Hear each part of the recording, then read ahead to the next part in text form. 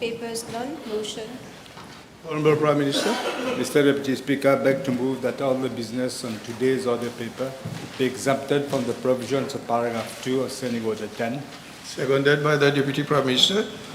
The question is that all the business on today's order paper be exempted from the provisions of paragraph 2 of Standing Order 10. Those in favour say aye. Those against say no. The ayes have it. Statement by Ministers none. Public Bill second reading. Honourable Minister of Environment, Solid Waste Management and Climate Change, Mr. Bagwan. Merci, Monsieur le Vice-président. Monsieur le Vice-président, à pareille époque l'année dernière, mes collègues députés du Parti du Travail, c'est du MMM, vont certainement se rappeler de ce triste épisode. Qu'avons-nous pas vécu et vu ici même avec les tapes la table et l'arrogance du tandem Ravin-Diagnat-Padati, qui ont laissé derrière eux un très lourd héritage économique au pays et à son peuple. Monsieur le Vice-président, ce fut l'année dernière la présentation d'un budget tronqué trompeur, de la voodoo economics, en passant par du creative accounting, pour masquer la réalité comptable de l'économie.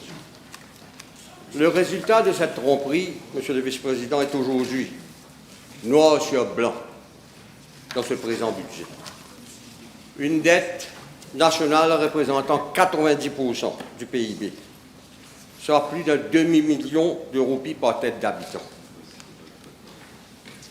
Monsieur le Vice-président, aujourd'hui, alors que nous entamons le dernier virage des débats budgétaires, portant sur des questions fondamentales pour l'avenir du pays, et après avoir écouté mes collègues, il nous semble évident que tout patriote digne de ce nom, en constatant le crime économique à l'encontre de l'État et du peuple mauricien, sait que le pays a besoin de prendre des mesures courageuses et décisives pour redresser l'économie. Le peuple le sait aussi. C'est pourquoi, prenant en main sa destinée, il a mis fin aux dérives et aux abus et au pillage du MSM et fait triompher la justice et la liberté. Monsieur le Président, nous avons la chance, pour cette mission audacieuse, d'avoir à la tête du pays deux hommes d'État, deux patriotes tenaces, en dépit de tous les coups bas, en dessous de la ceinture du MSM. Je parle ici du Premier ministre et aussi ministre des Finances, le Dr Honourable, et du député Prime Minister, Paul Béranger. Monsieur le Vice-président, que n'a pas fait Pravin Diagnat au cours de ces 10 dernières années pour éliminer politiquement l'actuel Premier ministre? Je ne veux pas remuer le couteau dans la plaie en énumérant ces bassesses politiques. Fort de leurs expériences et en prenant la mesure de l'état catastrophique de notre trésorerie, ce tandem est décidé, est déterminé plutôt, non pas à rafistoler, mais à redresser l'économie sur le long terme. Ces deux leaders politiques, conscients de l'enjeu du moment pour le pays, sont déterminés à tout mettre en œuvre pour remettre l'économie sur les rails et donner à la population son pouvoir d'achat. Monsieur le Président, Vice-président, they have shown us that they are made of another metal. Monsieur le Vice-président, le peuple nous a donné une confortable majorité pour accomplir cette tâche ingrate. Et le Premier ministre ainsi que le DPM peuvent compter, mais je le dis, sur le soutien indéfectible des ministres, des union ministers et des députés de la majorité.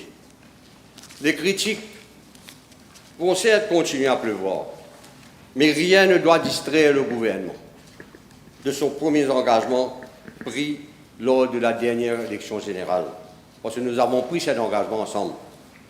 Cependant, nous restons tous à l'écoute de la population. Et le Premier ministre et son adjoint ne sont pas insensibles aux voix qui se sont exprimées jusqu'ici. Nous ferons de notre mieux pour que le fardeau soit équitablement réparti et que les plus vulnérables de notre société bénéficient d'une considération spéciale. D'ailleurs, 2 comités se penchent sur les réajustements possibles, je dis possibles, tout en gardant le cap sur la consolidation de l'économie nationale. Monsieur le vice-président, aujourd'hui, les Pravin Jagnat, les Renganaden Padayati, les Manish Gobin, les Morts anti-papiers, Bobby Riram et autres, Khaled Diagatpal, Zoubert Djoumaï, Gouljouri, alias Judas, où sont-ils? Le respect de la démocratie, une dans le manque du gouvernement de l'Alliance du changement, fait qu'ils ne croupissent pas dans les cellules d'Alcatraz, Detention Center, avec les institutions sous la Constitution, opérant au terme des dispositions de la loi. En tout cas, pas comme sous le précédent régime, comme le prouvent les enregistrements de M. Moustas.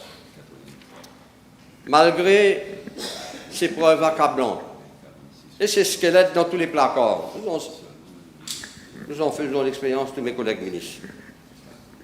L'ancien Premier ministre fait preuve d'une inquiétante amnésie politique, tandis que ses anciens complices se terrent à l'abri de l'ire public. Permettez-moi de leur rafraîchir la mémoire. Et je vous promets, Monsieur le Vice-président, ce sera sans anesthésie générale, contrairement à certaines cliniques dans les Hauts-Plaines-Williams et même dans l'Ouest, jusqu'à très récemment bien connectées et bénéficiant grassement des deniers publics. Et mon collègue le ministre de la Santé sait en quoi je parle. Madame la Présidente, Monsieur le Vice-président, la phrase, oui, Côte Monfauté, continue à faire des échos dans nos têtes. Il faut demander pourquoi. Parce que le régime de Pravin Jagnat a franchi la ligne rouge. Et je dis la ligne rouge avec l'assassinat de Kishnen, feu Kishnen de Kanakia, que leur police a masqué en suicide. Parce que, avec Wakashu, ce fut un naufrage écologique.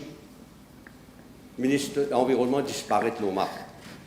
Le ministre de l'Environnement, non seulement un naufrage écologique, mais aussi économique, mais aussi gouvernemental. L'histoire retiendra que le gouvernement dirigé par le MSM n'a rien fait pour empêcher la première marée noire de cette ampleur que notre pays a connue et qui a été répercutée à l'international. Et nous allons rendre toujours hommage à l'époque à Résistance alternative et à tous les ONG qui ont aidé le pays à ce moment difficile. Parce que la state capture était le modèle de gouvernance par excellence, surtout avec les recettes de la cuisine pour contrer les voix discordantes. Dictature, Monsieur le Vice-président.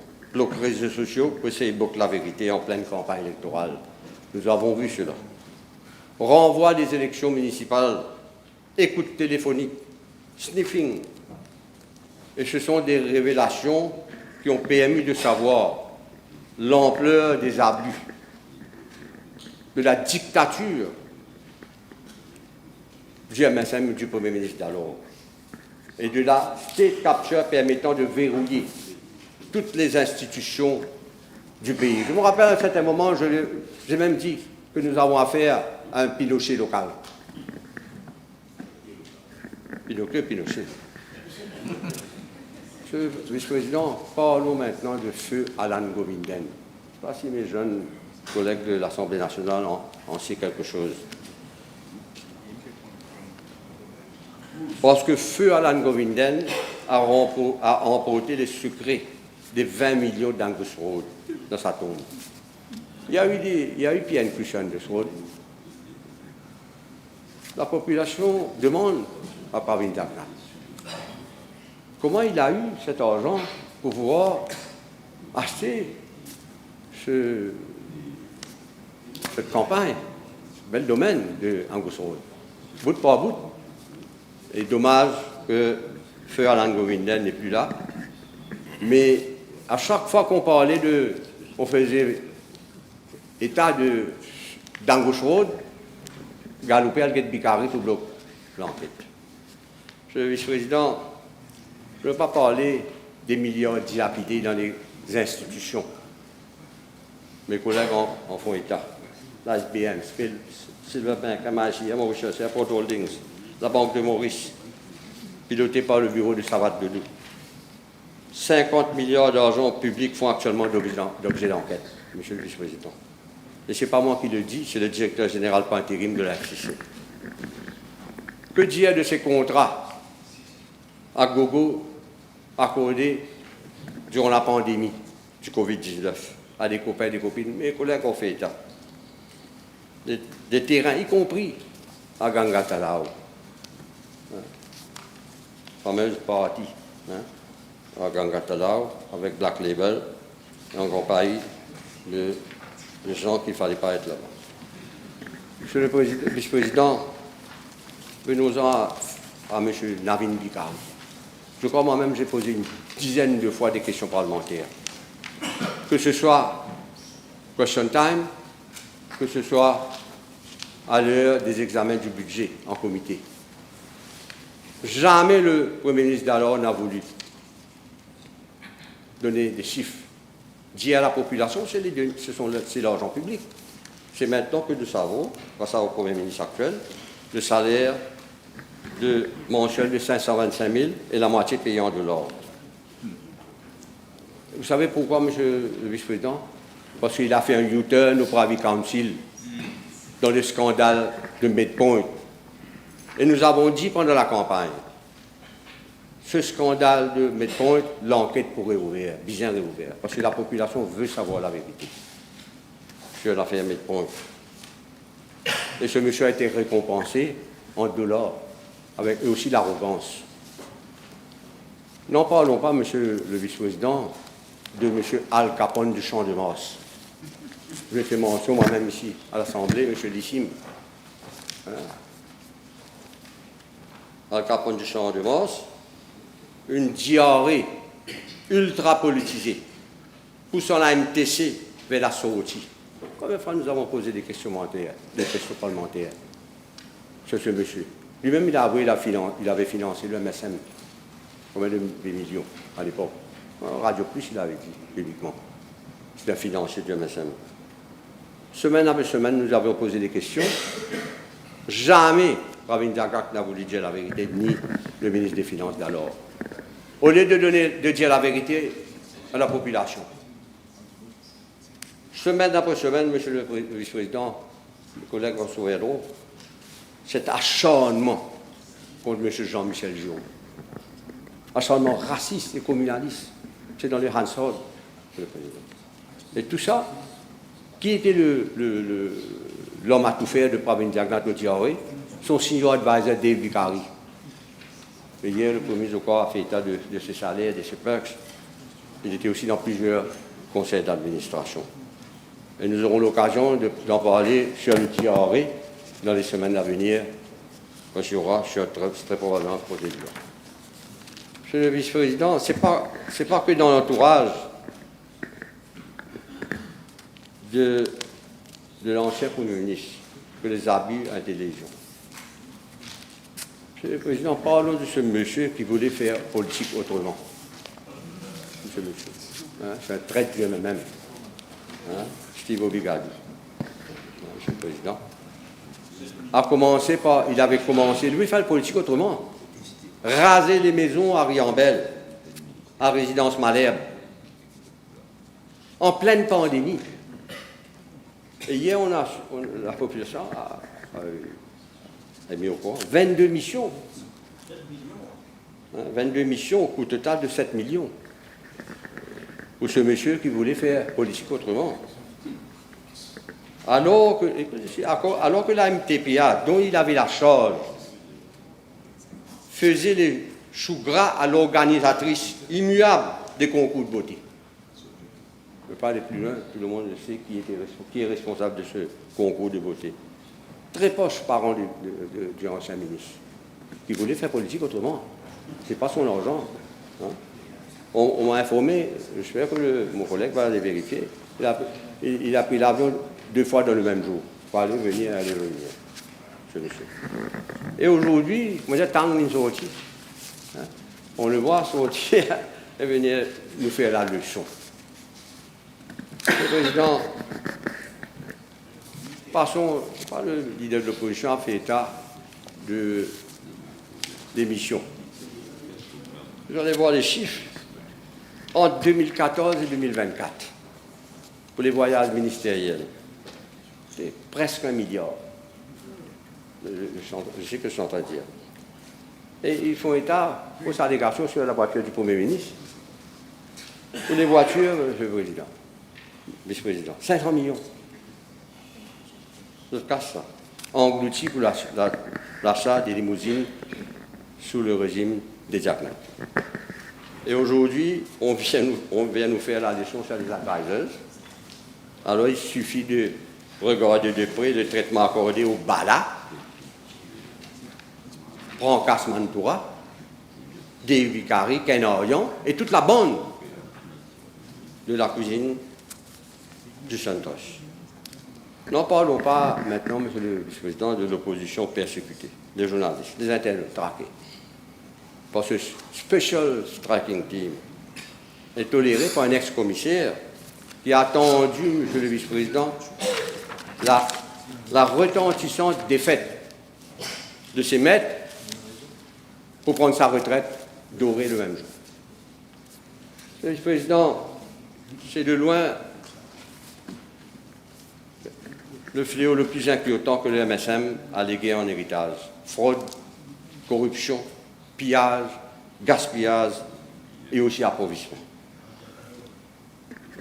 La population, en gonflant les comptes en banque des ministres et de ses petits copains.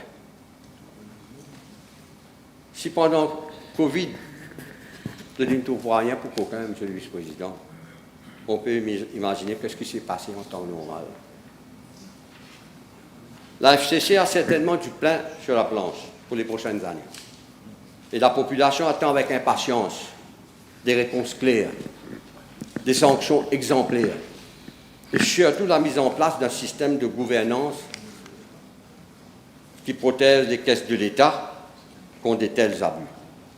Et nous faisons confiance, la population fait confiance au Premier ministre et au Vice-Premier ministre pour leur vision là-dessus. Le peuple veut qu'il y ait des garde-fous efficaces et surtout une plus grande redevabilité des décideurs politiques. Et nous donnons cette garantie en tant que gouvernement. Monsieur le Vice-président, suite à la présentation du budget par le Premier ministre le 5 juin dernier, il y a eu de nombreuses réactions politiques. Il va sans dire que la question du BRP à 65 ans a polarisé toute l'attention, obnubilant ainsi malheureusement les autres mesures budgétaires importantes. Commençons par les acteurs de ces manifestations. Quand il fallait s'y attendre, les syndicats, rightly, se sont mobilisés à bloc, et certaines ONG. Par contre, Monsieur le Président, des politiciens missing in action disparaissent ça depuis le 10 novembre. Ça qui partit au radar et des classiers aujourd'hui, Monsieur le Vice-président. Et non là. D'autres observant de toute évidence le deuil politique. Ils sont en deuil. On les a vus en tenue de croque-mort. En plus, une véritable tête d'enterrement, on les a vus dans les rues de Cordier. En tenue de croque-mort. Ils sont en deuil, une véritable tête d'enterrement. Ce qui est pas si bon. Et pour cause, Monsieur le Vice-président, 60 soldats engagés, 60 capturés, 60 prisonniers de war, ça a été battu, prisonniers de war, mais il y a eu 2 qui sont libérés sur parole. C'est une base démocratique. C'est une base démocratique. Le MSM et son leader, qui hier bâillonné la liberté d'expression, peuvent aujourd'hui, grâce à ce gouvernement, massé à l'ordre rôle, et voilà, entouré des bouncers. Incroyable. Et les bouncers aussi en tenue de croque-mort. Monsieur le Président, eux qui rêvaient de l'opportunité qu'offrait cette manifestation pour tenter de redorer leur blason. Orange, le blason orange est devenu noir pour la circonstance. Et ils voulaient servir de cette manifestation organisée par les syndicats pour avoir un sérum politique. Sauf que ce produit n'a aucun effet sur eux. 0 sur eux. Monsieur le Président, Vice-président, l'issue du dernier scrutin est toujours bien présente dans la mémoire de l'électeur. L'électeur a une mémoire d'éléphant, un peu comme moi. Ils ont d'ailleurs appris à leur dépens, le MSM, dans les manifestations du week-end. Heureusement, il n'y a pas eu de photo de famille avec Pinocchio, Savate Dodo, Gobine, les ex-patrons de l'ASBM, Judas et les gens de la STC. Heureusement, il n'y a pas eu de photo de famille. Et tous ceux qui sont sur, surtout, tous ceux qui sont sur le wanted list de la FCC, qui ne prend l'autre et que la cousine, ils sont en attente, ils font la queue là. Monsieur le Vice-président, la colère des manifestants est dans les faits, avant tout, surtout contre les responsables du MSN et ses alliés complices, coupables. Ils sont coupables de ce désastreux bilan. Le passage du cyclone du MSM sur notre pays a mis notre économie à genoux. Ceux et celles qui s'expriment ces jours-ci revendiquent les acquis de ceux qui, pour les 10 ans à venir, Monsieur le Président, Vice-président, ce gouvernement veut voir au-delà de cette fenêtre le moyen, le long terme, 25 à 30 ans plus. C'est la vision c'est ça la vision du Premier ministre et du ministre des Finances et de l'ensemble du gouvernement et du vice-premier ministre, pour pérenniser le système de pension et le rendre soutenable. Nous avons cette responsabilité, nous avons ce devoir envers les générations à venir, de rendre soutenable ce système de pension, en tenant notamment compte du vieillissement de la population et la baisse de la natalité pour que nos petits-enfants ne nous reprochent pas d'avoir vidé nos boîtes condamnées nationales. Ce qu'ils ont fait. Des boîtes condamnées nationales. Cette génération, j'ai vu fait dans ceux et celles qui vont en premier lieu, directement et définitivement, bénéficier d'une meilleure protection à l'issue des réformes préconisées de la pension, les jeunes ne se sont nullement exprimés dans la rue. Mais pas du moins encore. Ils n'ont pas fait entendre leur voix et étaient les grands absents de la rue. Les jeunes qui ont déjà débuté leur carrière professionnelle et qui s'apprêtent à le faire, la génération de demain et d'après-demain, et à qui ces réformes sont destinées. Les réformes que nous avons proposées, que ce gouvernement a proposées, pour la voix du Premier ministre, sont destinées à ces jeunes de demain. Et ces jeunes, ils réalisent la nécessité de cette réforme. Pour être objectif dans ce présent débat, il me semble qu'au préalable, il nous faut écouter les deux sons de leur cloche, des aspirations de 2 générations au plus. Monsieur le Vice-président, qu'est-ce que nous constatons? Une pléiade de critiques, des amalgames douteux, une virulente désinformation, il y a une désinformation démagogique, des dizaines de critiques, mais 0 de propositions, alors qu'il est identifié dans la case. 1 ou 2 actuaires indépendants ont donné leurs opinions, mais aucune proposition collective. Mais pour pouvoir en faire, il faut bien comprendre comment nous en sommes pour retrouver dans un tel bourbier. Un budget, Monsieur le Vice-président, ce sont des colonnes et des lignes interminables de chiffres. Et des chiffres, ces chiffres expriment nos attentes, nos appréhensions, nos ambitions et notre futur. Cette encyclopédie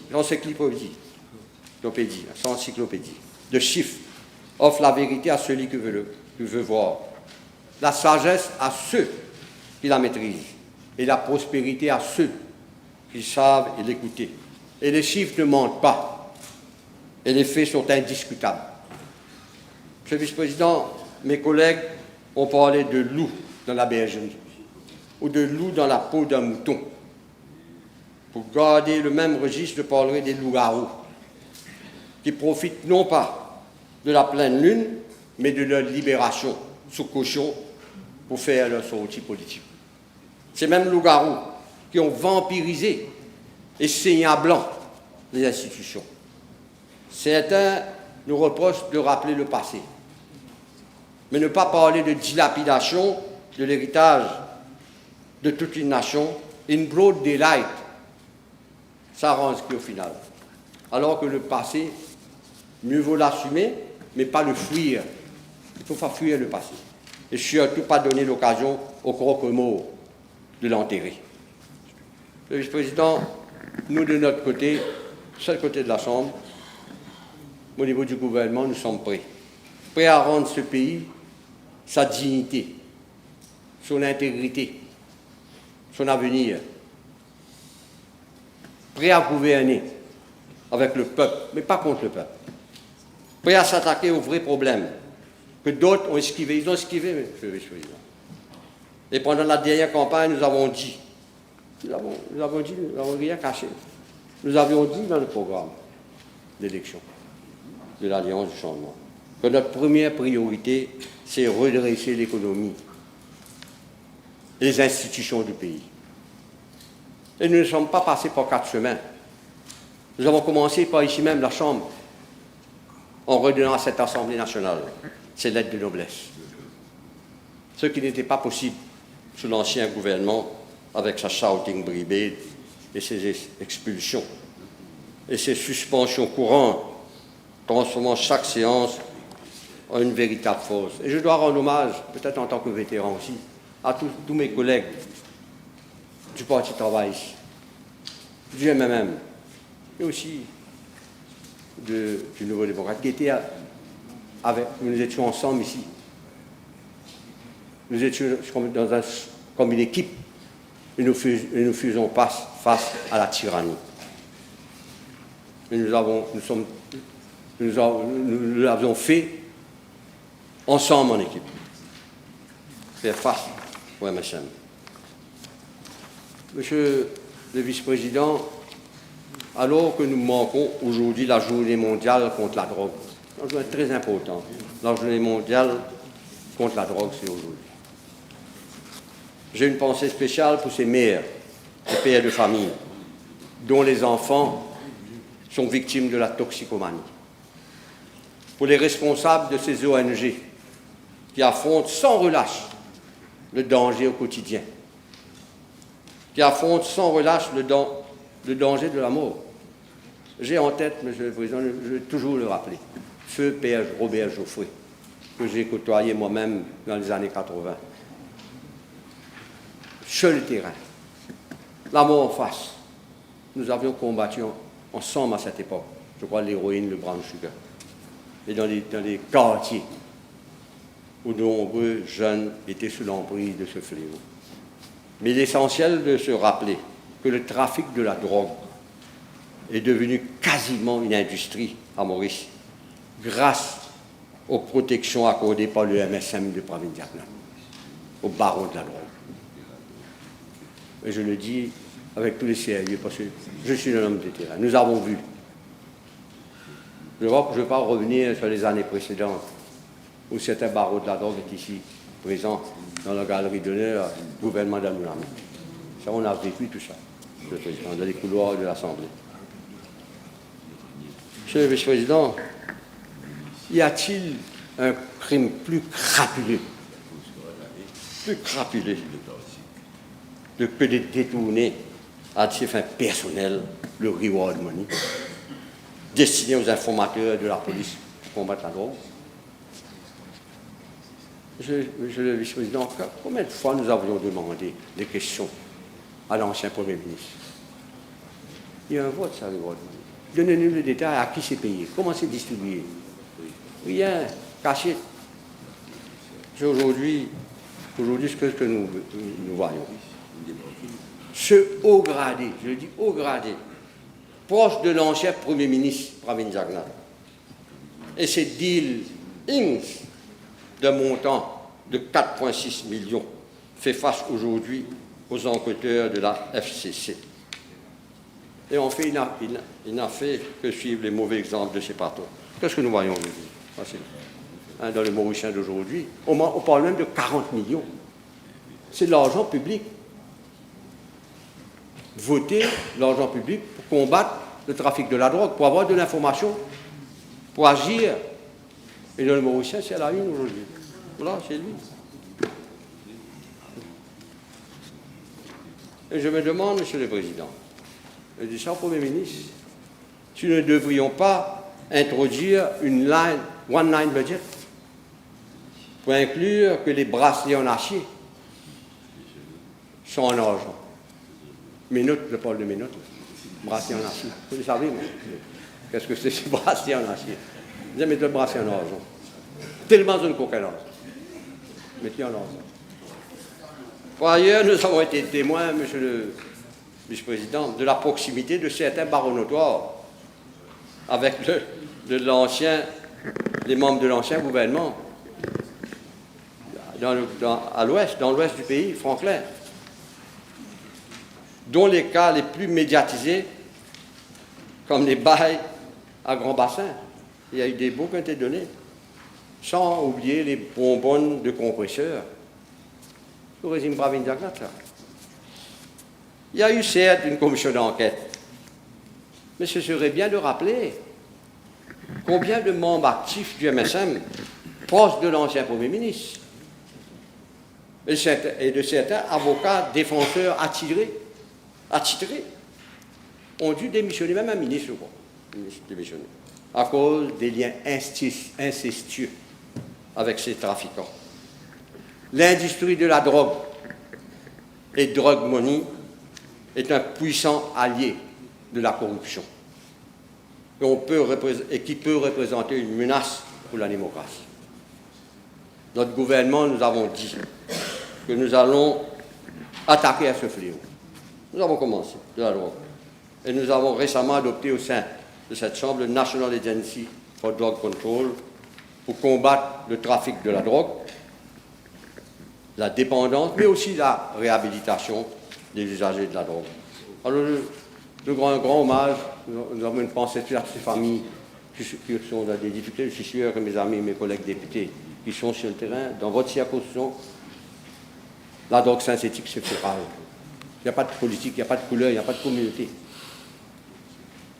Ils sont partout, même dans les familles aisées aussi. Monsieur le Vice-président, ce gouvernement mean business. Cela implique que notre économie doit être plus compétitive. Pour atteindre cet objectif, nous devons améliorer notre productivité et notre efficience. Une révolution du savoir et un sursaut culturel pour que nous puissions innover et grandir encore.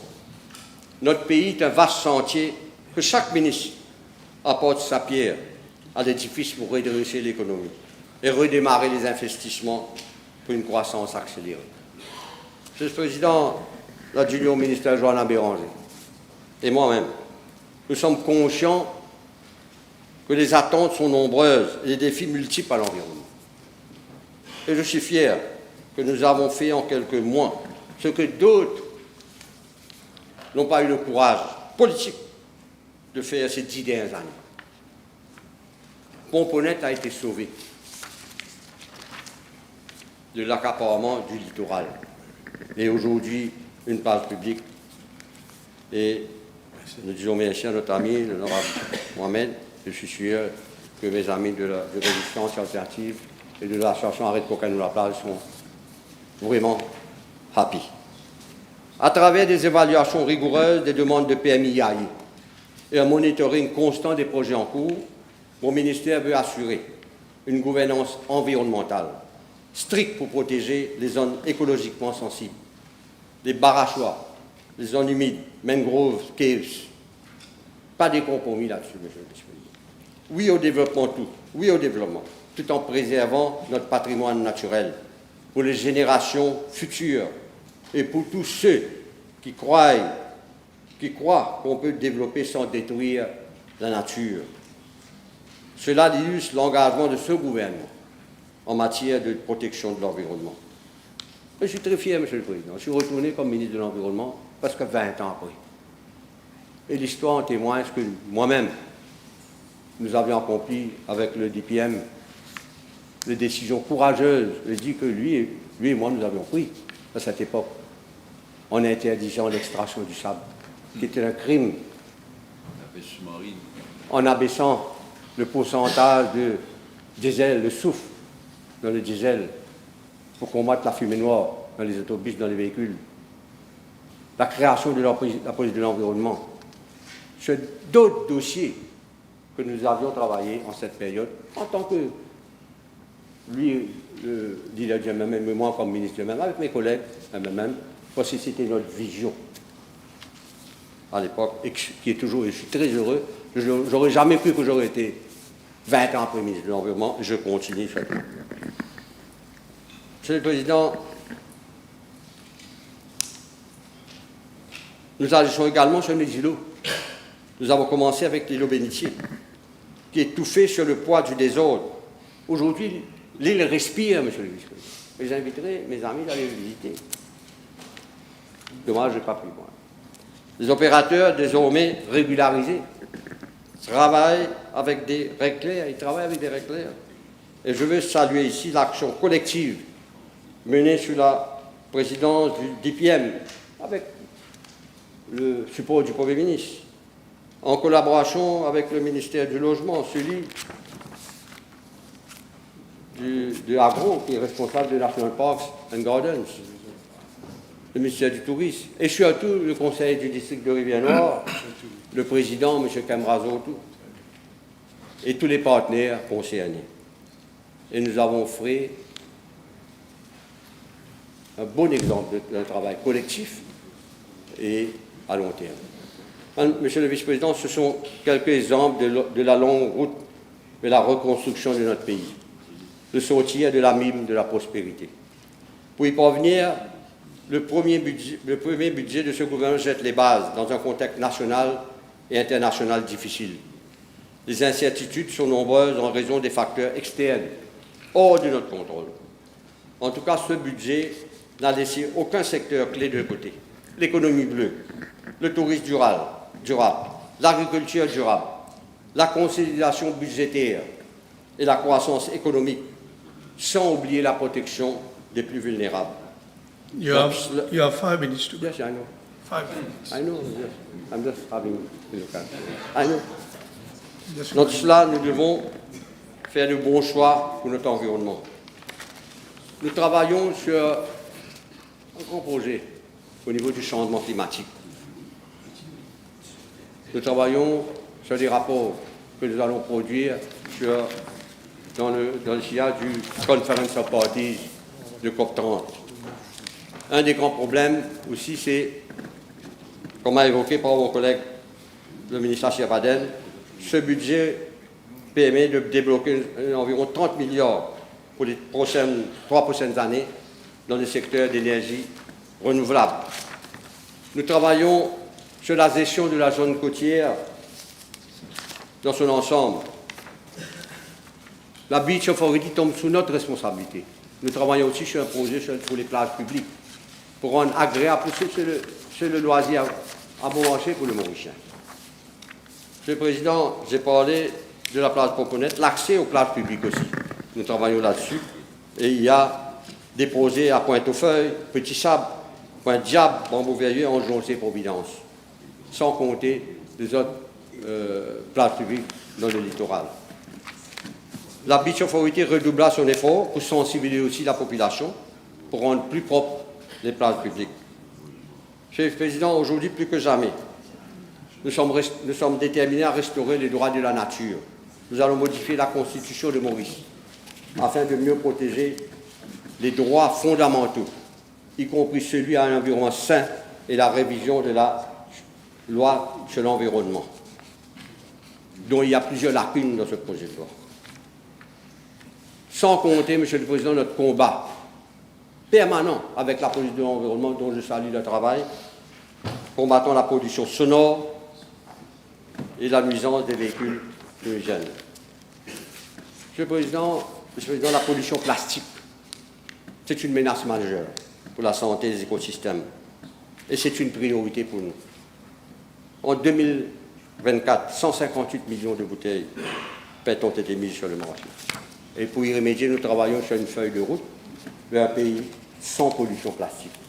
Et je suis sûr que nous y arriverons à bon port. Hormis le système de consigne avec remboursement, mais aussi sur le principe de responsabilité dans le dispositif. Un cadre légal est en préparation. Nous travaillons sur la gestion des déchets, où des milliards sont dépensés. Et aujourd'hui, nous voulons dire, moi-même et le ministère, nous avons hérité de morcicose avec le feu, quand nous sommes entrés au gouvernement. C'est un contrat de 3,6 milliards qui a été alloué le 28 juin, parce que la veille des élections, où il y a des problèmes énormes de gestion, je le dis avec conviction. C'est pour sa raison laquelle nous disons que cette extension ne résoudra pas durablement le problème de déchets. C'est pour cette raison qu'on parle dans le budget du Waste to Wealth, axé sur l'économie circulaire. Et il y a pas mal d'initiatives que nous allons prendre. Nous travaillons aussi, Monsieur le Vice-président, sur l'incivisme qui devait un fléau. Est-ce que nous avons aujourd'hui une population de mauvaises habitudes? Sanctionner, c'est oui, mais il faut que la population prenne conscience que l'État dépense des milliards pour la collecte des déchets. Alors, nous allons agir là aussi et nous voulons forger nous voulons que l'île Maurice devienne une nation responsable et consciente de son programme environnemental. Monsieur le Président, il y a pas mal d'initiatives au niveau du ministère et je ne veux pas oublier Maurice Facilities qui tombe sous nous maintenant. Mes collègues députés savent aujourd'hui qu'ils peuvent compter sur cette unité. Ces travailleurs travaillent avec courage, bravent le soleil, le mauvais temps, pour entretenir les écoles publiques, les beaux yeux de route et le terrain vague et d'autres espaces publics, je les rends hommage. Pour conclure, Monsieur le Vice-président, le budget 25-26 est bien plus qu'un document comptable.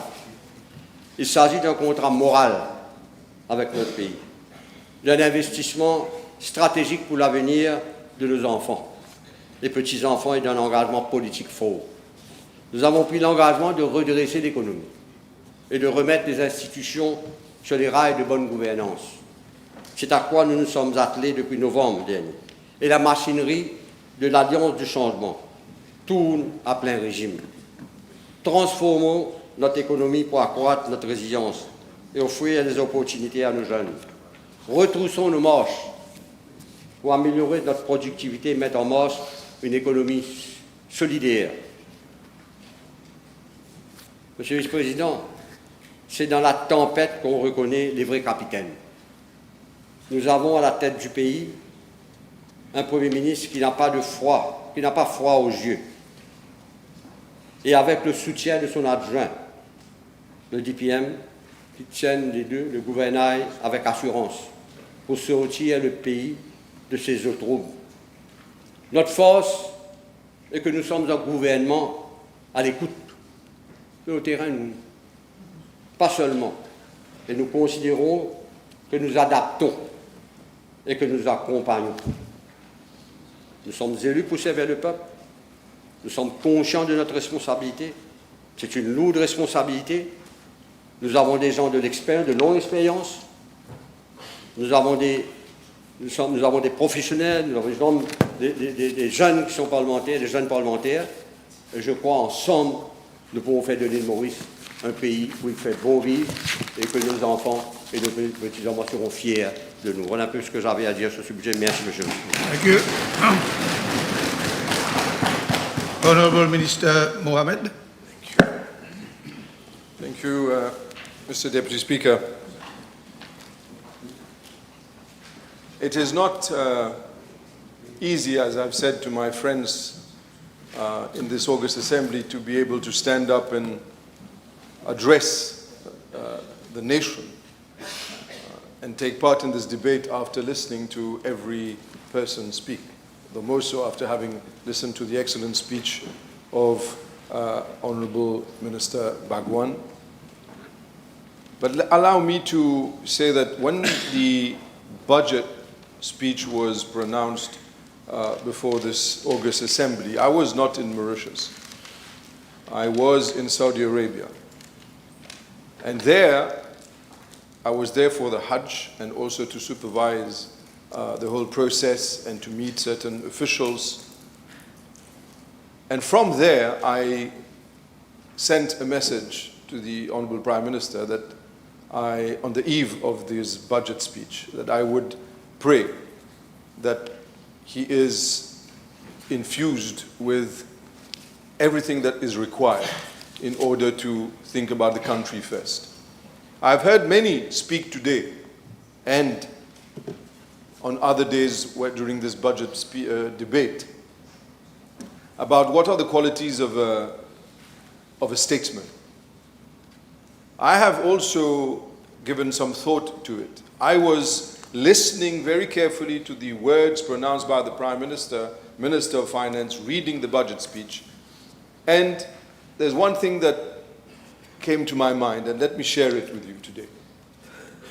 You see, a statesman, he exactly knows where he wants to take the country, from where it is to where he wants to take it. This is a statesman. The passage and the road to where he wants to take it will be fraught with difficulty. True. But this will not in any way stop him from taking it there. The only thing which I'd like to underline here is that it is someone who is going to take the country from the current state to the future state. And this is what the Honourable Prime Minister, Minister of Finance has done. It takes a lot of courage to be able to present a budget of this nature. A lot of courage. A politician, as others have said before me, he thinks about the next election. I've heard Honourable Rukni say it. Some have quoted General de Gaulle. But in this particular instance, we are here listening to the people outside. We are aware of the difficulties that people are facing. We hear their cry, their fear, their frustration. We hear it, we feel it. But let me from the very outset say, we did not cause this crisis. We are not the ones that caused the mess. We are not the ones that caused the country to be placed in a situation where we are so indebted that we have to face reality, and we are here only to sort out the mess. This is what we're here for.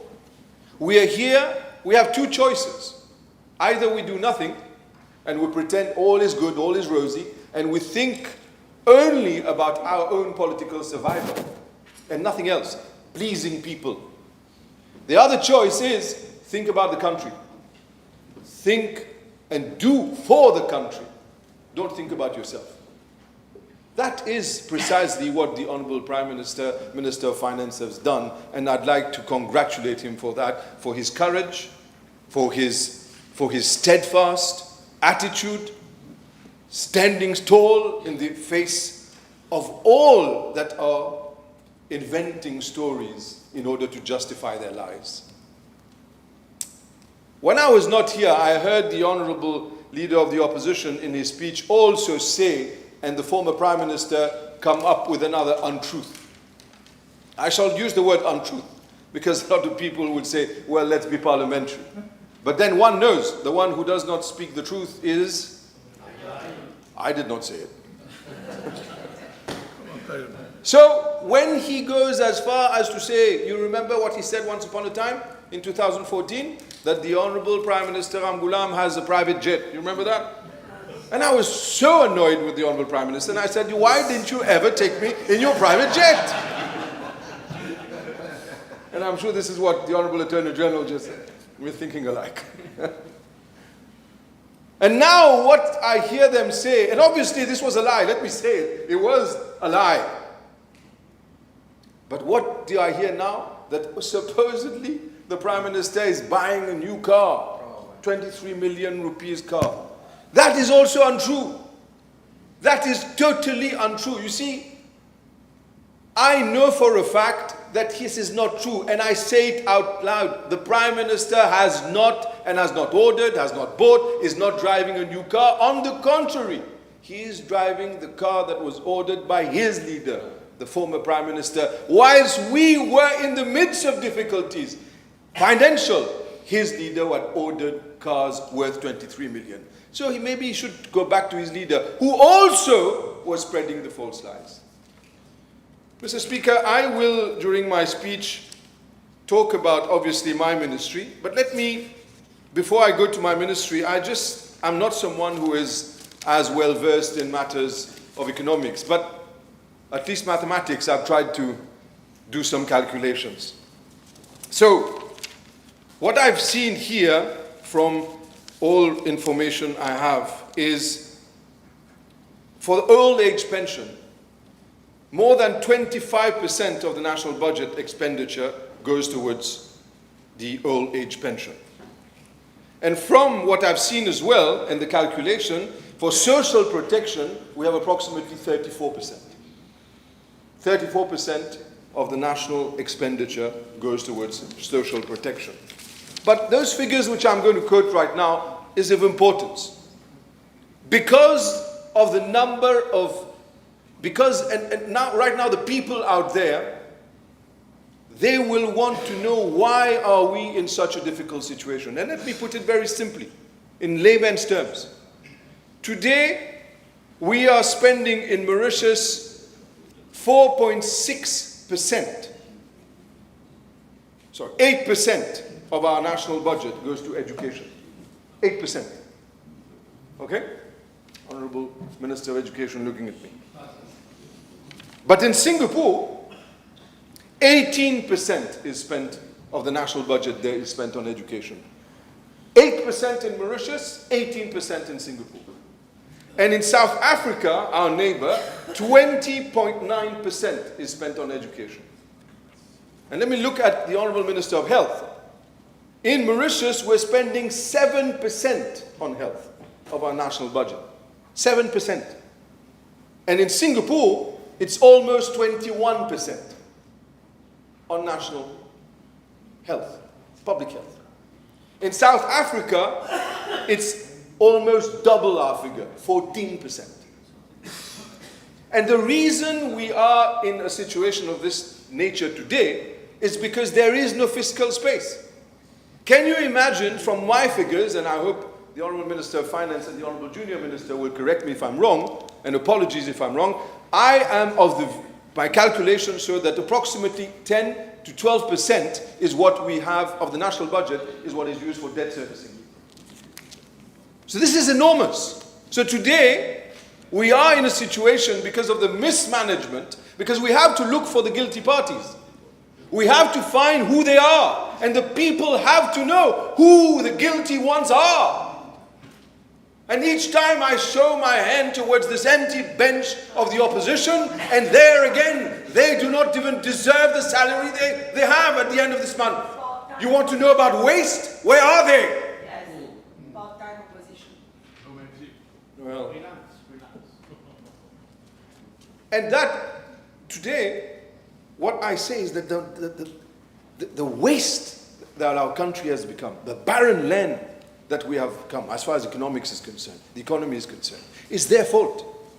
And I will explain to it before I go into the details of my ministry. I wanted to talk about the ministry first, but allow me, because I think it's important to go straight to the issue at hand. And it is what these people have done to this country. Let's look at this. Mr. Dave Bikari, senior advisor to the Prime Minister Pravin Jagnnath. He had a salary of 119,500 rupees monthly. And added to that was monthly remuneration of 35,000 as vice chairperson of the Gambling Regulatory Authority. And he had an extra duty allowance as vice chairperson of the GRA for 25,000 rupees. And at the same time, whilst the country was going through serious difficulties of COVID time, that was the time, he was le président des conseils d'administration de Mauritius Duty Free Paradise, Rodrigues Duty Free Paradise, Airport of Rodrigues, Pointe Coton Resorts Hotel Company Limited, and a board director of Metro Express. All this, I say again, whilst we were suffering financially. So while people were dying, while they were fleecing the people, let's not molnu plus ravir, all the pack and blister scandal, the billions that were being fleeced from the taxpayers, les milliards qui ont été volés pendant que les gens mouraient du Covid, le bon gestionnaire qui était le Premier ministre Jagnnath, voilà ce qu'il faisait dans le dos du peuple. And then today, he has the goal to come and give us lessons with the absent leader of the opposition with his little partner. And not forget that. Today, as Minister of Housing and Land, I end up being told and briefed by the National Housing NHDC and the NSLD. What do we end up with? We end up with claims from companies. Companies, contractors were sending us claims amounting to now, what are they for? Groundbreaking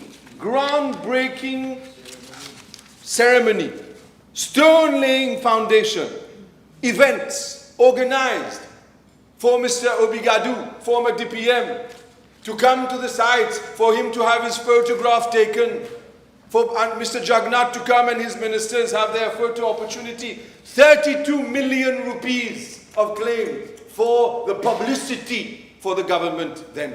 Et là aussi, ils n'ont livré pas plus de 50 maisons. Et quand je dis 50, je suis généreux. Ils ont oublié qu'il fallait qu'on ait des toilettes qui fonctionnent. Ils ont oublié qu'il fallait des drains. Ils ont oublié qu'il fallait qu'on fasse des travaux off-site aussi pour s'assurer que les sites ne soient pas inondés en période de pluie. Ils ont tout oublié. Mais ce qui importait à M. Obigadou, l'ancien Deputy Prime Minister, c'est de s'assurer qu'il faisait plaisir à la cuisine. Et qu'il avait ses photos dans la presse. Et que tout le monde savait, voilà, il travaillait. Et quand il est entré, on se souvient de lui, il était à la place de M. Lobin. It's not a very good place there, be very careful. And I don't know what you're feeling there, but you know, it's ejectable. And you have this thick, a lot of files, he came in, you know, and yeah.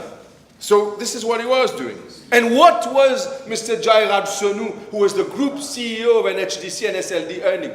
He was earning 501,000 rupees monthly. 501,000 rupees monthly. And you think that's all? Oh, no.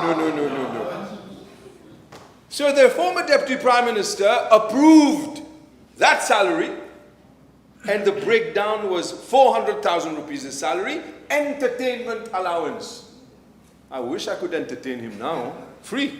15,000. Driver's allowance, 15,000. Traveling and fuel, 40,000. Cash in lieu of company car, 31,500. Benefits, plus 25% gratuity at the end of 12 months. 20 days annual leave, 21 days sick leave, and possibility of encashment if not taken. Mobile phone allowance. 2 business class tickets, aller-retour Maurice Londres annually. And those people are going to come and give us lessons today. And now I say to the people, tous ceux qui sont aujourd'hui, on vous écoute, on entend vos craintes, on entend la frayeur, on entend ce que vous dites sur les pensions et les prestations sociales, on vous entend, mais il faut chercher ceux qui sont coupables. Nous, on est là simplement pour s'assurer, pour protéger the pension that people have to get. If we are not to act, if the Prime Minister does not act, even those whom we say should get will not get a penny. On est là pour s'assurer que ceux qui obtiennent leur pension, même ceux qui ont obtenu leur pension de vieillesse à l'âge de 60 ans, guère, si le Premier ministre et le ministre des Finances n'agit pas, il ne prend pas des actions décisives, courageuses, même eux, ils n'auront rien à la fin du mois. So in order to protect the existing pension, we have to act. In order to wipe the mess, we have to act. In order to protect this country, we have to act. We choose the difficult path. We do not choose the path that is easy, because the easy path leads to damnation. The easy path leads to an échec total for the country, and we do not want this. So, let me, since I'm talking about that, I'll go further. You see, time, I said to the Prime Minister a few minutes ago, before I stood up, time flies. Time goes very fast. I still remember the time when not far ago, the Prime Minister was Anirudh Jagnnath. The Prime Minister threatened to get me arrested, and I was arrested. I was taken before court. I was provisionally charged. I remember those days. I remember those days. I remember the Prime Minister standing before me from beginning to end in the court in Port Louis. I remember the now Attorney General, who was the lawyer who was there. My father, late father, had spoken to him, and he had tried to reassure my father all along. I remember the tears of my father.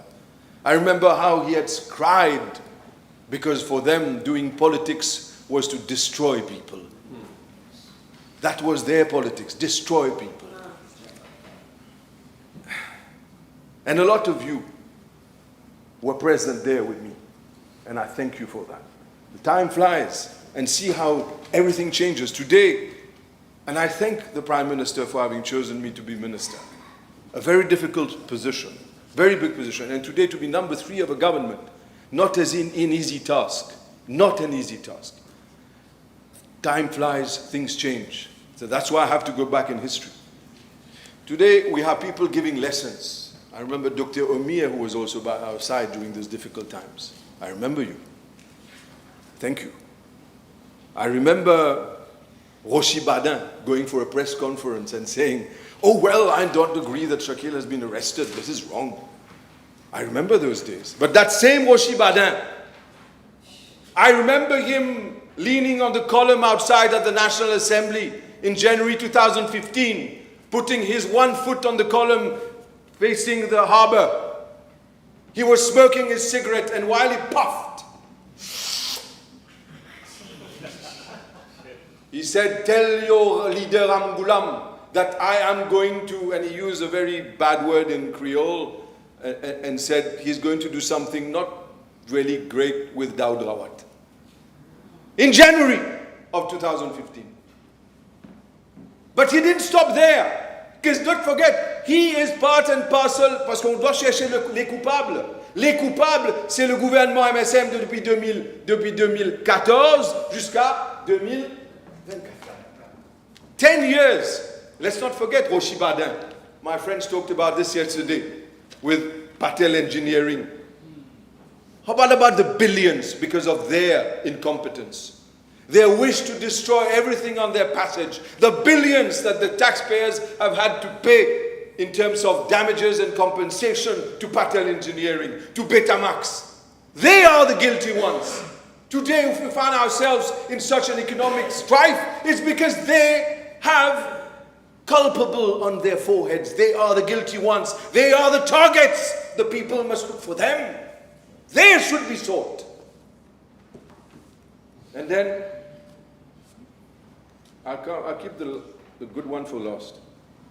And then we talked about the new company of Maradiva that has changed names.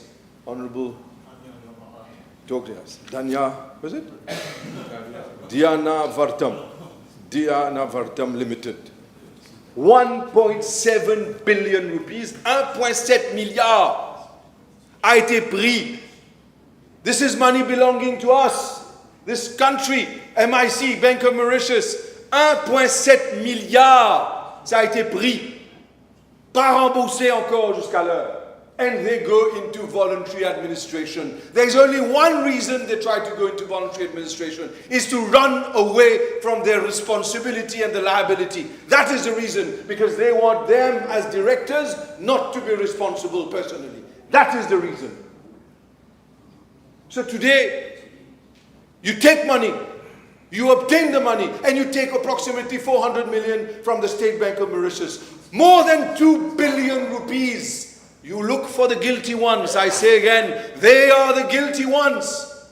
They put us before a fait accompli while having lied about the figures, lied about the truth, hidden the truth.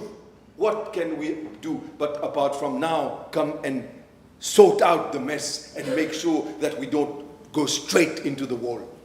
Because we're close to that, close to it. But then I saw someone else popping his head out. Mr. Padachi, the former Minister of Finance. This one is a story that I'd like to take my time to tell you. Now, this is a very interesting story. And it goes as follows. There is a plot of land in Rochebrune. Okay? We follow? Okay. So that land in Rochebrune is called, it's a morcellement called Mount Pleasant Morcellement. Huh? Next to Morcellement Mount Pleasant, where Honourable Padachi has his property, and that property faces a beautiful green forest of many acres, 665 acres. That land once upon a time belonged to Medine. Okay? And Medine started the process of having a morcellement there, on this plot of land, which was 63 acres, just in front of the property where Mr. Padachi was. Okay? And I'm saying this pour que la population puisse savoir what type of person today comes to pretend to be cleaner than clean. And they are the ones to take the moral high ground to give us lessons. I want the population to know what he did.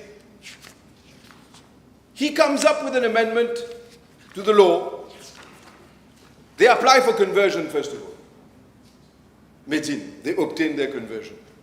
The process was to do a morcellement. They apply for an EIA. They get the EIA.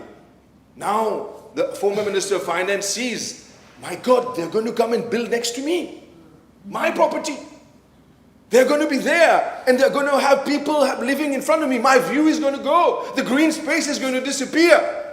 Without consulting anyone at the Ministry of Housing and Land, without consultation. Now, he decides to amend the law. He decides to amend the law last year, July 2024.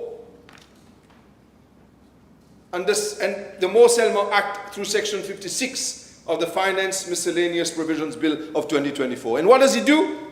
He says that you have to have a green forest dedicated within any morcellement development. So look at the stratagem, the strategy. Let me use my position as Minister of Finance pour protéger mon intérêt, son intérêt à lui, se servir de sa position comme ministre, sans consultation au préalable avec les officiers ou même le DPM, qui était simplement qu'un suiveur. He had no colonne vertébrale. But he spoke well. Nothing more.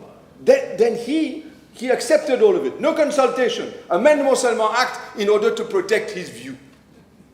But in 2021, Medine writes to the MIC and says, I need to raise capital, I have land for sale. That land was proposed to the MIC in 2021.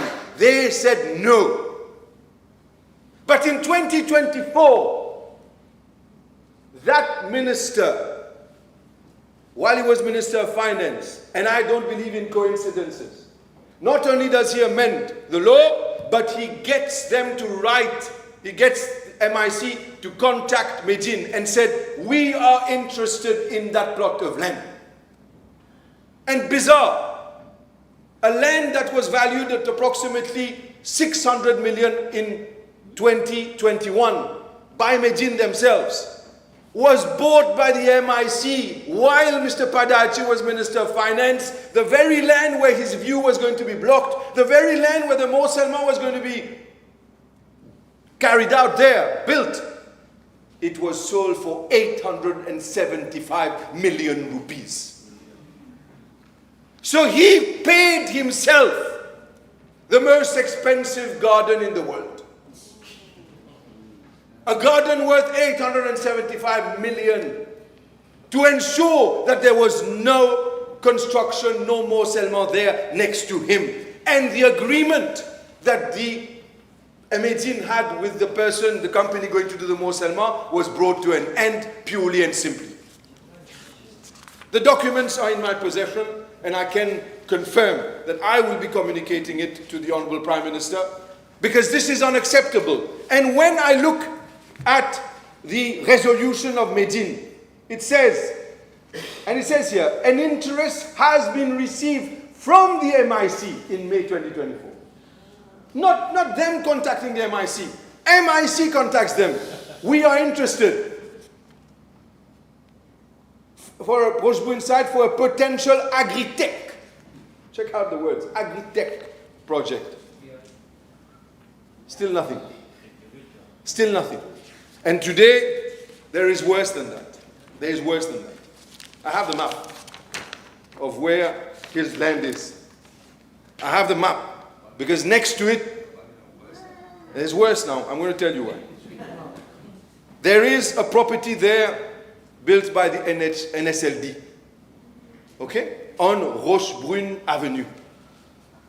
Okay? The entry and exit onto that property built by NSLD was on Rochebrune Avenue. But the problem is that road leading Rochebrune Avenue also led to his residence or to his property. And he did not want people from NSLD to use that same road as his. So what does he do? He carries out site visits there, walks with people from Ministry of Housing and Land, shows them and says that they have to stop that. So what he does, he forces the Ministry of Housing and Land, the NSLD, to spend money by building a new road altogether for the inhabitants of the NSLD, not to pollute his environment.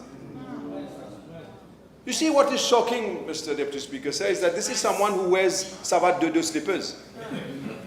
But those slippers must be worth the hell of a lot, at least because the arrogance that this person has shown for the people of the NSLD there, you know what? There is land belonging to the state more there.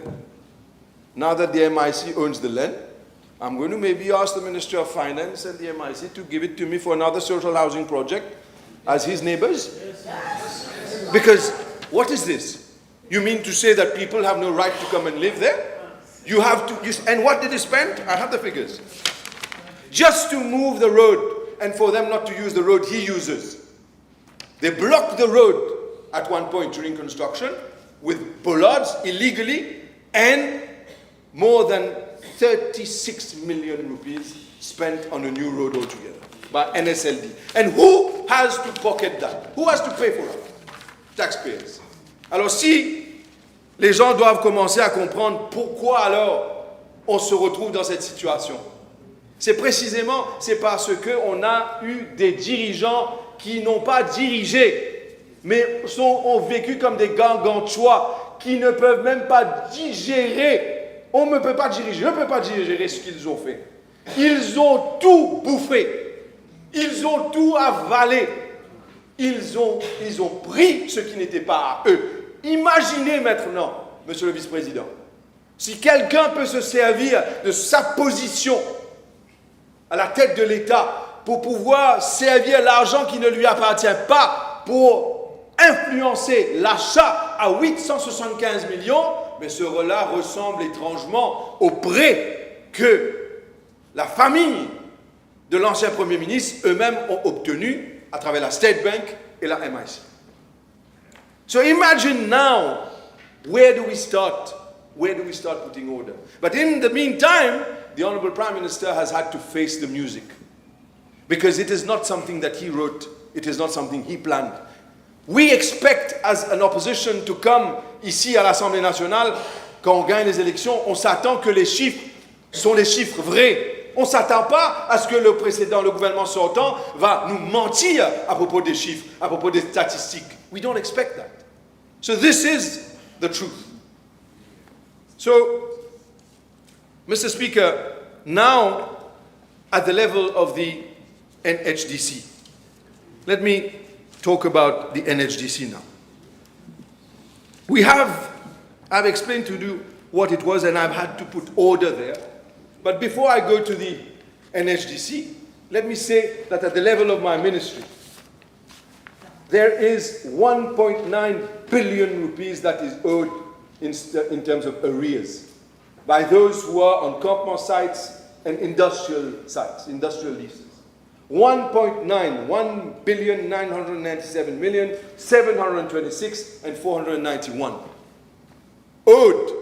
Why? Because the previous government had amended the law in order to make it possible for people who did not want to pay, en guillemets, or had difficulties, plutôt en guillemets, during COVID time, to ask for time to pay and delaying tactic not to pay. And this is something that the law must be reviewed. We cannot continue having people on state land owing money in terms of leases, but at the same time making money, declaring dividends, and enjoying the fruits of the Republic, the land of the Republic. We can't do that. So I must say that we have tackled this and people have started to understand. Companies have started to understand that we are not joking with this. They will pay and are paying. Now, with regards to the two pieces of legislation, which is the Town and Country Planning Act of 1954 and the partly proclaimed Planning and Development Act of 2004, there is the need, Mr. Deputy Speaker, sir, to have a consolidated and modern legal framework for land use planning that would support government's commitment to modernizing the legal frameworks to manage land resources more efficiently. Now, we have asked and we have obtained consultancy services in view of drafting a consolidated and modern legal framework for land use planning in Mauritius, and we have obtained some funds to start the process from this particular budget. We have also the National Land Development Strategy. At our meeting on the 23rd of December 2022, the government had decided to incorporate the recommendations made in the report, Master Plan of the Land Drainage Authority. And we could not, in the absence of the input from the LDA, which had refused to put its input. It was hiding when we were not in government, all its data. And we could not, therefore, finalize this document, this process, the NDS, and we will be having a meeting in the forthcoming 2 weeks in order to finalize this, and a meeting will be scheduled with the LDA in order for to give their views, pending and for government it will be sent to cabinet for approval. Now, with regards to that, there is also the new urban and rural outline schemes. Once the NDS is approved, a new outline planning scheme, which serves as a key instrument for spatial and land use planning, will be developed. The services of a consultant will be required for the preparation of the outline planning scheme to address contemporary challenges, including urbanization pressures, socioeconomic demands, environmental degradation, and climate change. We have also, Mr. Deputy Speaker, sir, the Morcellement Act of 1990. It dates back to quite a long time now and needs to be revisited and to be more responsive to today's reality and be realigned with the current online application process so as to ease and enable a smooth, efficient, faster, timely application process. This is our objective. Now, with regards to our housing strategy, We have basically come up with the idea, following discussions with the Ministry of Finance, there is the need to have a proper housing strategy. And why do I say that? You will note that in the budget there's a proposal to increase the threshold from 40,000 to 48,000. Now 40,000 to 48,000 is precisely because of recent increases that people have obtained, and they find themselves after waiting for 10 years, 15 years, and I can say for a fact that those lists of beneficiaries were once upon a time, when we were not there, being concocted because the kitchen was sending instructions who had to get houses, who did not have to get houses. Il y a ceux qui attendent depuis 15 ans et qui n'obtiennent pas les maisons. Et je dois le dire que this is over. Right now we concentrate on justice, fairness, those who have applied, those who are in urgent situations. We are endeavoring to do that. We have 52,000 people waiting for houses. This is not a small figure. So with the 8,000 that they have only delivered 40. As I said less than 50, but in fact the real figure is 40. So we have a huge backlog. And those people that require houses, a lot of them are within the bracket of 0 to 48,000, but a lot of them are also above 48,000, and they don't have enough earnings in order to be able to afford a house from the private sector, and are not poor enough to be able to be on the list of SLD and HDC houses. So they are in an income trap. So what we are doing, therefore, I have consulted with the United Nations Habitat. I have consulted with the OECD, and we are taking on board a consultant for a new housing strategy. And the only way forward, clearly, is to address, in the moment of lack of finance, parce qu'ils ont tout dilapidé. On ne peut pas s'endetter, on doit certainement pas s'endetter davantage. Alors, what I am proposing to the NHDC and NSLD is to work on the possibility of a public-private partnership. When you have a PPP in order to build social houses, not only for those who are at the maximum 48,000 rupees, but also for the lower middle income. And then we can go for cross-subsidization. And I must say that I spoke to my honourable friend, Osman Mohamed, who was once upon a time in the NHDC, and he is the one of them, when we were in the opposition, who talked about how it was important to cross-subsidize. And this is something which at one point he was unfairly criticized for. But this is what has to be done. Now, the plan we have is to build. We need 51,000 houses. We need to be able to put en chantier at least 10,000 houses. We need to be able to do that. But with a proper PPP, ensuring that all our procurement legislation is followed, ensuring that all is done in line with the law, with a complete transparency, not as it used to be done at the NSLD when they were in power. So our objective... Minister, you got 5 minutes. Yes, 5 minutes. So, in regards to that, Mr. Speaker, sir, I think it is important for me to be able to add the following. I always said that the government is a government that wants transparency.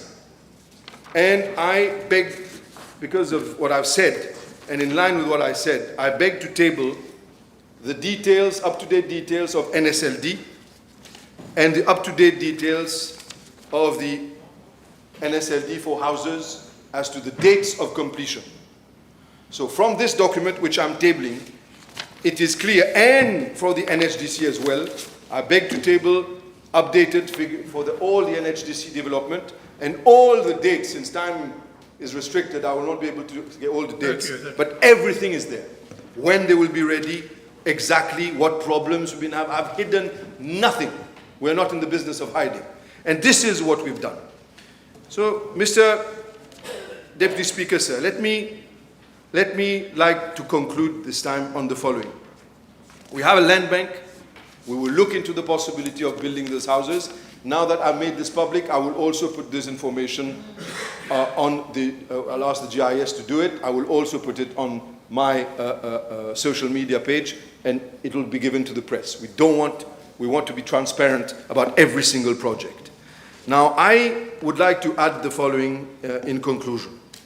You know, Mr. Deputy Speaker, sir, no one chooses voluntarily when you're in politics. You don't walk into a situation voluntarily and say, let me do something to make myself unpopular.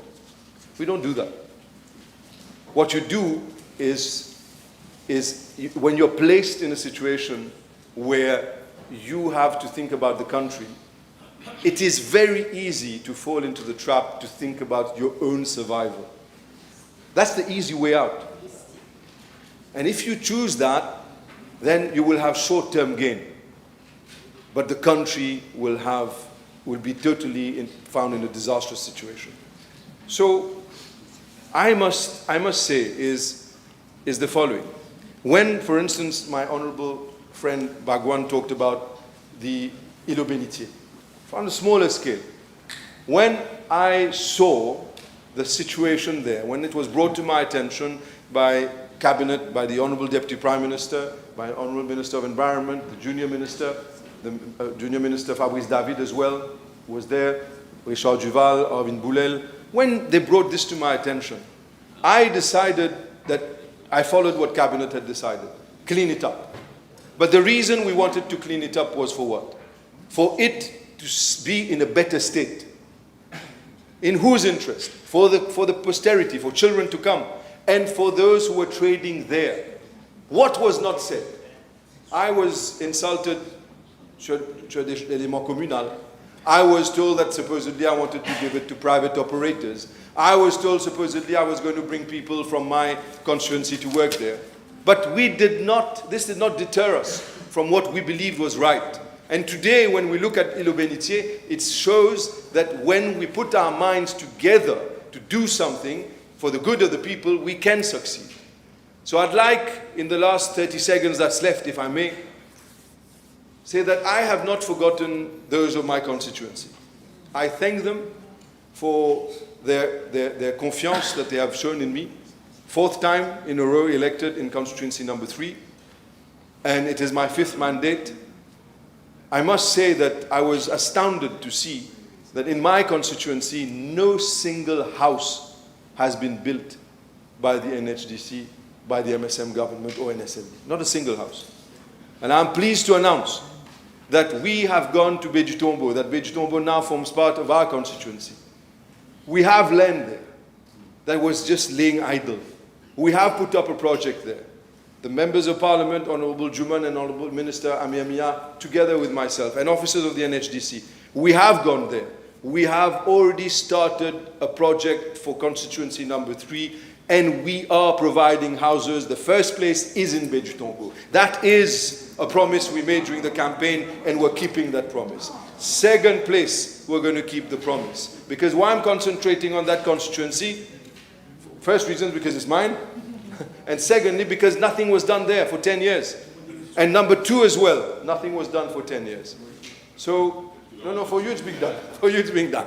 So, what I can tell you is that land has been found. Que ce soit la route militaire, we're trying to explore the possibility of constructing.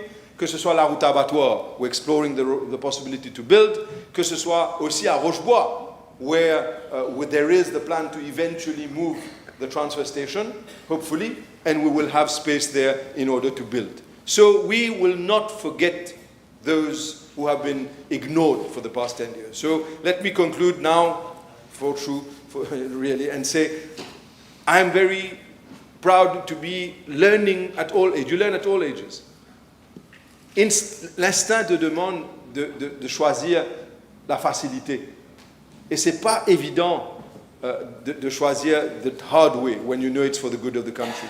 And when you are next to the Prime Minister, the Deputy Prime Minister, and colleagues from Cabinet, when you make a decision in the interest of the people, we know that the country will come out of it greater. And let us all realize one thing, that those people who have done us harm, those people who have destroyed the economy, those people who have filled their pockets with money not belonging to them, we will hunt them down. They will have to pay. Justice will prevail. Let us not forget that. We will ensure that you are not forgotten and that you do not hide under a stone or a hole somewhere. We will remove the stone. We will dig you up and you will have to pay the consequences of the crime that you have done to this country. Thank you very much. So shall we break for tea now? Yes.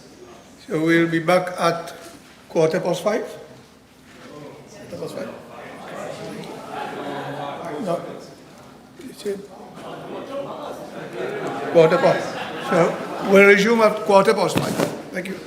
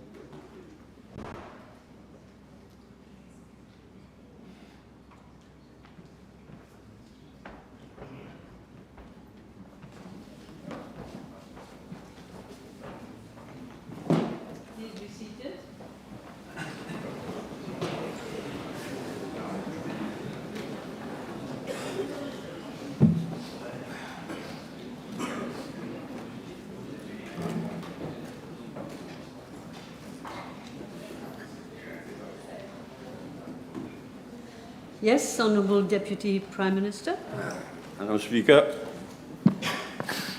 Madam Speaker, tous ceux qui me connaissent savent que je ne raconte jamais d'histoire. Jamais mo couillonne dimoun, comme on dit chez nous. Et aujourd'hui, moins que jamais, on a le droit de raconter des histoires à la population. J'ai toujours estimé, et j'estime plus que jamais, Madame Speaker, que toute femme ou homme politique digne de ce nom a comme devoir premier un devoir de vérité. Dire la vérité, même quand elle n'est pas bonne à dire, même quand elle est difficile à dire. Et aujourd'hui, comme en 1982, et comme en tellement d'occasions au cours de ma vie, ce devoir de vérité s'impose plus que jamais. Et ce devoir de vérité m'oblige à revenir, même si brièvement, parce qu'on en a tellement parlé, mais m'oblige à revenir sur l'héritage criminel que le MSM nous a laissé, que le MSM a laissé derrière lui. Économique d'abord, crime économique d'abord. Et c'est ce qui nous intéresse surtout aujourd'hui. Mais il est de mon devoir de rappeler que le MSM a commis des crimes vis-à-vis de ce pays, pas seulement sur le plan économique, sur le plan de la corruption, des institutions, de l'incompétence. Name it. Nous avons hérité, après 10 ans de régime MSM, d'un pays ruiné. C'est comme moi, ça me rappelle un arbre qui a poussé de travers pendant 10 ans et qu'il faut redresser. C'est pas facile, parce que les arbres n'obéissent pas facilement, ou même pas du tout. 10 ans de crimes contre ce pays. Crimes économiques d'abord, mais crimes contre tout. Il faut tout reconstruire. C'est ce que nous nous efforçons de faire. Et dans un moment comme ça, ce n'est pas le moment de raconter des histoires. Ce n'est pas le moment de ne pas regarder la vérité en face. Il m'arrive de penser à ce que ce pays serait devenu s'ils étaient retournés au pouvoir. On a froid dans le dos après ces 10 ans-là. S'ils étaient retournés au pouvoir, ils auraient continué à couillonner du monde pendant 1 an, 2 ans, 3 ans. Ensuite, ça aurait été le crash. Comme cela s'est vu dans tant de pays à travers le monde. La Grèce s'est écroulée il y a des années de cela. Et ça a pris des années pour recommencer à redresser la situation en Grèce. Et la Grèce à l'Union européenne, plus près de nous, le Sri Lanka. Après des années de crimes par le régime en place, le Sri Lanka s'est écroulé. Et c'est bon de réfléchir un petit peu, surtout à ceux qui pensent être plus socialistes que nous, tous ensemble. Celui qui a été élu massivement aux dernières élections président de la République du Sri Lanka était un marxiste, un vrai marxiste, pur et dur, qui s'était engagé pendant la campagne à revoir l'accord en force avec le FMI, à gouverner à gauche, sinon l'extrême-gauche. Qu'est-ce qu'il a été obligé de faire? De regarder la réalité en face. Et il a eu à accepter que pour quelques années, il aura à vivre avec le FMI, que ça prendra du temps pour redresser le Sri Lanka. S'ils avaient repris le pouvoir, encore 1 an, 2 ans, 3 ans après le crash. Et les syndicats, les travailleurs, la population doit se rappeler que comme au Sri Lanka ou ailleurs, quand il y a ce genre de crash-là, les pensions aussi sont balayées. Tout est à refaire quand on atterrit dans ce genre de situation-là. Il ne faut pas oublier ça. Nous avons une tâche difficile, mais que nous allons remplir avec courage. Mais il est bon de se rappeler d'imaginer ce qui se serait passé s'ils avaient repris le pouvoir.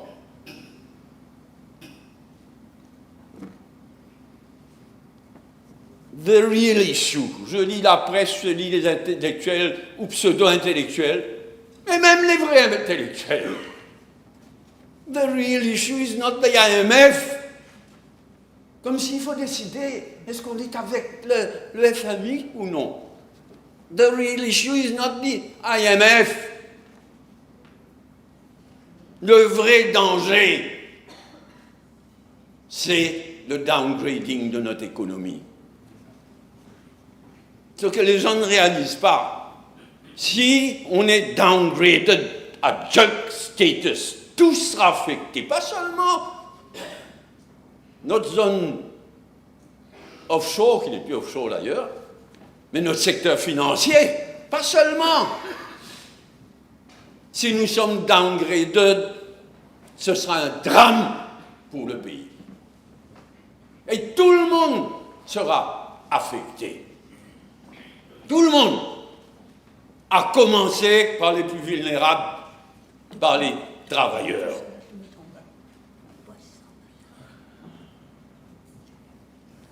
Il faut se le rappeler. Si nous sommes downgraded, ce sera une période terrible pour le pays. Et c'est ça which is staring us in the face au moment où je vous parle. Le FMI suit mieux que nos grands journalistes, certains.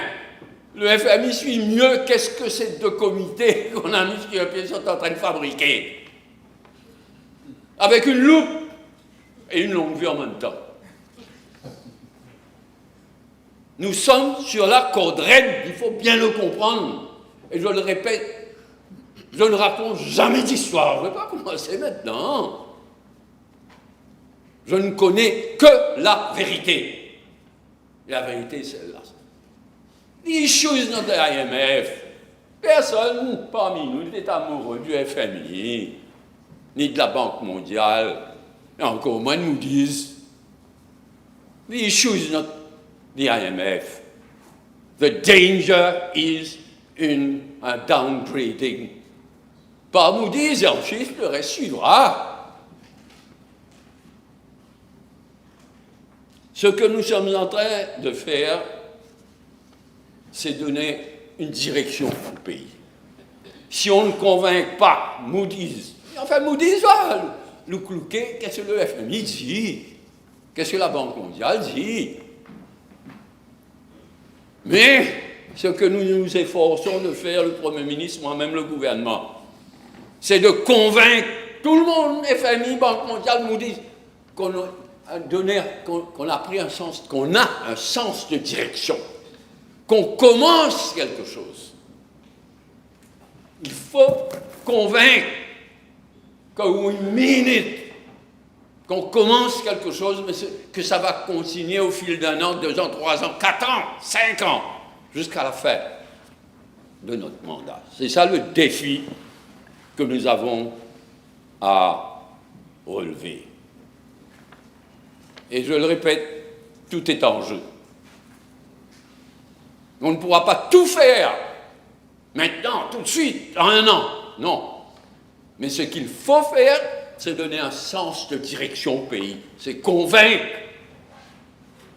tous nos partenaires que nous donnons un sens de direction et que nous allons keep at it pendant 1 an, 2 ans, 3 ans, 4 ans.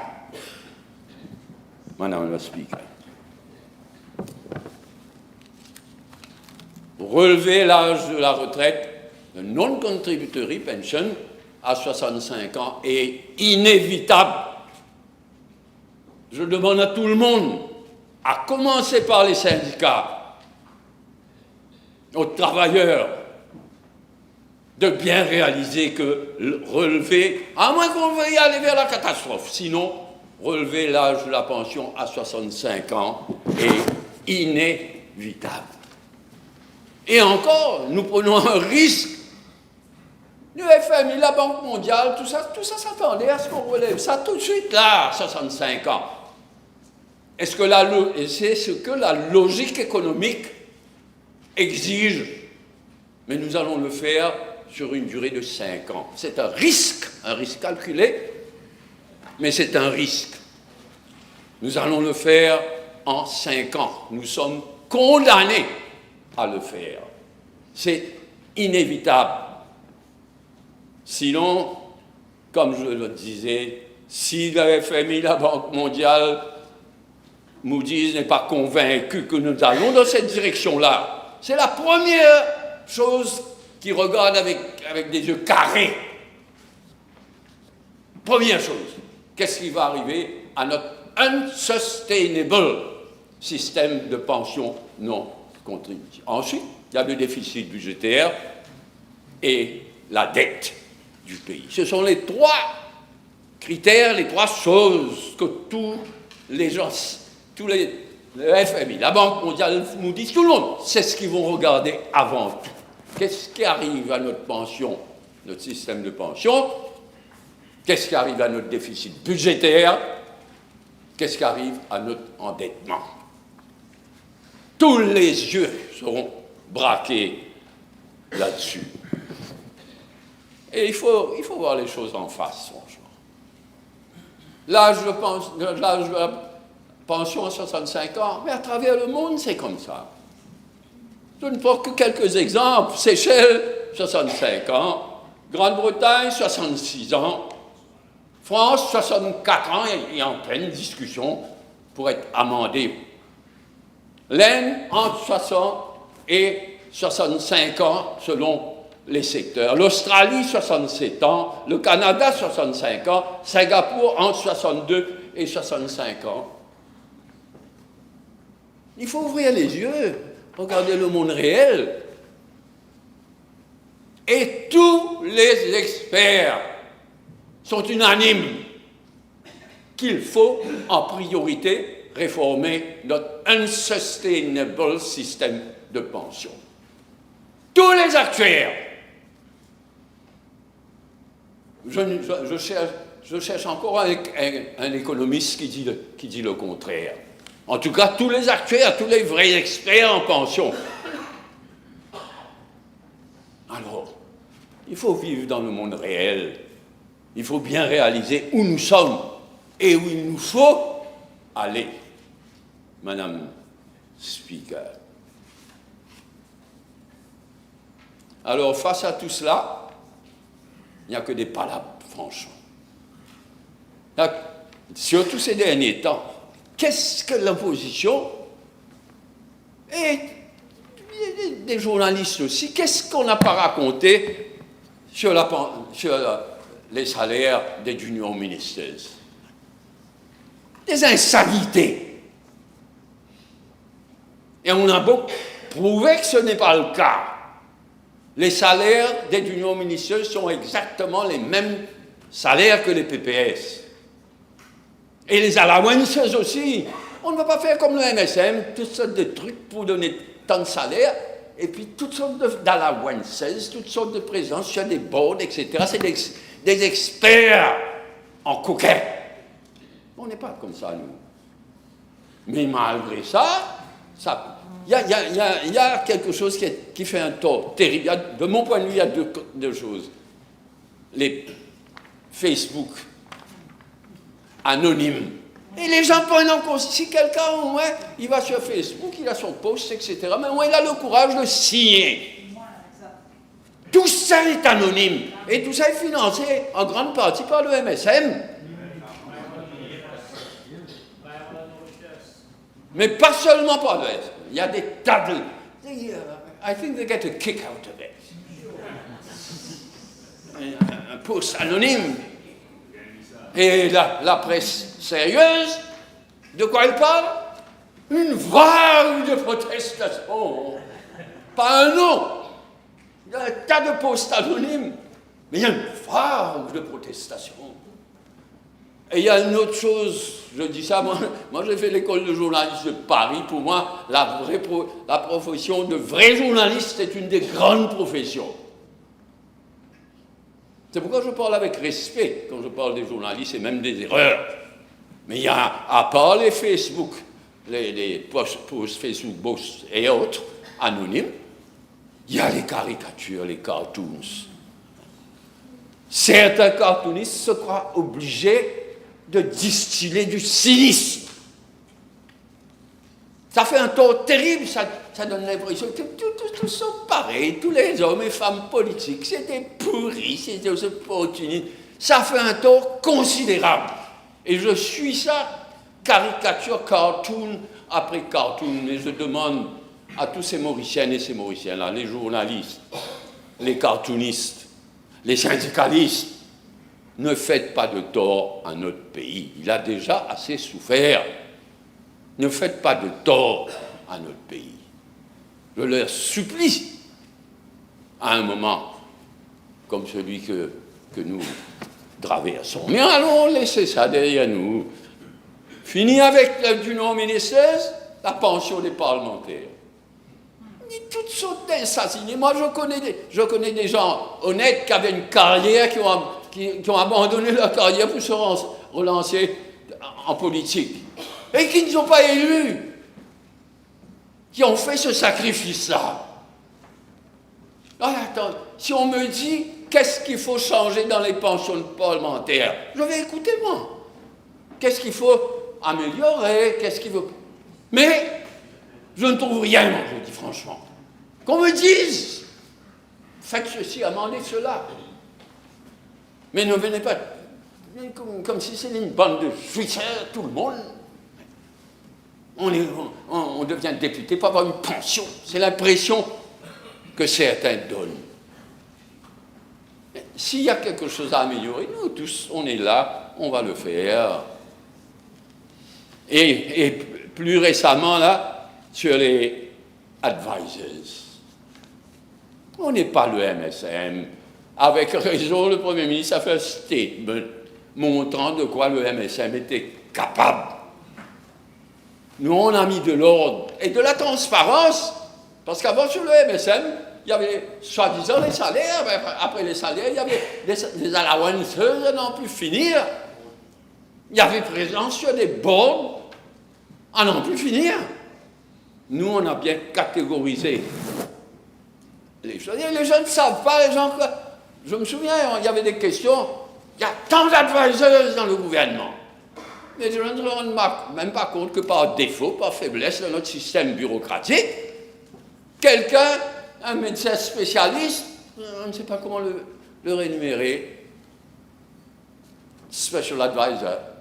Et alors finalement, dans l'esprit des gens, il y a 50, 60, 70 advisors.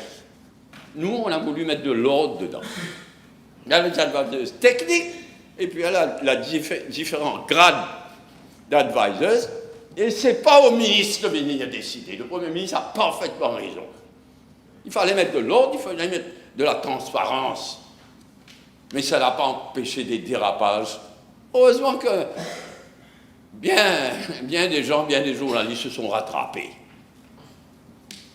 On payait hommage à la vérité quand il faut. Alors, allons laisser tout ça derrière nous. La situation est trop grave pour qu'on perde beaucoup de temps sur ce genre de fake news, de palabres. Allons revenir aux choses sérieuses. Je disais tout à l'heure que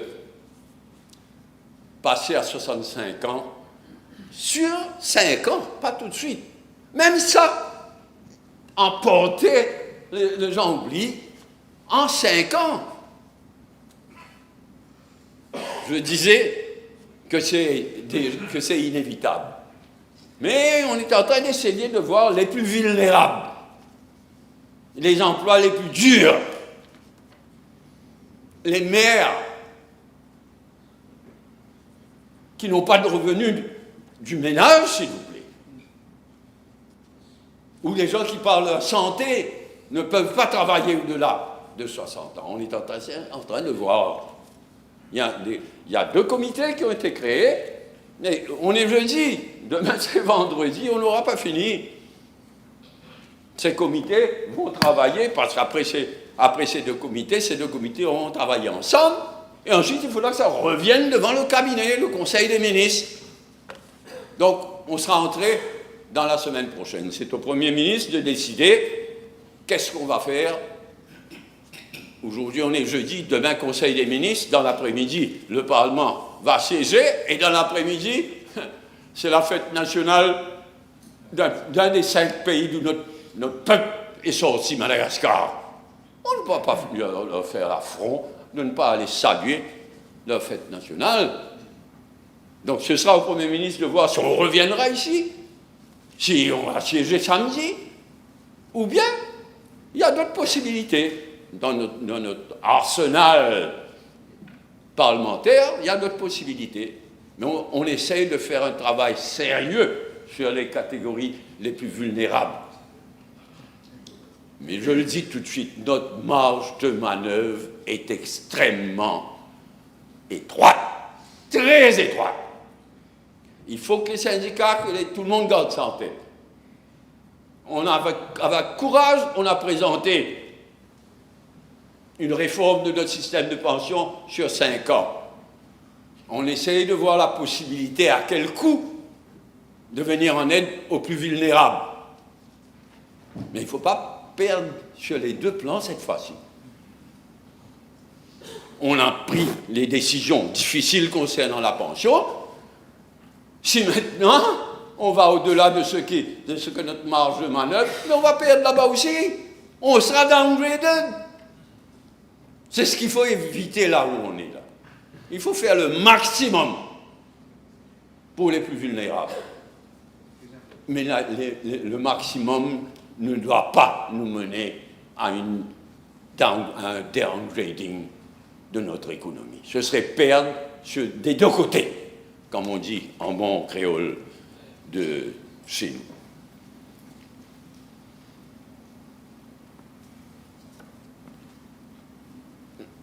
J'aimerais aussi rappeler ce que le Premier ministre avait fait, mais je vais rappeler à nous 2 choses. Là, on s'attaque est un vilain mot, mais on prend à bras-le-corps le problème de notre pension non contributive et unsustainable. Mais comme mon ami le ministre de la Sécurité sociale l'a bien dit, il ne faut pas, les syndicats ne doivent pas oublier les vrais criminels qui ont tué le NPF. On l'a oublié. Maintenant, tout le monde manifeste contre ceci, contre ce... Mais qui a tué le NPF? Qui a créé ce monstre du CSG? Mais pas seulement Provincial, c'est un syndicaliste, quelques syndicalistes. Un en particulier.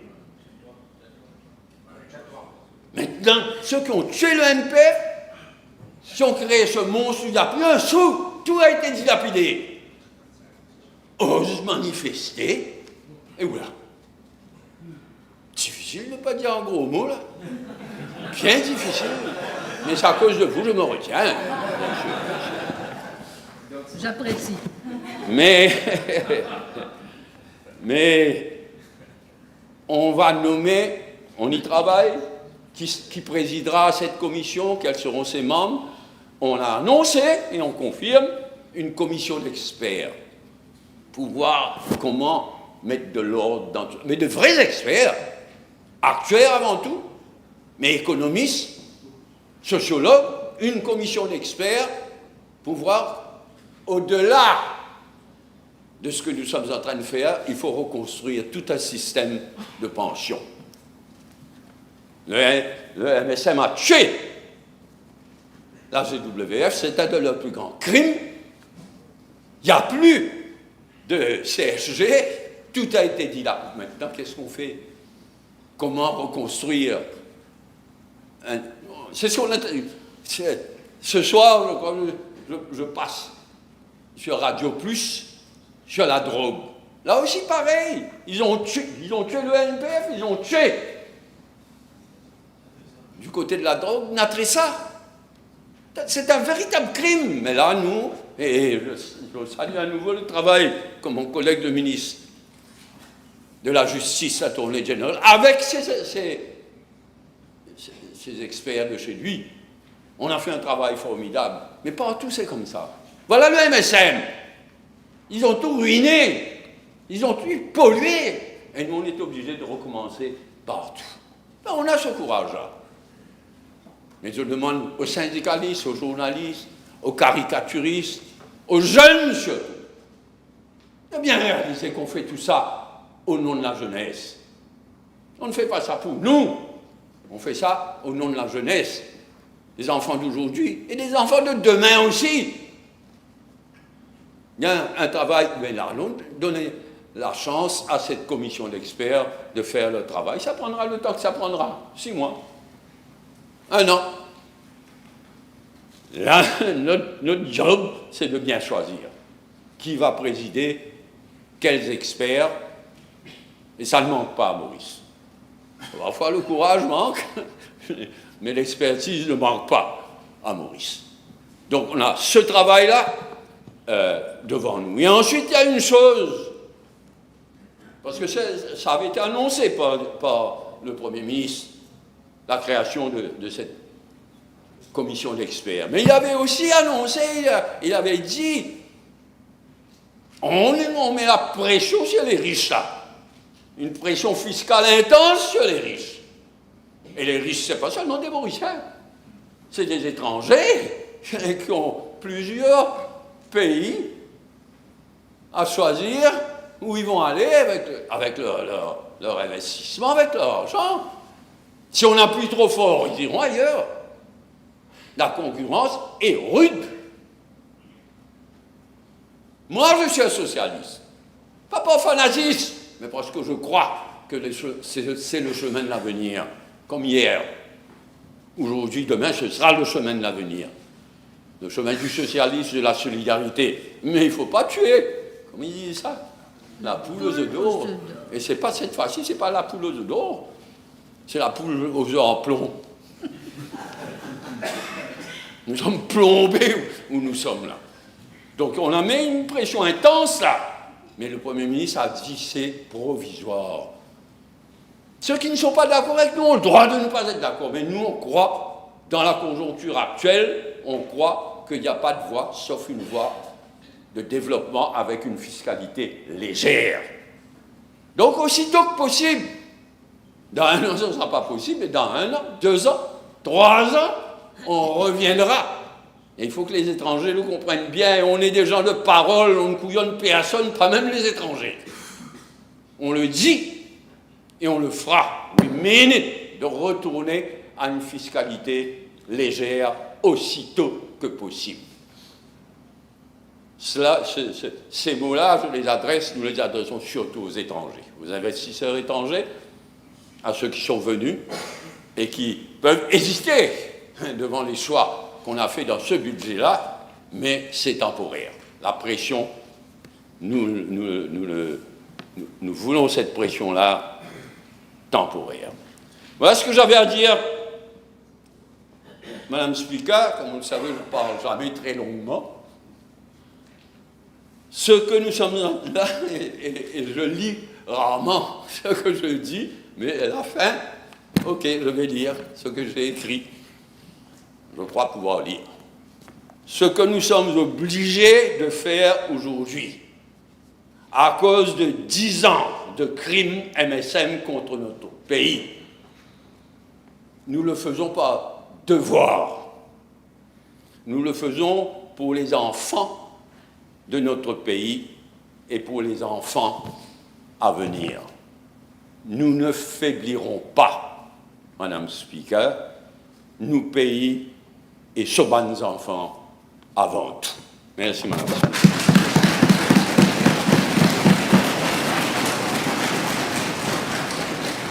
Merci. Merci, Monsieur le Premier ministre. Oui, Madam Speaker, let me at the very outset thank all the members of this House who have participated in the debate of the budget. I've taken note of the views. I might have to repeat a few things, but I will try to respond to them. I will want to explain the rationale behind the budget. I think the Deputy Prime Minister has actually put it in a nutshell, exactly, focused on this. But laissez-moi aussi remercier la population qui, dans sa grande majorité, ne regardez pas ceux qui écrivent sur Facebook, hein, il y a une machine au centre. Des gens qui sont payés, une équipe qui ont et certaines personnes croient. Comme si c'est la majorité des gens. Non, la majorité de la population, je leur remercie, comprend dans quelles difficultés nous nous trouvons aujourd'hui à cause de l'irresponsabilité du précédent régime. Les mesures budgétaires que nous avons prises sont nécessaires pour empêcher à ce que notre pays sombre dans le précipice, in the abyss. But the first question that we should be asking ourselves, why the hell are we in that position? People should be asking that question. Why are we having to take difficult decisions, bold decisions? Instead, we could have done like the MSM, print money, spend, give left, right, and center, and everybody would have been happy, as the Deputy Prime Minister just said. But we're socialist parties. We believe in the truth. And we believe in being responsible. Laisse-moi aussi dire, Madame la Présidente, que je déplore le fait que certains aient pu mettre en doute le professionnalisme et l'intégrité des fonctionnaires, ceux du ministère des Finances surtout, qui ont préparé the State of the Economy, le document. Un document basé sur des données crédibles et non des chiffres cuisinés comme l'ancien gouvernement faisait. These are, what can I say, invidious innuendos, des petits innuendos, comme le DPM m'a bien dit tout à l'heure. Une fausse news et puis des choses. Tout à l'heure, le ministre Shakil Mohamed a dit, comme si je suis allé acheter une voiture. Une personne a dit 57 millions en passant. Donc c'est plus qu'un Rolls Royce. Et tout ça, c'est faux. Au contraire, j'ai refusé. Il fallait changer là. J'ai refusé. La voiture officielle que je voyais, je le dis PMC, je le dis aujourd'hui, c'était même tombé en panne. J'ai dû changer de voiture en chemin. Mais je refusais de changer de voiture.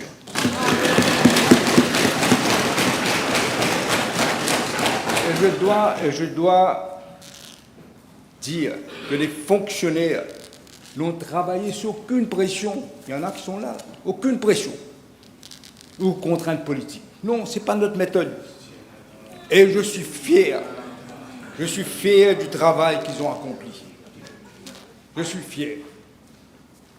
Madam Speaker, on the 5th of June, I introduced a bold, what I call a strategic budget that puts the country first, above party lines and not political maneuvering, demagogy and populism like the MSM has done.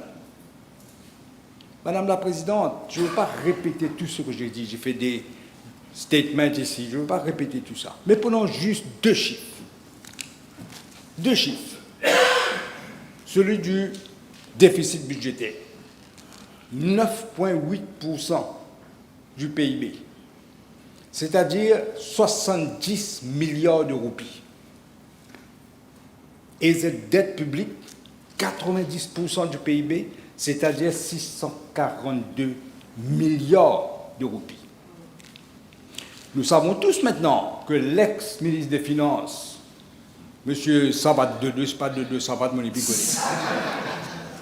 il avait annoncé un déficit budgétaire, mais de 3,4% du PIB. Cela fait 26,8 milliards de roupies. C'est-à-dire presque 3 fois moins que le vrai chiffre. Une différence, tenez-vous bien, de 43,2 milliards de roupies.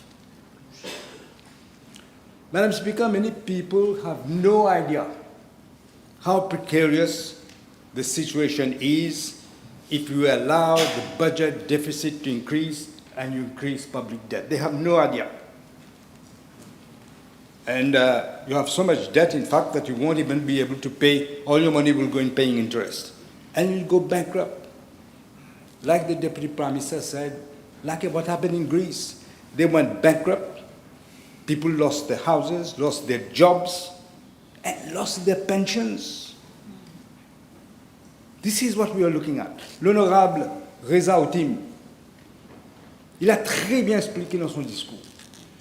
Dans un langage simple, il a pris l'exemple, il a cité l'exemple d'une famille qui gagne 25 000 roupies comme salaire mensuel et qui commence à dépenser un peu plus que 25 000 roupies. Il a donné cet exemple, je trouve que c'était un très bon exemple. Parce que la famille dépense plus qu'il gagne, commence à prendre des emprunts. Et maintenant, vous doit payer les intérêts sur les emprunts. Et graduellement, vous rentrez dans une spirale infernale. Vous ne pouvez plus payer.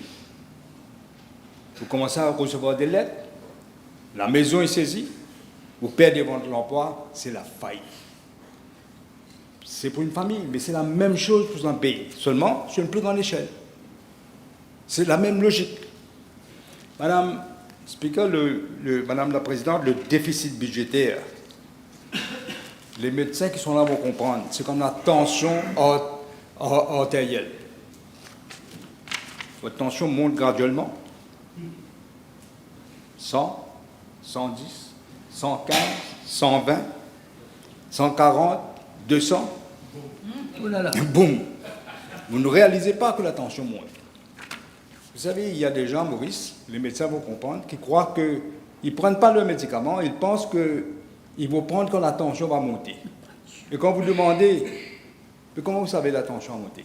Mais dis non, j'ai une mal à la tête à l'arrière.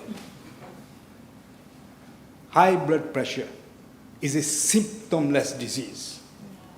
It's a misnomer to say that you're getting headache, you know your blood pressure. It's a silent killer. And then what happens? You suddenly get a stroke, vous êtes paralysé, ou bien vous avez un arrêt cardiaque. Peut-être on a le temps de vous amener dans un ICU, comme c'est le cas à Maurice, ou bien probablement vous perdez votre vie. This is what a rising budget deficit does. Because when you rise the budget deficit, you're rising the public debt at the same time. So you get into the same spiral infernal, which leads to bankruptcy. You should never, never allow the budget deficit to get into double digits. But here, the budget deficit is 9.8%. So, not very far from being a double digit. Not very far at all. And as I said, a rising deficit means a rising public debt. As stated in the statement I made, our public debt is up 90% of GDP. They had forecast, manipulating figures, they had forecast 71.9% of GDP. That is 574 billion rupees. But in fact, it is 642 billion rupees, 90%. Let me remind the House, those in the Labour Party will know, when we left office, we had rigor. You know, I had an advisor who was the advisor of the former Conservative Prime Minister, Lady Thatcher, Sir Alan Walters. I took him because he's a good economist. And when he left, he told me, at least people won't be saying that you mismanaged the economy. Our public debt was below 60%, 59.1%, which is the normal European red line. Not all of them follow it, but it is that. What they did here, They increased it from 60% to 80% by statute. And then they themselves did not follow the line. They did not respect what they had put in statute.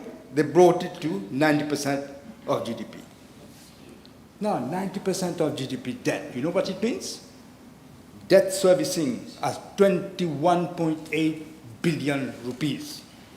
Notre revenu est à peu près 180 milliards. Donc 21,8 milliards, on va payer les intérêts sur nos dettes. C'est l'argent qu'on aurait pu dépenser ailleurs, pour la santé, pour l'éducation. Instead, we are paying the debt, the interest on the debt. 30% de notre revenu pour payer les intérêts sur la dette qu'ils ont accumulée, eux. Et pour donner l'illusion que tout est bien, tout est en rose, qu'est-ce qu'ils font? Ils obligent la Banque de Maurice, the Central Bank, d'imprimer des billets, 180 milliards de roupies de billets, pour donner de l'argent, nous les avons su, à leurs proches, à leurs amis, copains, copines, comme cadeau. Et comme cadeau avant les élections. This is what the MSM regime did to the people of this country. We should not forget this.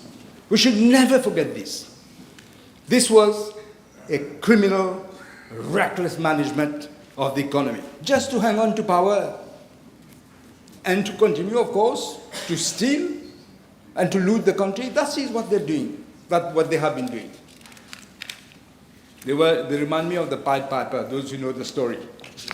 He took his flute, played nice tunes, everybody followed until they all fell in the precipice. That's exactly what he did. C'est ça la trahison, la vraie trahison du MSM envers le peuple mauricien. You know, I'll tell you a story, I will try to stick to my time. There's no limit, but I know. You know, before the election, we had fought the election separately, 2019. But they reached a point that I met the Deputy Prime Minister. And there's one question I asked him if he remembers. I said, you have been Prime Minister, I have been Prime Minister. Are you agreeable with what is happening to this country? Of course he didn't agree. Then I said, but we can't sit and let it happen to Mauritius. Because we're both patriots. We can't let this happen. This is how. And thank heavens we did. It is, I ask myself, we ask ourselves, is it conceivable? I remember you asked me that question. Is it conceivable that the ex-Minister of Finance, Mr. Padiachi, or the former Prime Minister, Mr. Pravin Jagannath, that's the way we should call him, did not know? They didn't realize what they were doing, you think? Irrevocably pulling the country towards a precipice and bankrupting the country? Were they economic illiterates? They didn't understand anything about economics. They should have gone and bought, you know, these series for dummies for economics. They should have bought and bought one and see a bit. C'était deux illettrés économiques qui s'en foutaient des Mauriciens et du pays. Pour eux, ce qui était important, c'est s'enrichir et s'agripper au pouvoir. This was the objective. Voilà la réalité. Distribuer de l'argent qui n'était pas leur argent pour rester au pouvoir. This is the naked truth about the MSM. They committed what I can call economic vandalism. This is what they did. Des vrais voyous aux commandes du pays. But thank heavens, the people, in spite of giving them all these gifts, cadeaux, jobs, money, threats, all this, in spite of that, the people booted them out because the people knew what they did not know or did not care to know. The people knew that there is no such thing as a free lunch. It doesn't exist. You cannot defy economic gravity with impunity. Basic economics are. You know, there's a saying, I don't know why they don't know this, when you are fallen into a hole, the first thing you do is stop digging. They continue to dig. You know, like the Deputy Prime Minister said, I shudder. Had the people not voted for our alliance, what would have happened to this country? I dare not think. It would have been exactly, we didn't compare notes, huh? But I wanted to say the same thing. It would have been exactly what happened in Greece, what happened in Sri Lanka, the same way. In Greece, people again lost their jobs, as I said, pensions, houses. And Greece, as the Deputy Prime Minister pointed out, Greece had the advantage that we don't have. First of all, the bigger country, the advantage of being in the European Union with the central bank, European Central Bank, behind them, trying to help. But in spite of this, they paid the dire consequences of what they did, of the previous government did. This is exactly what would have happened to us, to all Mauritians. This is exactly what would have happened. Not only the previous government took away our liberty and freedom, and there's no such thing more precious than liberty. And people understood this. They voted avec la rage. Vous avez vu? But ils ont aussi confisqué l'État mauricien. As I say, had we not taken over, me, the DPM, you, the whole population would have been dead by now, economically, I mean. Madame la Présidente, j'ai parlé du déficit budgétaire de cette dette publique. Mais, je vous ai dit, je ne veux pas répéter tout, ça sinon ce sera trop long, mais chaque semaine, à travers les questions parlementaires, bien pertinentes, certains d'entre vous, de nos backbenchers, et je dois les féliciter, nous découvrons les frasques du gouvernement MSM et ses acolytes. La liste est trop longue pour répéter. Il y a d'autres orateurs qui ont répété d'ailleurs, qui l'ont redit. Mais ce n'est pas juste la dette publique, c'est ce qu'ils ont fait aussi. But it's clear, Madam Speaker, that we had to take the bull by the horns and take the difficult but essential measures to steer the state ship out of this wreckage and bring it out in the open sea, calm open sea. That's why we say from abyss to prosperity. But as the Deputy Prime Minister said, that also I don't understand. Our mandate is 5 years. We have inherited a mess. It will take time. Rome was not built in one day. Who doesn't know this? This is why, like the Deputy Prime Minister, I also ask people to show solidarity.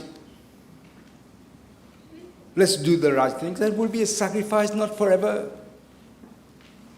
For maybe 2 years, 3 years, a bit more, we'll see. But let me make it very clear. There is no other option. Madam Speaker, as I'm addressing the issue of public debt, I also want to say, to disprove the false accusation made by the opposition about the increase in public sector debt for the past 7 months. They said it, you will see the MSM Chatwas at SunTrust writing, then you see a member of the press take it up, and they start believing. The leader of the opposition has been saying, malevolently I think, accusing the government of increasing public sector debt by 96 billion rupees over that period we have been in power. At the same time, the former finance minister is claiming that since we assumed office, the public sector debt has increased by 66 billion rupees. So, which is which? Their estimates are different, clearly fraud. They could not even agree between themselves what is the figure. And they're placing the blame for the rise in the public debt on the government. They conveniently forget completely, they ignore the fact that we are actually still executing a budget they themselves presented. Their budget ends at the end of June, 30th of June of this year. This is what they're doing. This is the increase in debt. Except what we had done, we had to pay the 14th month bonus to the maximum of people that we could, and then we had to put this salary compensation. The public sector debt will increase from 586.4 million rupees from September 2024 to 642 billion rupees at the end of June of this year. As I said, the only thing we did was to add this 8.4 billion rupees for the 14th month bonus and the 2025 salary compensation. These were two measures we had promised. We did not know when I met the Deputy Prime Minister when we were appointed. We did not know. We knew there were massaging figures. It was obvious. People have resigned from official positions because they refuse to cooperate and manipulate figures. I won't mention names. Some took early retirement. But we knew that this was happening, but didn't know the extent. So we took this as a caring government. We decided, in spite of that, we will pay this 14-month bonus. 90% of people got it. And the compensation salary, because there has been massive depreciation of the rupee, and inflation was double-digit. And we had promised to try to bring prices down. So this is what we did. The bulk of the increase in public sector debt was due to the irresponsible fiscal stewardship of the previous government. It's staggering 85% of the 55.6 billion rupees, 85% of the rise in public sector debt is attributable to them.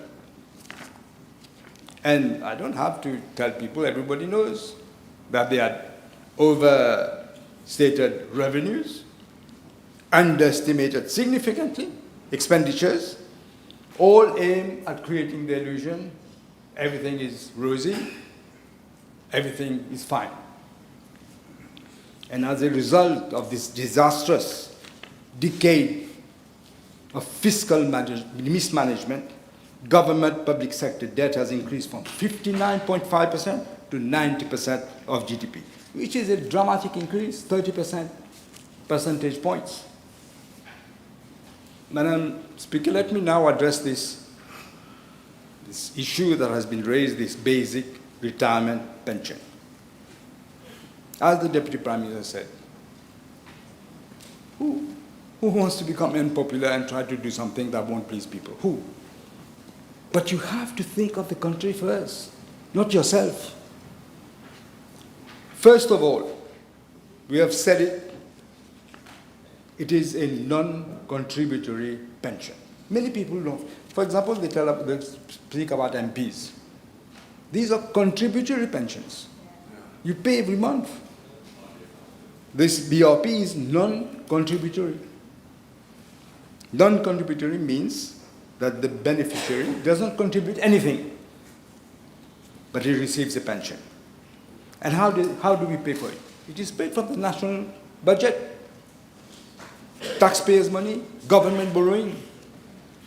And such all increases in the amount of BRP can only be financed either through higher debt or higher taxes. There is no other way. There is no magic bullet. Second, the cost of the BRP payment has become explosive. BRP spending in Mauritius has soared. In 2010, it was 1.9%. It reached 7.8% in 2024-2025.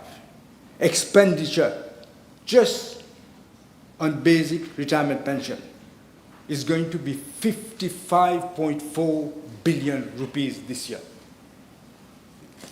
As I said in Parliament, Madam Speaker, it is rare for a country to provide old age pension to all persons who are 60, irrespective of their income or assets. And it is a pension, as I said, it is non-contributory. Mauritius is a very rare case. The DPM just said France is increasing. In France, they're going to try it. It's 64, they want to increase it again. Germany wants to make it 70. In most countries, Seychelles. Yes, the Deputy Prime Minister mentioned Seychelles. In most cases, it is contributory, mean tested, and in our case, it is universal with no eligibility test. Third point that I need to make, demographic pressures. They are aggravating the cost implication of the bill. Mauritius is facing a rapidly aging population. Rising population, declining birth rate. You don't have to be a great mathematician to understand what is happening. The population aged 60 and over has grown substantially from 186,400 in 2015 to 257,600 in 2024. And it is expected to reach 315,000 by 2030. As a result, the cost of the basic retirement pension on the government budget will then exceed 100 billion rupees. Do people realize what it means? Fourth, with this trend, demographic trend, the ratio of the working age population per retiree is plummeting. This means fewer workers are supporting more retirees. This obviously will have to place because I explained how do we pay this BRP. And with the decrease that fewer workers are going to support more retirees, in other words. And fifth, a budgetary crisis is looming. The BRP expenses now, unbelievably, people don't realize this. It outstrips the combined budget of health and education. And possibly the same, you could put housing, part of housing in it. In the last 14 years, spending on pension has ballooned to a staggering, believe it or not, 828%. In only 4 years, from 2020 to 2021, 2020 to 2024, it almost doubled to 27.9, from 27.9 billion to 55.4 billion. 828%. Une augmentation de 828%, Madame la Présidente. This is why we say it's unsustainable, not just us. Go and see, every expert is saying it. Largely due to ballooning pension liabilities. We are already experiencing actual deficits of 51.4 million in the state statutory bodies' pensions funds. This constitutes a contingent liability, which we again will weigh on the public finance. Madam Speaker, the writing has been on the wall for a long time. Let me quote the former Finance Minister, Pravin Jagannath, then Minister of Finance. Let me quote what he said. He said, I'm quoting, a number of reports have questioned the long-term sustainability of the basic retirement pension, especially as our population is fast aging and the BRP is fully funded out of government revenues. Budget speech 2004 to 2005, unquote. Madam Speaker, in the draft report of a technical committee on pensions, pension reforms, under the MSM regime in February of 2018. This is what they said, and I quote again. Given the progressive aging of the population, existing pension plans are fiscally unsustainable. They themselves say this, their own report. But the MSM ignored all the warnings. Why? For pure political reasons. That report recommended a number of reforms to be brought to the pension system. All of them totally ignored for sheer political and lack of courage, no guts to take the right decision for the country. They knew the patient was in the ICU. They knew. They knew what the prescription was to get him out of the ICU, but they didn't have the guts to do the right thing. They did not prevent the patient from going into a coma. This is what they did. As far back as 2015, I got the report out, I read it. The IMF, in an expert report, projected that by 2050, expenditure on BRP would be at an unsustainable level of 8% of GDP. They say that in their report. But because of the irresponsibility of the previous government, we have already reached 7.8%.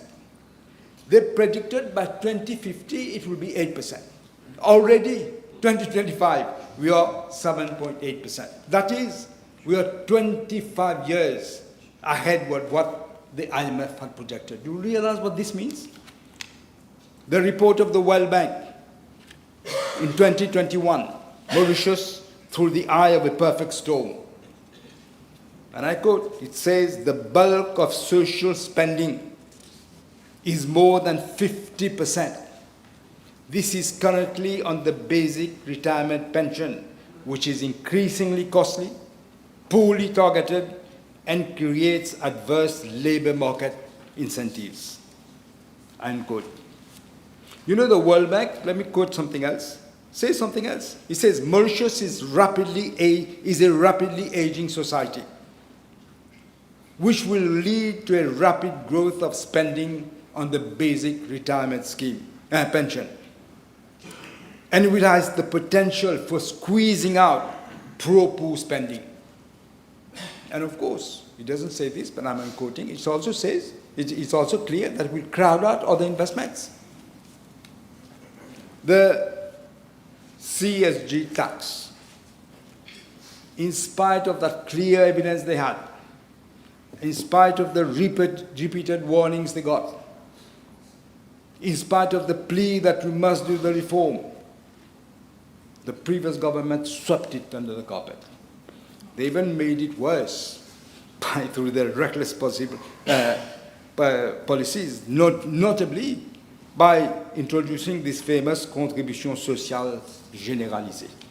The CSG was introduced in September 2020, replacing the National Pension Fund, which was established in 1976 through the vision of SSR. It operated as a contributory, let me remind the House, it was a contributory funded scheme. Both employees and employers made mandatory contributions. And these were prudently, not invested anywhere, prudently invested to ensure their long-term sustainability and to provide retirement benefits linked to the individual contributions. In contrast, this CSG, it was designed to pay as you go. It wasn't invested, pay as you go. So they pay out the benefits immediately. No direct link between what the individual contributes and what he or she ultimately receives. It has revealed very early on, it has revealed deep structural weaknesses that now threaten the very foundations of our pension system and the fiscal health of our nation. First and foremost, there has been a diversion of the CSG revenue that they were getting toward non-pension related expenses, just for political expediency. Nothing to do with pension. Then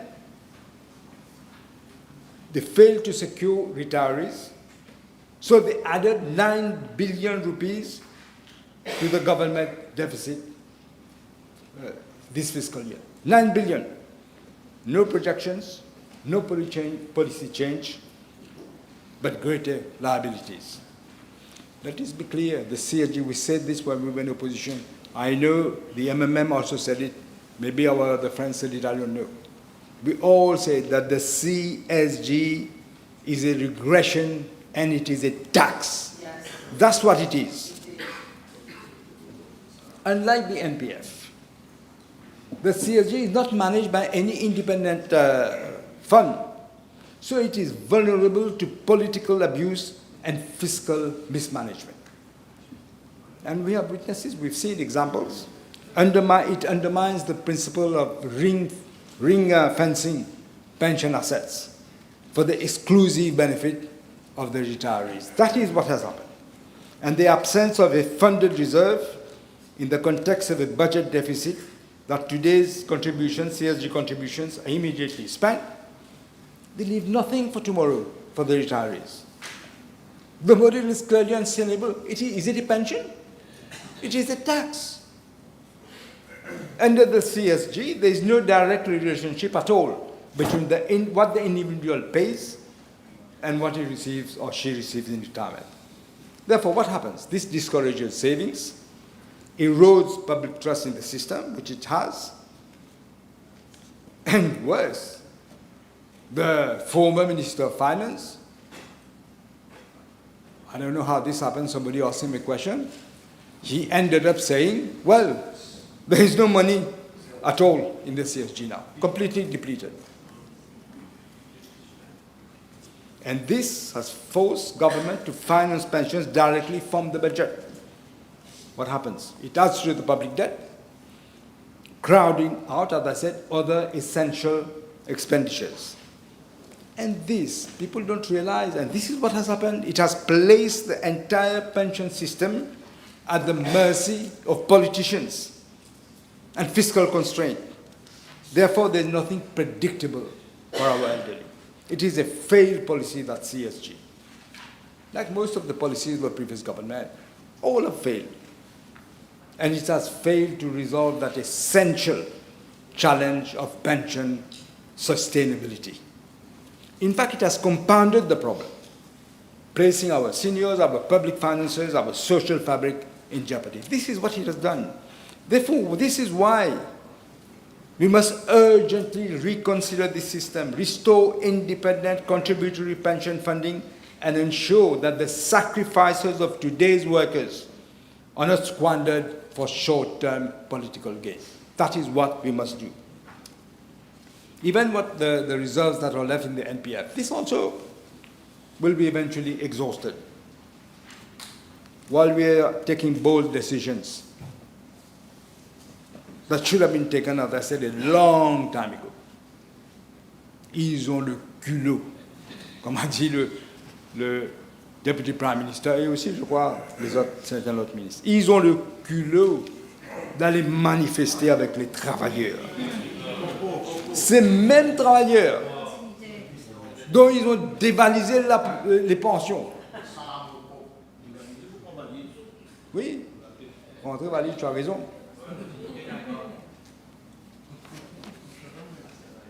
You know, we are like these maggots who come out of dead bodies. But at least the maggots are eating the dead bodies for eating. These people, these maggots, is for greed. That is why they're there. Real maggots. It reminds me of a well-known Bhojpuri expression. Kal ke gunda, aaj ke sadhu. Translation. Yesterday, je vais traduire. Yesterday's hooligan is as if today's angel. We are seeing the emergence of political sharks without an iota of self-respect, wringing out of the stinkholes, and they're trying to reclaim their long-lost political virginity. That is what they're doing. C'est même Botou, Madame la Présidente, reconnu par la population comme étant les fossoyeurs de l'État-providence. Aujourd'hui, le toupet devait dire que ce budget, c'est la fin de l'État-providence. Comment dire Ali Baban bin Robin des Bois. Ensuite, c'est un peu le créole, Madame la Présidente, un petit bout.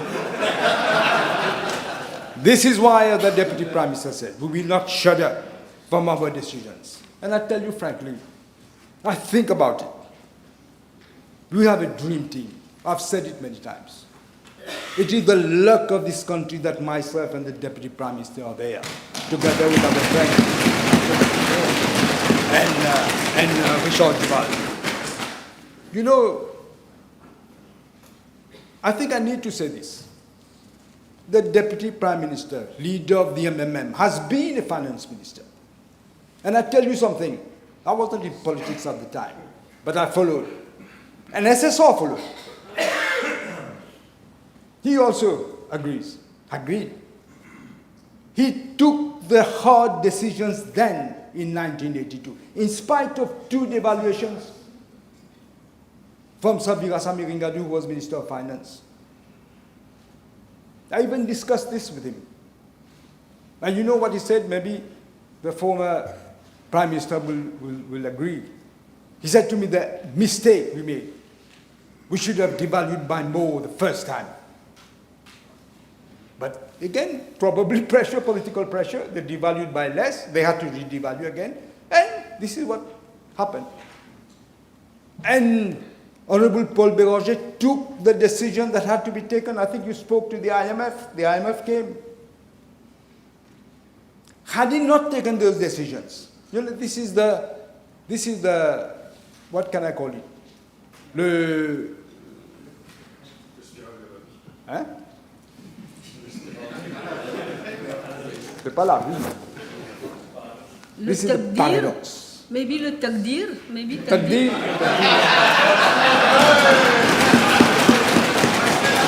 This is the paradox. He takes the difficult decisions. He was pilloried on a communal basis because the decision was difficult. Not everybody could have taken it. He could have taken it, but not everybody would have taken it. He was pilloried and they turned it into a communal argument. And then they claimed, they collected the fruits and they said, je suis le père du miracle économique. C'est lui le véritable père de l'économie.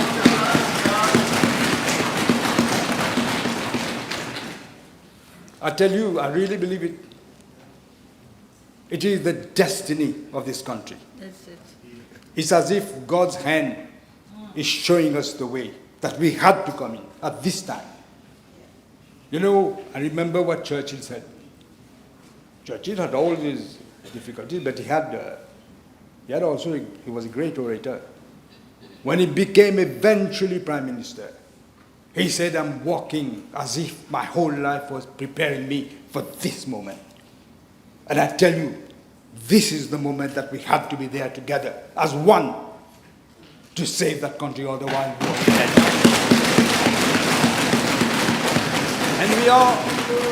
And we are going to do what we can do. We are socialists. We, both parties, the Resistance and Alternative as well, and we're happy they are with us. Nouveau démocrate, peut-être pas trop, mais un peu.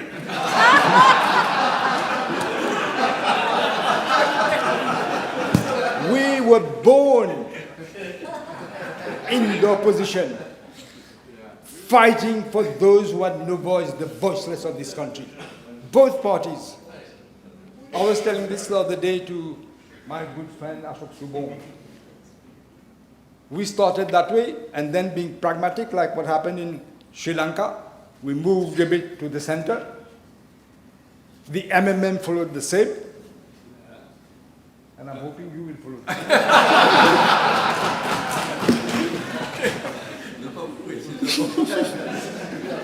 This is why we have done 2 things, Madam Speaker. We have announced in at paragraph 240 in the budget speech that we will set up a committee of experts.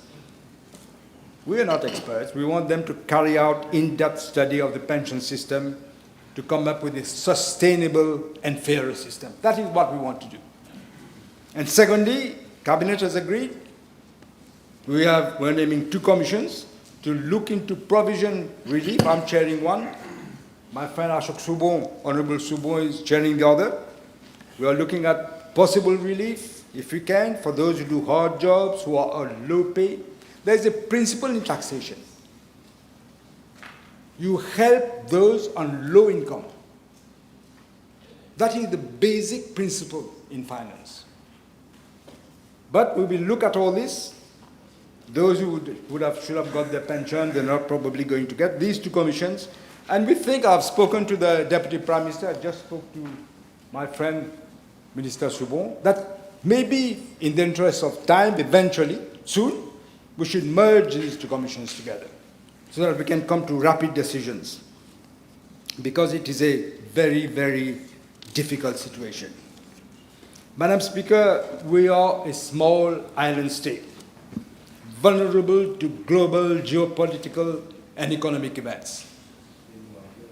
Our history is fraught with examples of how we have combated the tyranny of both history and geography to shape our destiny. You mentioned, the Honourable Jitan mentioned the two Nobel Prize economists. You mentioned two, but there are three in fact. Mead and Tismuth, and there is Naipaul as well. No man, Madam Speaker, is an island unto itself. No man. We are all part of the main continent. Our nation too is part of the world. So we cannot be as if shielded from the ripples effects of global events. Current geopolitical tensions in Asia, in Europe, in the Middle East. We've seen what is happening in the Middle East. Fortunately, we hope things calm down. We have more frequent natural calamities. You saw what happened in France yesterday. Nobody believed in full summer. The resurgence of trade protectionism are sending shock waves through the international markets, straining supply chains, raising import costs, and especially for us, for our key sectors, food security, energy, they pose fresh challenges to our export-driven industries, to our tourism industry, and overall for our economic outlook. They remind us, Madam Speaker, as I said, no one is an island unto itself. They remind us that our destiny is inextricably linked with the broader currents of global affairs. We are a trading nation, a small country, be it, but we're a small, open economy. We will have to sail through these rough seas and troubled waters. We cannot expect to be totally immune from the adverse effects of global events, but we can be determined and resilient. That we must be.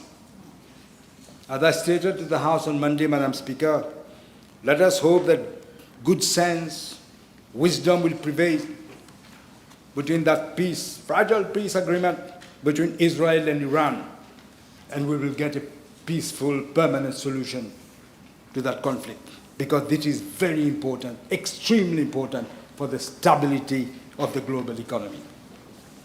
And precisely because we might be a small island state, but we are not immune to the global effects.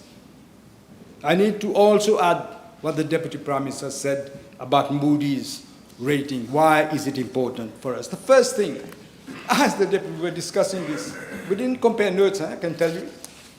The first thing that is being misinterpreted, they misinterpret both roles, IMF and Moody's. The Deputy Prime Minister just mentioned it in very clear terms. The IMF has nothing to do with this budget. I don't know who thought of this.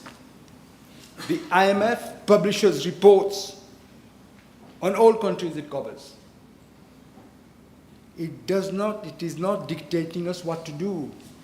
We're not in that position. We have read that. Some countries have. Greece had. Sri Lanka has. Even Great Britain, the United Kingdom, I should say, has at one point in the 70s. This is what we want to avoid this, Madam Speaker. But to escape it, we have to take the measure, the corrective measure that we should have been taking. because the shipwreck is looming. We cannot, so to speak, cannot ignore what the credit ratings institutions like Moody's do, the report. We cannot ignore the report. Among other things, Moody's issues credit ratings for countries. Why? So that investors are aware of the economic situation in that country and the risk or no risk of investing in that country. That is what it does. Now, let me just clarify something that perhaps people don't follow properly. The highest rating for Moody's is AAA. That is the top notch. And the lowest is CAA3 or C. When that happens, the country is described as the junk status, is given that status. And a downgrade to junk status has dire consequences, as the Deputy Prime Minister said. We must absolutely avoid it. What it means is that we will not honor our debt. More likely we will not honor our debt. That is, if you invest in that country, you might lose. You might not be able to recuperate your money. That is what it means. The country is likely to default on its payments. It means that if this country wants to borrow money abroad, again, they will think twice before giving you any money. I must tell you something that perhaps people don't realize. We ourselves didn't say it enough. When we left government in 2014, you know what our credit rating was? Baa1 stable, which is a very high investment grade, a high grade. It is not the highest, but next to the highest. This is what it is. We left in April 2020. Moody's downgraded Mauritius to Baa1, negative. Not junk, but still a downgrade. A downgrade means what? That you have to correct a few things.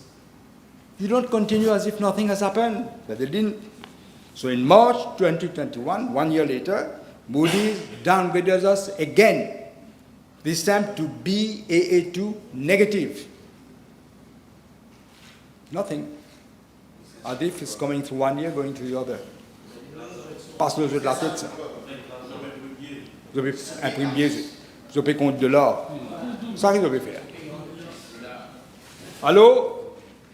1 year later, July 2022, again Moody downgraded us to Baa3 this time. Still nothing. Again, what happened in 2024? This has come out in January of this year. Again, Baa3, this time not stable, negative. So, Moody's has degraded Mauritius 4 times during the MSM regime in power, the incompetence and the mismanagement of the economy. 4 times. And they did not react, just like the pension, sweep it under the carpet. You know why? This is why they were surprised. They think whatever they do, when the election time comes, they will do a propaganda. I've been attacked every day on NBC, every day. I'm still here. The Deputy Prime Minister has been attacked. As if he has, no, Béranger. This is what they do when election comes, and they thought that this time this will work as well. But God decided otherwise. They didn't count on this. So they didn't take action, and we are facing this problem. Now, I must say also, Madam Speaker, when a country loses its investment grade, the grade status, and is labeled junk, it can face several economic and financial consequences. People have said briefly, but I want to add a few more. First thing that happens when it becomes junk, higher borrowing costs. A downgrade investment grade means higher risk to investors. Therefore, investors demand higher interest rates to compensate for that risk. And therefore, everything becomes more expensive. Second thing happens that people don't realize, capital outflows. Many institutional investors, they sit in New York, in London or whatever. They want to make money and profit. They don't come here because they like our beaches and our sea. So when they see what this is happening, I'm talking about pension funds, insurance companies, these are big investors. And they have mandates, they have boards. Not chatwas on the boards, real boards. But they have to answer questions. So they have mandates to invest only in countries that are safe. The result, a downgrade can trigger forced selling countries' bonds, therefore leading to capital flight, and therefore pressure on the currency. What happens? You get depreciation again, because you have reduced investor confidence, capital is outflowing, you get pressure on your rupee, and you get again depreciation. Depreciation means higher cost of imports, and then you get your fuel inflation. This is what happens. And Mauritius, we are highly dependent on imported goods in foreign currency denominations. Weaker investor confidence means the ratings mean that this country is not sure for economic stability. Therefore, both foreign and domestic investment, they won't invest in the banking sector. Domestic banks, perhaps people don't know this, our domestic banks, they hold large amounts of money in government bonds. This goes, it weakens the balance sheets. Again, this reduces their capacity to lend, and you raise again financial risk in that sector. A downgrade may also reflect concern about fiscal discipline, governance, and macroeconomic stability. Therefore, it erodes trust among investors, trade partners, even citizens.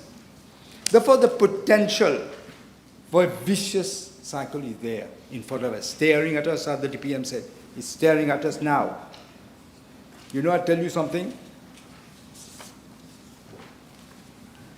When we won the elections, Modi had already said, just on when you came in, on what they did, we should downgrade us.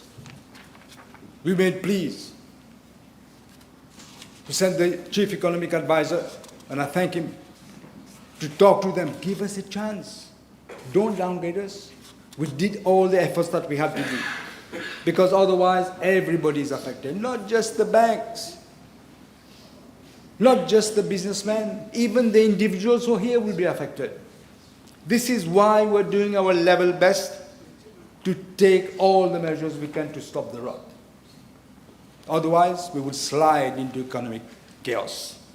Now I ask myself, who in the world, in this country, would want this to happen? Who? Nobody. And I repeatedly said, Madam Speaker, I repeatedly said, je n'ai pas de bâton magique dans ma main. It doesn't exist. Le pays est dans un précipice économique et social. On a reculé de 10 ans. Tout ce qu'on a bâti depuis l'indépendance, depuis 1968, s'était frondé entre 2014 et 2024.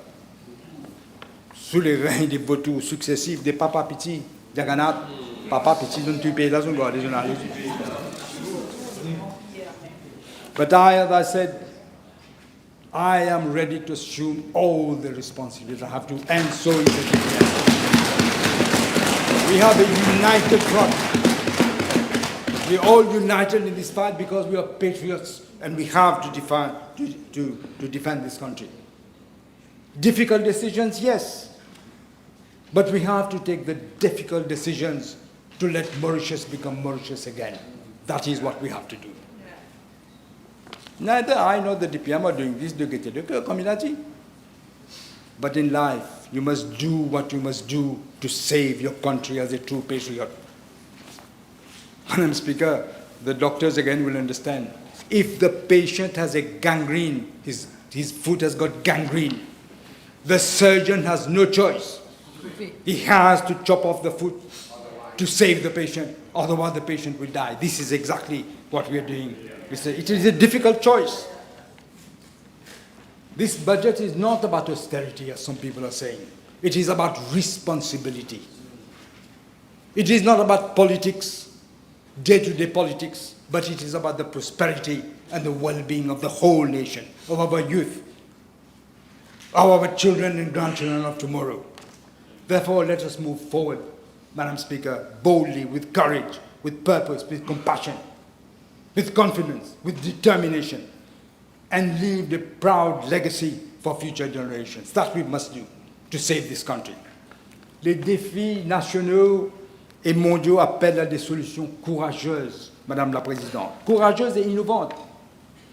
Et je suis persuadé que la population, dans sa grande majorité, comprend la précarité de la situation. Ils ne sont pas bêtes. Qu'elle fera preuve de solidarité et qu'elle participera à la reconstruction du pays. I also make this appeal as the Deputy Prime Minister did. Even to those who don't seem to understand, please try to understand. There is a reason why everyone here came from different continents and God put us on that small piece of land.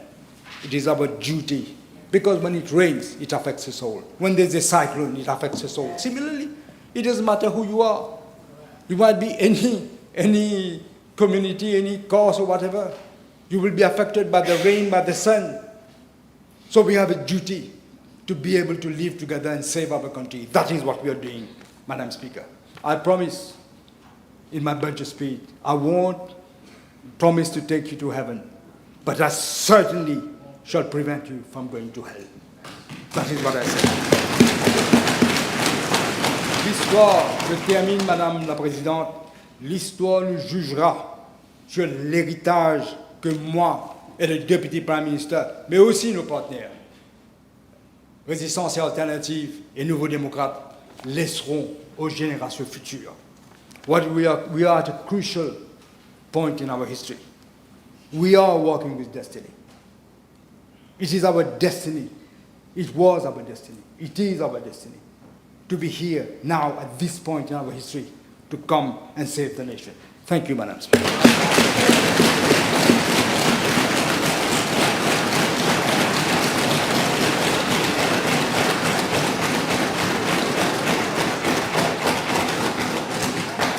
May I correct what I said earlier about takdir, which means destiny? There's also takbir, which means what you do yourself. I just want, so that there's no misunderstanding, destiny, but takbir means I will also do something. Je ne fais pas que subir. C'est ça que j'ai compris de ce que vous avez dit. Yes? Yes. Oh, start, yes. Yes? Committee of Supply.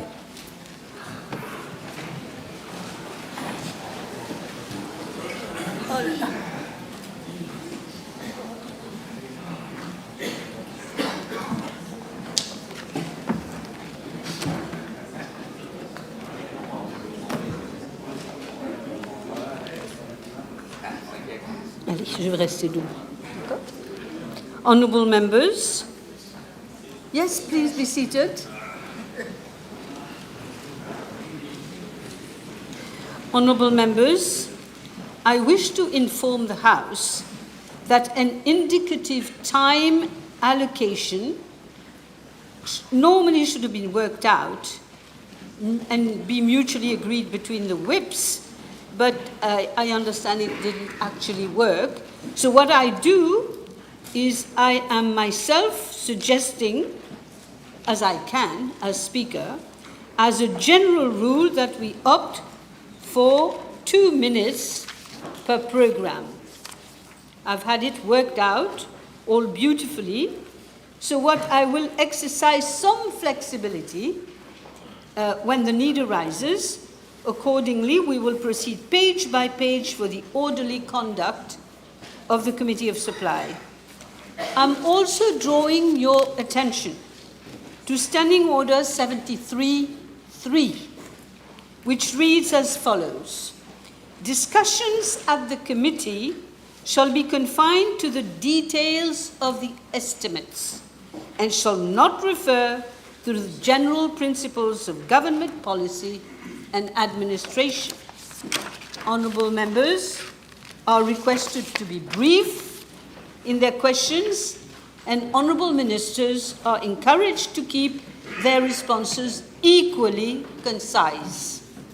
Moreover, honourable members are further informed that the votes pertaining to the centralised services of government will be called out of turn, that is, immediately after the committee will have considered the votes of expenditure for the Ministry of Finance. I rely on your cooperation to ensure the smooth and orderly conduct of the Committee of Supply. Thank you. C'est trop lourd pour moi, il faut pousser.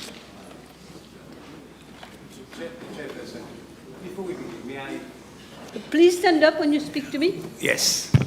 Chairperson, did we understand correctly it will be 2 minutes per program, not per item, as was discussed? Per item, per item. Sorry, it was per item.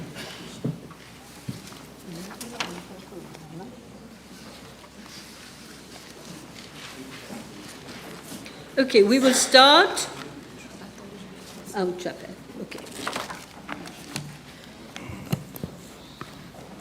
Office of the President. The question is at the sum of 115,500,000 rupees for program code 0101, Presidency Affairs, and part of the schedule.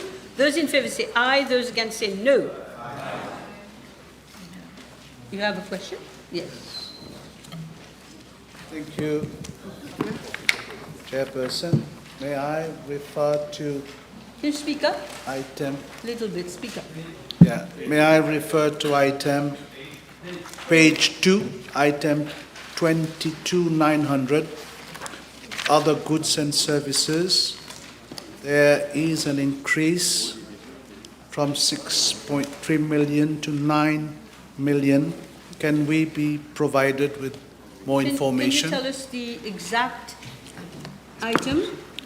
That is 22 on page 2. Yes. 22,900. 22,900. Yes. Other goods and services. Yes. What was your question? I'm sorry. I'm just beginning. So. Yes. Your question was what? Why? May we get information regarding the increase in the Okay. budget? Thank you. Prime Minister. Yes, Did you get it? Yes, it was I did. about Yes, I goods did. and services. There was an increase. it's about other goods and services, that is provision for uniform, provision for personal secretariat of retired presidents and governor general. Thank you. Yes. Yes, you have a question. I asked the Prime Minister, Chair.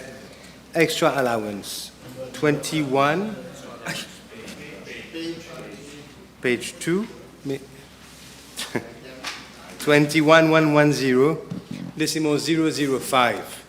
There's an increase of... Extra assistance. Yes, there's an increase of 159% for this financial year. May we know, firstly, the number of advisors that are being appointed, if we can be provided with their names, qualifications, and the total remuneration in kind and in cash that they will perceive. No. All you need to know is why it has been increased. Well, let us see what the Prime Minister has to say. You might be entitled to know, but I'm not entitled to give you if I don't know. Because what do you think, I can get you all the names? Where do I get this? Well, I can table it, of course I can table it, but I'm not able to give you all the names now. You can ask. Prime Minister, I can table it.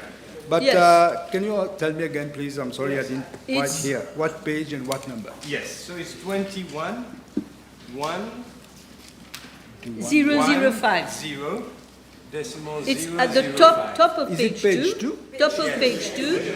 Ah, okay. Let me say. Yeah, okay, I can tell you. Yes. There's provision here for traveling and transport.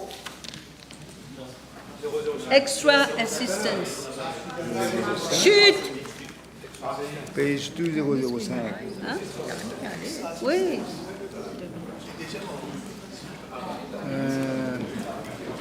Essayez de- Office expenses. Extra assistance. 005. On Voilà, page you've two. got the I can't see it answer. on page 2. It's about increase in provision to cater for salaries and allowances payable to 3 advisors, and the advisor to the current President of the Republic. He's entitled to have advisors. He has taken his advisors. I can give you the names later. Okay, yes. Next one. Therefore, the question is, we're still on Office of the President. The question is that the sum of 115,500,000 rupees for program code 0101, Presidency Affairs, and part of the schedule. The ayes have it. Aye. Office of the Vice President. Office of the Vice President. The question is that the sum of 21,500,000 rupees for program code 0102 Vice Presidency Affairs stand part of the schedule. Those in favor say aye. Aye.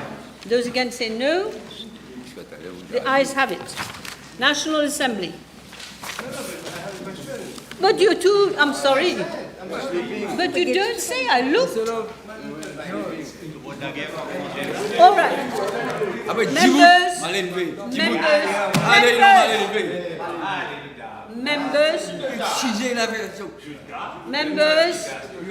Members, I have said in the past, je ne suis pas une maîtresse d'école. Arrêtez, si vous voulez qu'on gagne du temps, vous me laissez faire. J'ai un petit peu d'autorité, je crois. Allez-y, mais faites-vous bien remarquer. Yes, à thank chaque you. fois. Allez-y, je vous écoute. 21, Vice may I President. ask the Prime Minister, 21110, page 4, decimal 005. Anyway, he doesn't need the page, he has the code, decimal 005. Oh, you do? I Right. need the page. Okay, extra assistance. I will ask the same question to the Prime Minister. Firstly, the Extra, reason... Voilà. 005. Bottom of the page, Prime Minister. May I ask, yes, the question is, there's a 35% increase. May we know the number of advisors that have been appointed, their names, qualification, and their remuneration in kind and in cash? Please, the Honourable Prime Minister can provide us later. But you know, we mentioned earlier in the speech, you were not here, that very often, this is why we try to clarify. Anybody is called advisors. Now here, for example, you have 2 household attendants, but they're classified as advisors. There's 1 cook, classified as advisors. They're not advisors. But this is something we want to cure, because people think that the president taking so many advisors, but it's not that. The vice president. Yeah. Now I can tell you basically it's for the basic salary is about 6,175,000 rupees. Then there's salary compensation. Then you have allowances. You have a house allowance, duty allowance, and so on. And then you have extra assistant. The extra assistant is for payment of salaries of 1 advisor, 1 cook, and 2 household attendants. So I'll let you know about the name of the advisor, but this is what I said. All right. So I was on Office of the Vice President. Question is that the sum of 21,500,000 rupees for program code 0102 Vice Presidency Affairs stand part of the schedule. The ayes have it. National Assembly. That concerns everybody.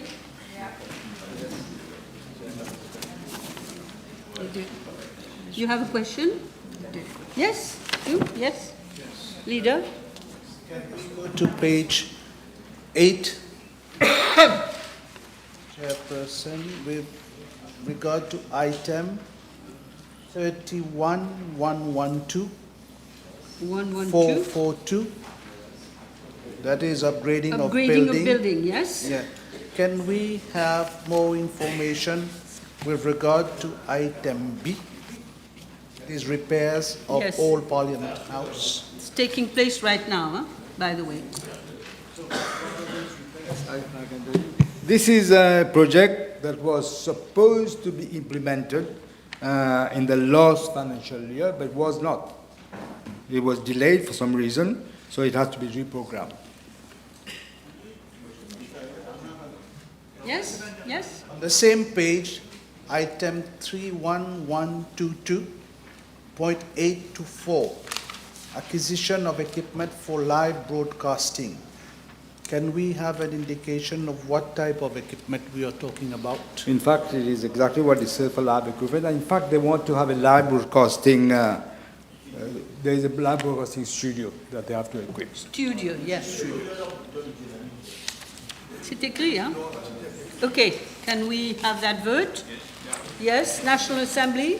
The question is that the sum of 268,202,000 rupees, 200,000 rupees for program code 0103, Parliamentary Affairs and part of the schedule. The ayes have it. Yes. I have to put the question again. Those in favour say aye. Aye. Those against say no. The ayes have it. Electoral Supervisory Commission and Electoral Boundaries Commission. Yes. No question. The question is that the sum of 3,300,000 rupees for program code 0104, supervision of electoral activities and review of electoral boundaries and part of the schedule. Those in favour say aye. Aye. Those against say no. The ayes have it. Office of the Electoral Commissioner. The question is that the sum of 123,500,000 rupees for program code 0105, electoral services and part of the schedule. Those in favour say aye. Aye. Yes, Mr. Lobin? Yes, Madam Chair. Page 16, under caption Human Resources, SN6, Electoral Officer. Page 16, under caption Human Resources, SN6, Electoral Officer. Yes. May we have more details as to why you have fundings for only 15 posts instead of 20, as was the case in the last financial year, please? Have you found it? I'll have to find out why they have reduced it. I can't say. I'll let you know. There's a reply coming, I think.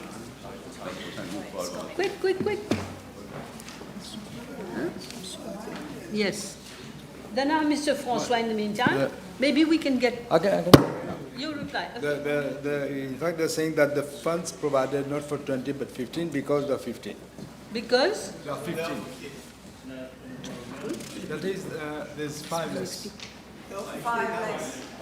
Oh, there are 5 left. Okay, Mr. François. Thank you very much, Chair.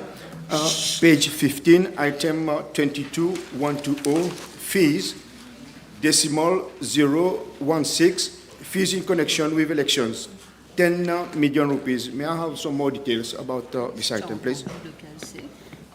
Can you see the item? You've got the item? I'm not sure. 22120? Yes. Yeah. Decimal. This is provision for the Fees. fees for the chairperson and the members of the boards. No, I think it fees 120, you're asking? Can I clarify a bit more if you want? This is, there was a by-election. No, there was not. No, this is exactly what I said.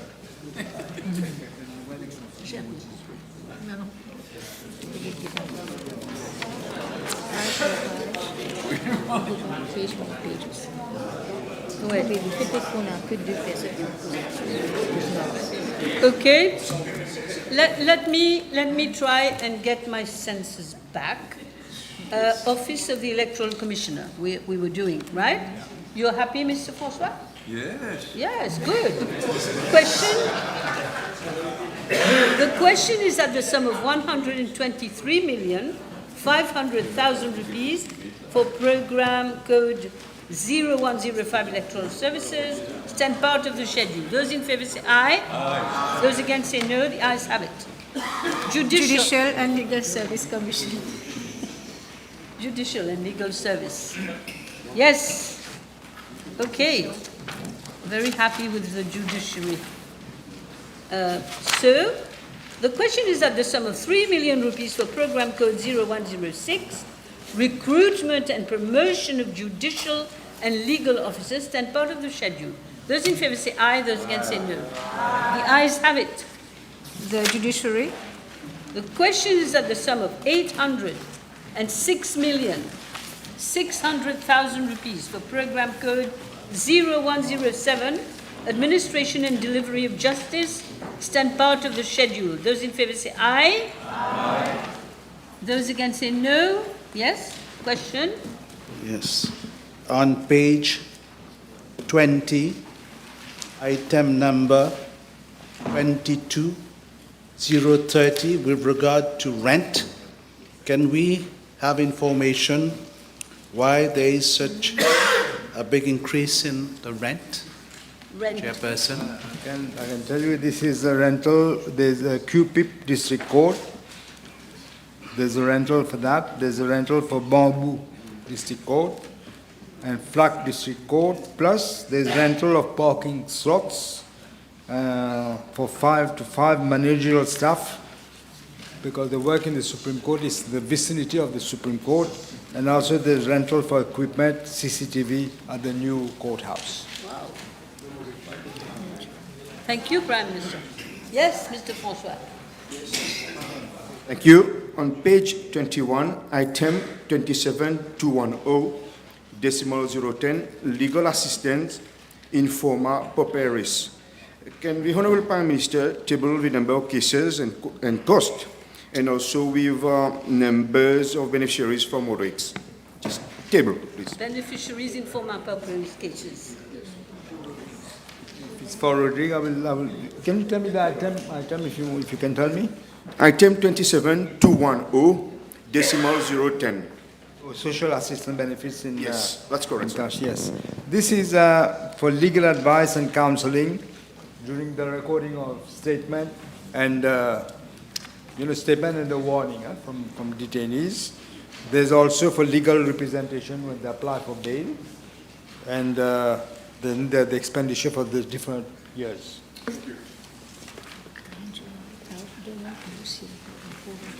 Okay.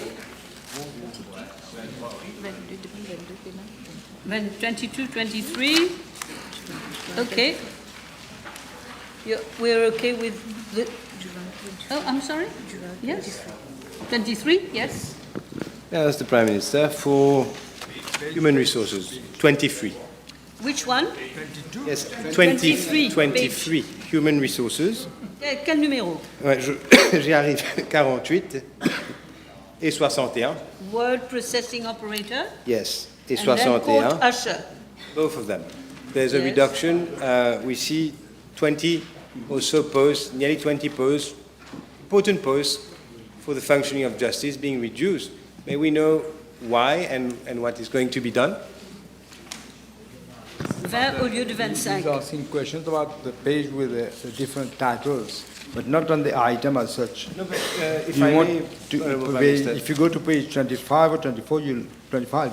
you will see the total, in fact, is reducing. I wanted to know why the reduction and what will be done. So you're asking about the personal emoluments? No, human No, resources. the number, I think what he wants, Prime Minister, Human resources. is why are we having less, Oh, why there's a why are we reduction? having less There was a provision for word 20. processing operators? There was a provision for 20 word processing operators. It's not there anymore. Et l'autre, c'était quoi? Actually, 3 posts. There's court usher and senior court officer. All 3 posts have had Okay. reductions, yes. Court usher. We wanted to know what will be done. But it seems that the funds for the court usher, for example, there are 65 in post. From 74.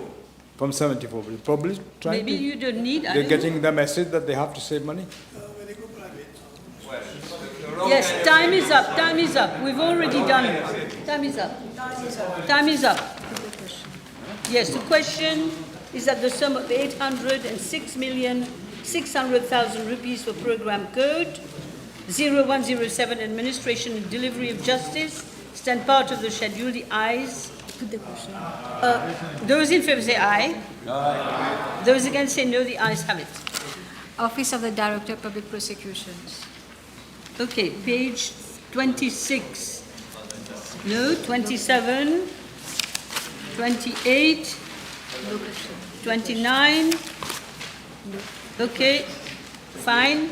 The question is that the sum, public service, no, DPP, Director of Public Prosecution.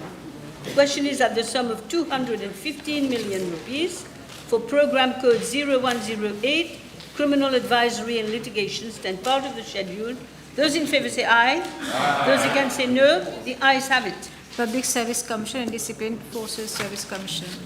Allez. PSC, DFSC.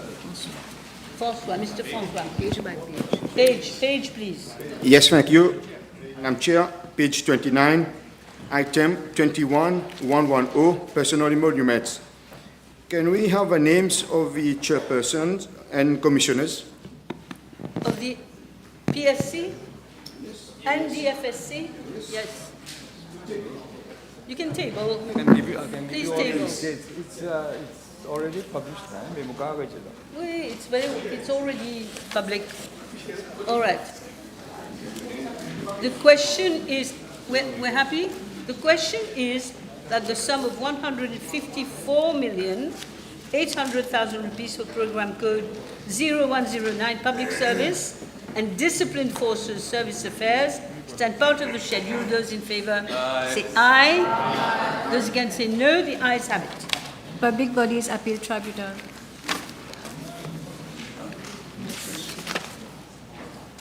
No question. Good. Question is that the sum of 20,200,000 rupees for program code 0110, determination of appeals, stand part of the schedule. Those in favour say aye. Those against say no. Aye. The ayes have it. Office of Ombudsman. Ombudsman, page 30. Ça va tellement vite. 35.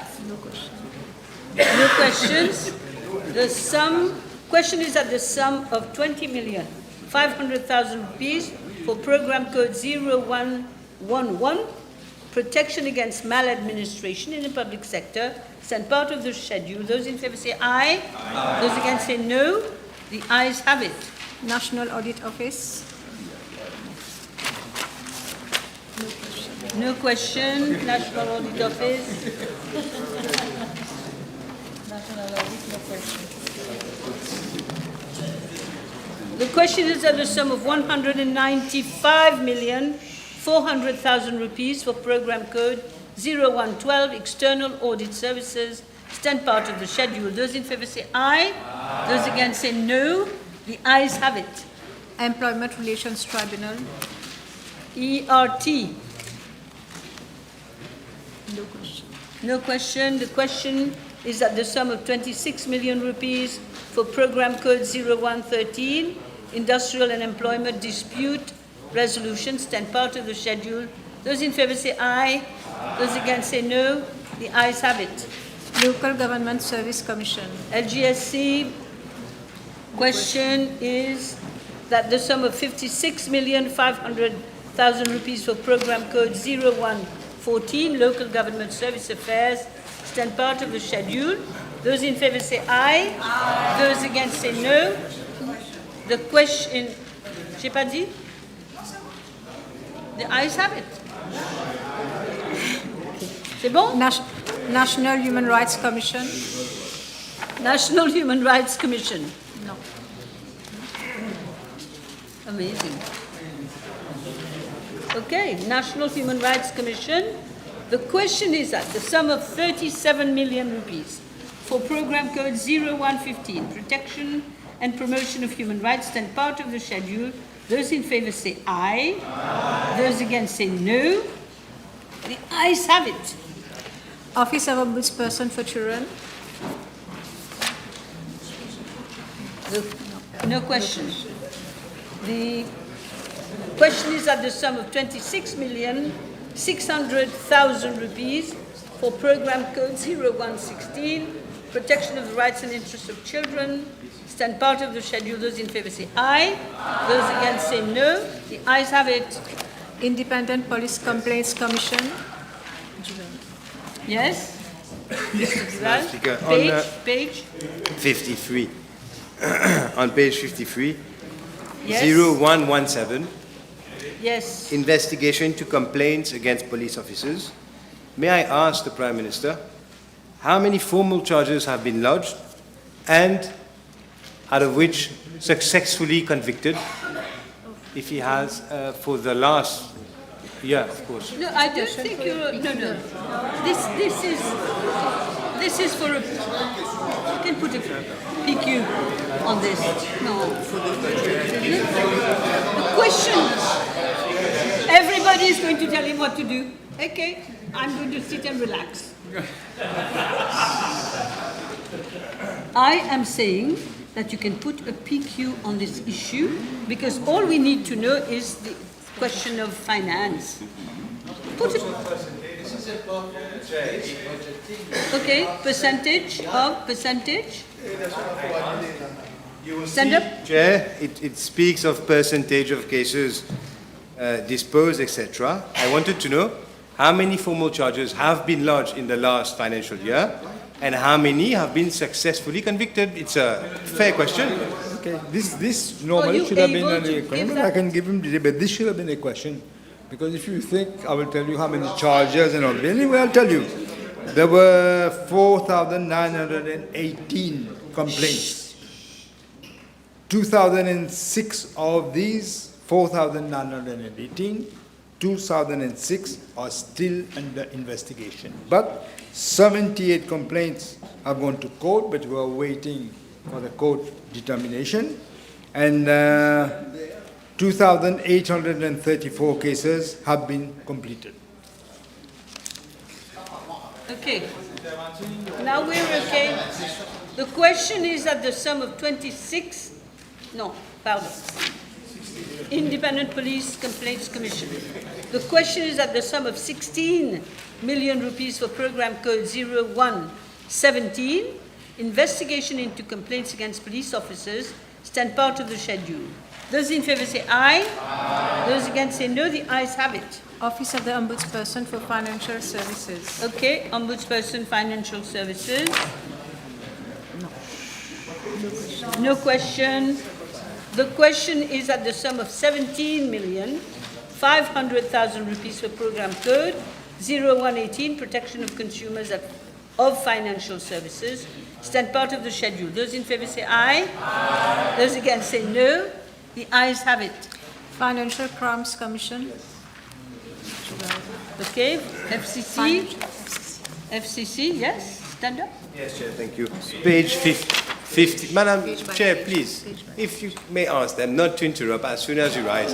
It completely breaks your concentration and it's very childish. Page 59. 59. You see, it's 59. Yes, 59. 26,316, decimal 164. Staff costs. 26, page 59. 26,313, decimal 164. Staff costs. Okay, I can see it. Yes. Extra budgetary units. Yes, may I know from the Prime Minister, there is a notable increase in staff costs. May we know the number of staff, additional staff that is being recruited, and will he kindly provide us the grade for which they are being recruited? Exactly. We want to clean these corrupt people who are still sitting in different places. We've had to increase the number of staff. I'm also increasing the number of staff because there are too many people who have committed all kind of frauds, crimes during the regime of the MSM. We have to clean. So we have increased the number of staff to 94 new posts. Secondly, I'm also asking our boss, Scotland Yard, to bring people to look at financial crimes, and all those things. So this also is going to cost. May we know if the Prime Minister will kindly provide us with the grading, which is for which the post, for which the 94 are being recruited. That is advertised in the paper, but I can table it. It seems that there are lots of information that are already available. Maybe It's the role of this assembly to examine. You expect me to tell you the 94 grades? No, you can wait.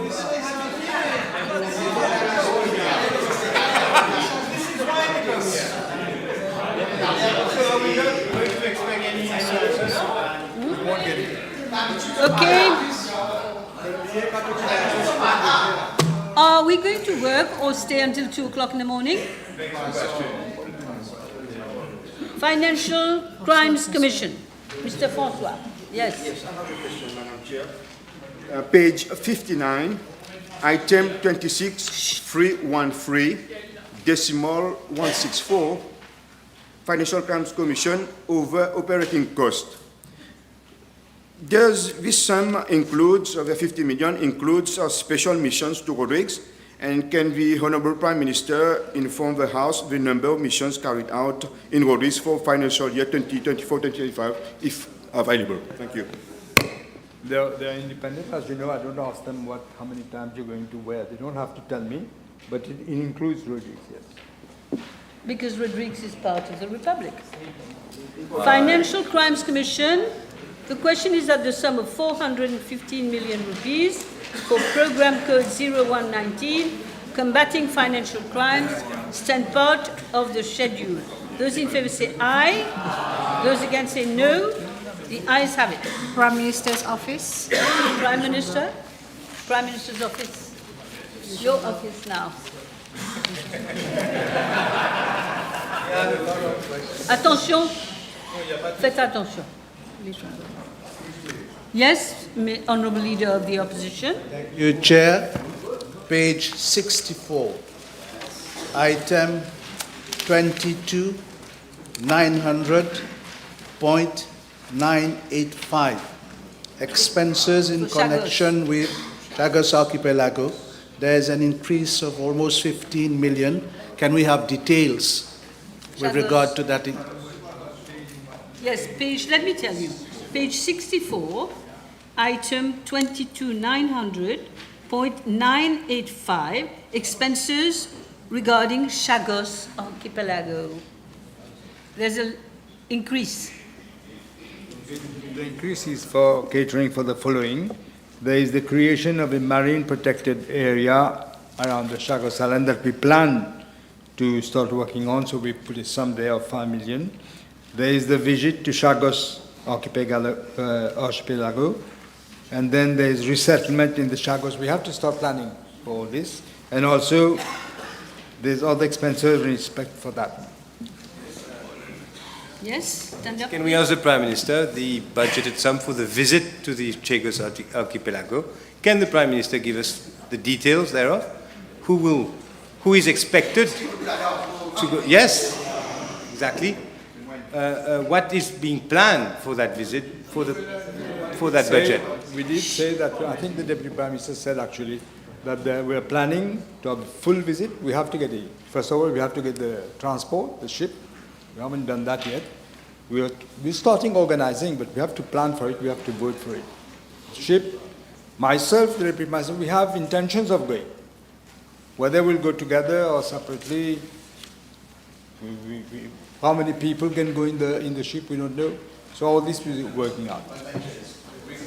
Yes, Leader? Honourable Prime Minister, on the same page, Minister German. item 31112.442, upgrading of building. Can we be informed which building is being upgraded? Yes, Prime And Minister. naturally, but I know it's for waterproofing and also for the doors. but I can tell you which buildings. I don't have it here. Does anybody want to help the Prime Minister? But we know that this is going on, by the way. I can remember. In fact, I must tell you, when I walked in my own building, PMO, it was leaking. God knows why. Because it's a treasury building. The other thing that is not there is probably Clarissos has collapsed. Patrimoine de Maurice, rien n'a été fait. You got a piece of paper. That's what I said. Une cachette de quelque chose, alors. All right. Stand up, please. The next program, yes. Page 66. If you want, 66, yes. May I ask the Prime Minister, same question, can he provide the House with a list of his advisors? And page 66. Quel item? 005, it's the same item, extra assistance, Okay. for all ministries in fact. So 21,110, 005, extra assistance. If we may request from the Prime Minister, the list of his advisors, number thereof, and if he can provide to the House qualification, and of course, benefits in kind and in cash. Well, I can give you what I can at the moment. Is 3 of them are on a pro bono basis, 3 persons. You have Mrs. Fong Wen Puran, our Secretary for Home Affairs, Mrs. Banji, Senior Chief Executive, Mr. Ramjan as Director Government Information Service, and then I'll give you the list of others that are there. Yes, Peter? On page 66, item 22,900, other goods and services. I refer to specific item .014 regarding hospitality and ceremonies. The budget has almost doubled for financial year 2025-2026. Can we be given more information? Yes, this is connected with dinners and lunches done for state visits.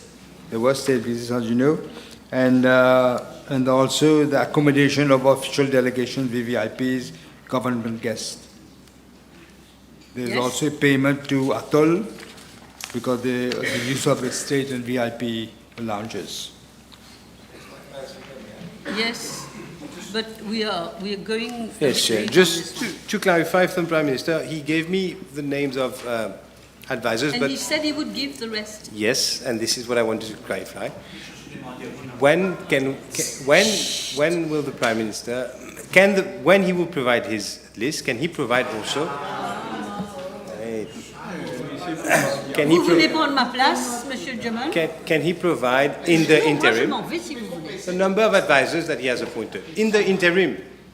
Only that. Yes, I can. Yes, that's fine.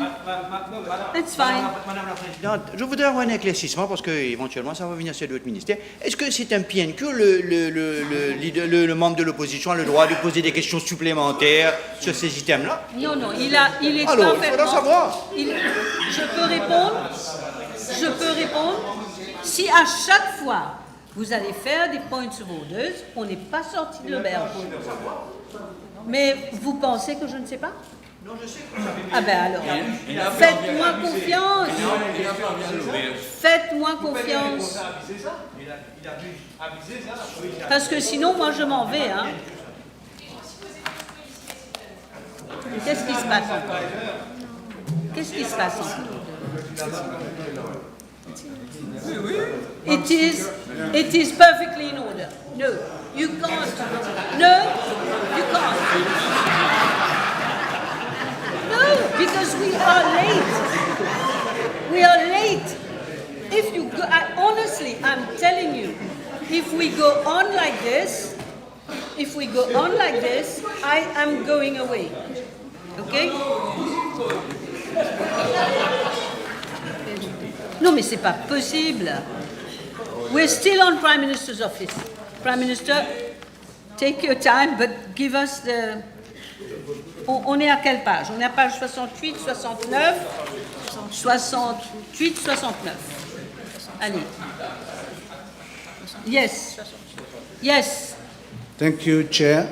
I refer to page 68, item 22900.811, expenses in connection with MNIC unit. There is a substantial increase. Can we be provided with more information, Chair? Well, I wouldn't say that it's substantial increase. There is an increase, but not substantial. I can give you the details. It's for provision for uniforms, and then there's catering, meal allowances to officers who work very often in the premises, who work after hours, so we have to provide meals. There's an annual payment of syndic fees, and then there's provision for electric charges, telephone, rent, office equipment, furniture, maintenance of building, expenses on, there's an action plan to combat trafficking in person. That also we have to provide 2 million. Expenses related to counter-terrorism unit and the running cost of the security unit. Okay. Yes, yes. May I ask the Prime Minister, at the same page 68, 22,900.901, running cost of security unit. May I ask how many officers and personnel are posted at the security unit? 910, you mean? You mean 910?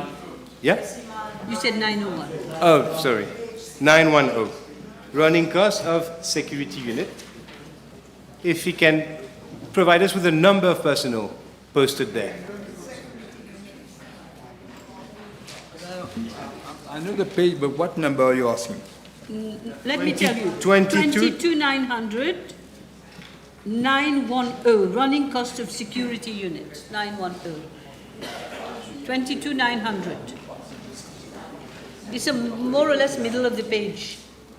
Page 68. I thought I answered that already, that the expenses or any, or you want to know on the security unit? Yes, I wanted to know the number of personnel that are posted there, officers that are posted there. Yeah. Nombre d'officiers là-bas. Number of officers is 6. 6, okay. Good. Yes, leader? 69, yes? Yeah. On page 69, item 3121.801, Vehicles. acquisition of vehicles. Item B, security division, there is an increase from 35 million to 100 million. Can we know why, Honourable Prime Minister? These are vehicles for the security division. They had to purchase vehicles for the security division and also to replace an old vehicle. Okay. Yes. Page 670. 70, yes? 69. You're still on 69. Yes. Madam Speaker, may I ask the Prime Minister 31,122.999, Home Affairs. Machinery and equipment. Yes, there's an amount of 15 million, and there's an amount of 15 million that is, for Home Affairs. May we know what is this amount for? This is the provision for 2 standby generators which had to be replaced. They're 45 years old. Good. Section, page 70.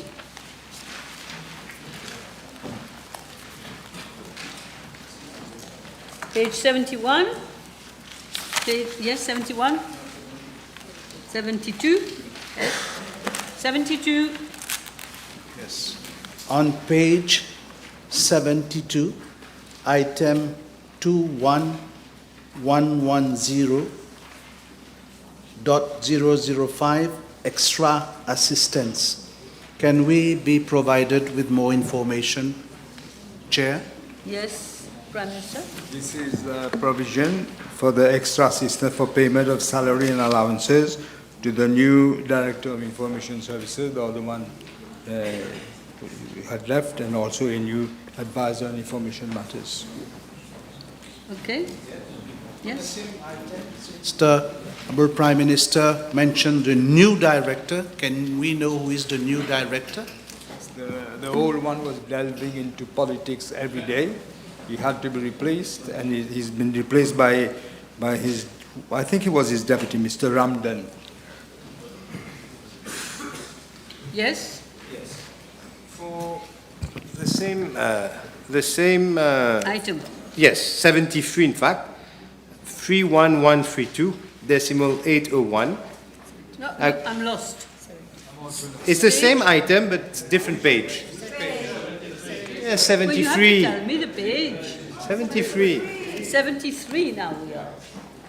Don't just tell me same item. No, I did say at the 73. beginning, but anyway, it's Okay. 31132 decimal 801.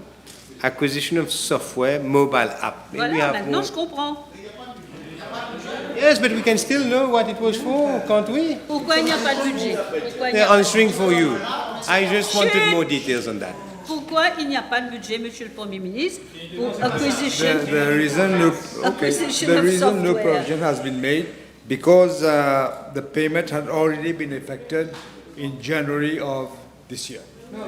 So there's no need for more money. That's not the question. The question was, what was the project? If we can have details on the project. Project. This is a software. Yes, details on the It acquisition. does, it does say it's for software. I can't give you details on software in the Prime Minister's office. We need software. C'est pas.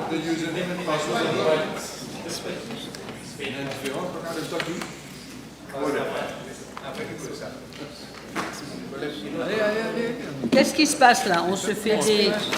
On va se battre dehors. Page 74.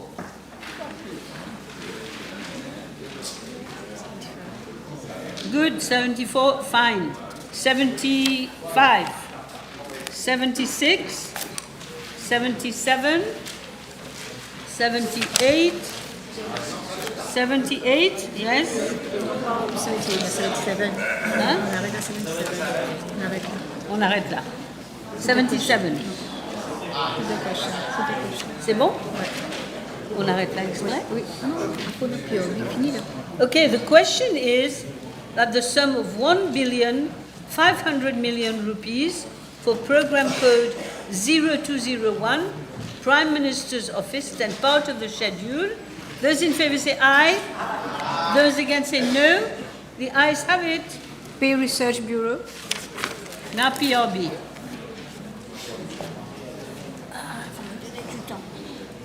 Je dois chercher mon PRB là-dessus. Maintenant. Ok. Ah! Oh là là. C'est mon... Excusez-moi. J'ai une petite douleur.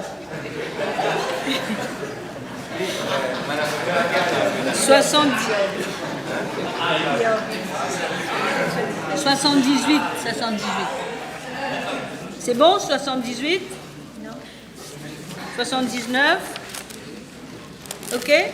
Pay Research Bureau, question is that the sum of 47 million rupees for program code 0202, pay and conditions of service and part of the schedule. Those in favour say aye. Those against say no. The ayes have it. Civil Status Division. Civil status. Non. Hein? Pas de question. The question is that the sum of 148 million rupees for program code civil status affairs and part of the schedule. Those in favour say aye. Those against say no. The ayes have it. Government Printing.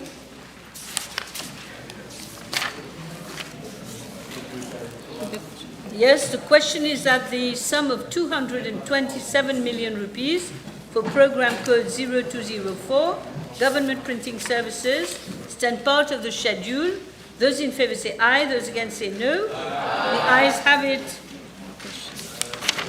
Rodrigues and Outer Islands. Maintenant, on a des questions. Yes. Yes. Leader first. Page 87, item 22-170, traveling within the Republic. Can I ask the Honourable Prime Minister when he intends to travel to Rodrigues? As When you soon intend. possible. As soon as possible. Okay? Yes, Mr. François? Yes, thank you. I have a few questions, but let me start with item number 26-321, decimal 001, Rodrigues Regional Assembly. There was a provision of 1,285 million rupees. Can the Honourable Prime Minister confirm the real expenditure with regards to capital budget? I'm sorry, tell me the item again. Page 87. Page 87, item 26? 36-321, decimal 321. 001. Oh, okay. Other general government units. Yes. Rodrigues Regional Assembly, small development projects. Okay? Rodrigues Regional Assembly, that's what you want. Yes?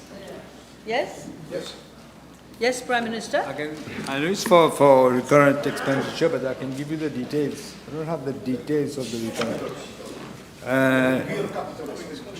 Is it 23611? Yeah. We approved the capital estimates amounting to 785 million rupees, and then the different projects. You want to name the projects?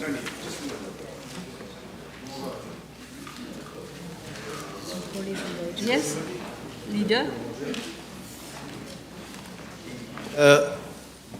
Chair, I refer to page 87, item 25110. Yes? .011, Special Rodrigues Holiday Package. There is an increase of almost 15 million. Can we be provided with more information as to that increase? Chair, thank you. Can I know which item? Yes. That is item, and that is on page 87, item 25110.011. Special Rodrigues Holiday Package. Yes. Yes? That is a provision made to meet the cost of subsidy on airfare for residents of Mauritius traveling to Rodrigues. We said it's in view of boosting the tourism sector there. Yes, Mr. Duval? On the same item, may I ask the Prime Minister, for the last financial year, how many Mauritians benefited from that subsidy, that is, travel to Rodrigues? You should have it. I will not be able to say for last financial year. I can tell you for this year. You mean for the beginning of last year you were in government? Not, Prime Minister. First, that's not true. Secondly, you should be able to, because they have the figures here. Because we have the sum here. Otherwise, if you can give me for the 35 million, how many are expected to travel? Details of last year. Okay, well, if you can't give me for last year, but I'm sure you can, give me for this year, 35 million. I can tell you. I've just got it. The amount dispersed, that's what you want to know, yeah? Number of person travel. Personal travel? How many people travel? How many people benefited from that subsidy? It's a subsidy on the air ticket. Oh, okay. There are 142,000 beneficiaries.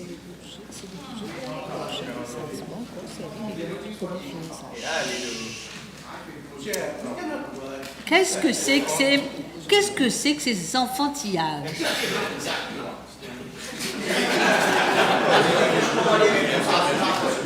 Non, mais vous vous ennuyez ou quoi? Allez, ça suffit. On est tous là, en train de travailler, y compris le staff. Il n'y a pas que nous. Hein, il y a aussi le staff. Allons travailler, on est là pour ça. Alors, la question, s'il vous plaît, la question. Oui, vous avez la réponse. Très bien. Mais il y a des... Je vois bien qui c'est, hein. Qui nous est arrivé? Fini Rodrigues? Monsieur François, pardon. Yes, thank you, Chair. On page 87, item 22120, fees, decimal 008, fees to consultants. Can we know who are the consultants for both projects by the AFD and for the grants with water sector and renewable energy? But I don't have the names of the consultants, but maybe they will give me the names.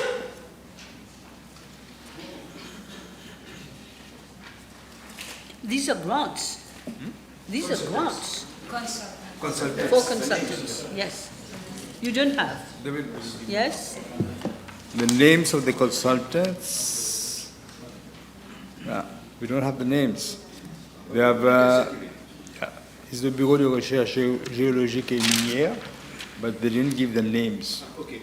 No, but at least you've got the... Vous avez compris? Très bien. Allez, one more. One more? Let me put another question, Madam Chair, with regards to same page, page 87, item 28213, decimal 030, ARL, Airport of Rodrigues Limited. There is a provision of 26 million rupees for this year, but the projection for financial year 2026-2027, there's no money. May I know why? It's probably not worked out of the, we'll certainly give details. We haven't because it's after 1 year you're talking about. I think they haven't worked it out because it's... Okay, leader? Yes, thank you, Chair. On the same page, that is page 87, item 28217.010, support to sustainable development in Rodrigues in connection with Rodrigues Airport project. Can we have an indication of the status of that project, Honourable Prime Minister? They had planned to do the project. I think preliminary works have been done, and we are committed to carry on. As long as you can do it on time, it will be funded. What is the status of how long they have managed to do, I can't say. Okay. I think we're done with Rodrigues, huh? If everybody's happy. Yes? Let me find Rodrigues. The question is that the sum of 6,470 million rupees for program code 0205 Rodrigues and Outer Islands stand part of the schedule. Those in favor say aye. Those against say no. The ayes have it. Reform institutions and rehabilitation. Page 89, 90, 91. Yes? Yes. Yes. May I know? Yes, page 93. 93. 311112. 93? Non, vous avez... Fessel, vous avez dit? Non. Là, nous sommes... Chut. Nous sommes dans Reform Institutions. Pourtant, j'ai une très grande voix. J'étais dans Reform Institutions. Je vais poser la question. The question is that the sum of 121 million rupees for program code 0206, rehabilitation of offenders and children in probation institutions, then part of the schedule. Those in favor say aye. Those against say no. The ayes have it. Now we are on forensics. Forensic Science Laboratory. FSL. Yes.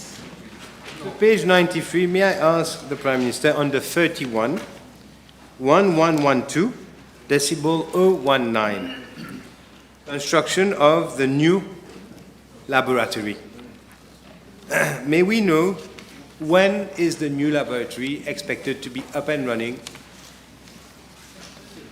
The contract date was 29th of November 2023.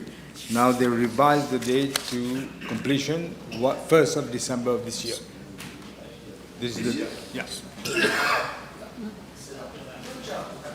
Okay, Mr. François. Yes, thank you, Madam Chair. Page 92, item number 21110, personal emoluments. I see under key performance indicators, there's about 60% of percentage cases. May I know the exact number of cases treated and resolved? Will you have that, Prime Minister? I don't have it here, but I can, how many cases have been resolved? No, I will give it to you. I'm sure they will give it to you.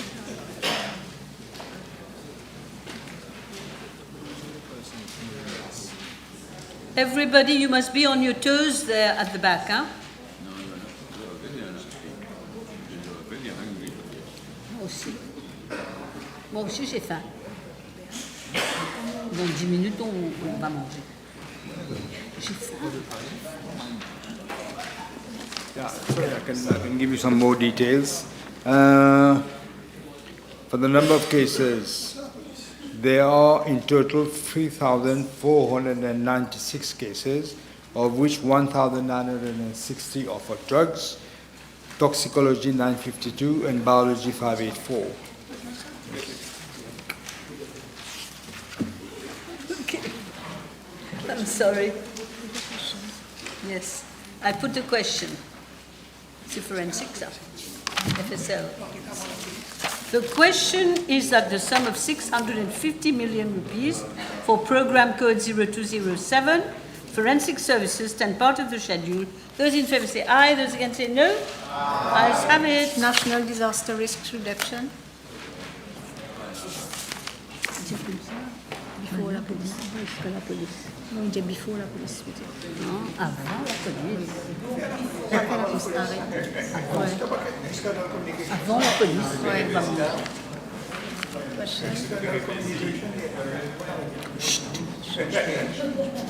Commence par le first page. C'est terrible. National Disaster and Risk Reduction. Le problème, c'est qu'on a faim, là, c'est ça. Il n'y a pas de question. Il n'y a pas de question. Allez, on passe. Forensic, on l'a déjà fait. National Disaster Risk Reduction. Question is at the sum of 33 million rupees for program code 0208, National Disaster Risk Reduction and Management. Stand part of the schedule. Those in favour say aye. Those against say no. The ayes have it. Mauritius Meteorological Services. Yes, leader?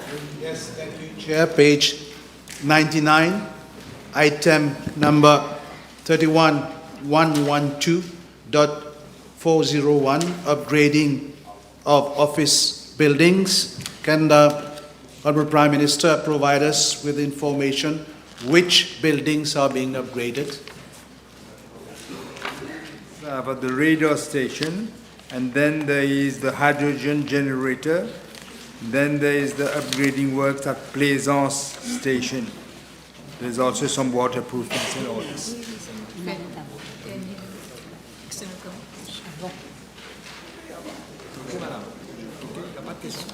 Pas de questions? Yes, c'est bon?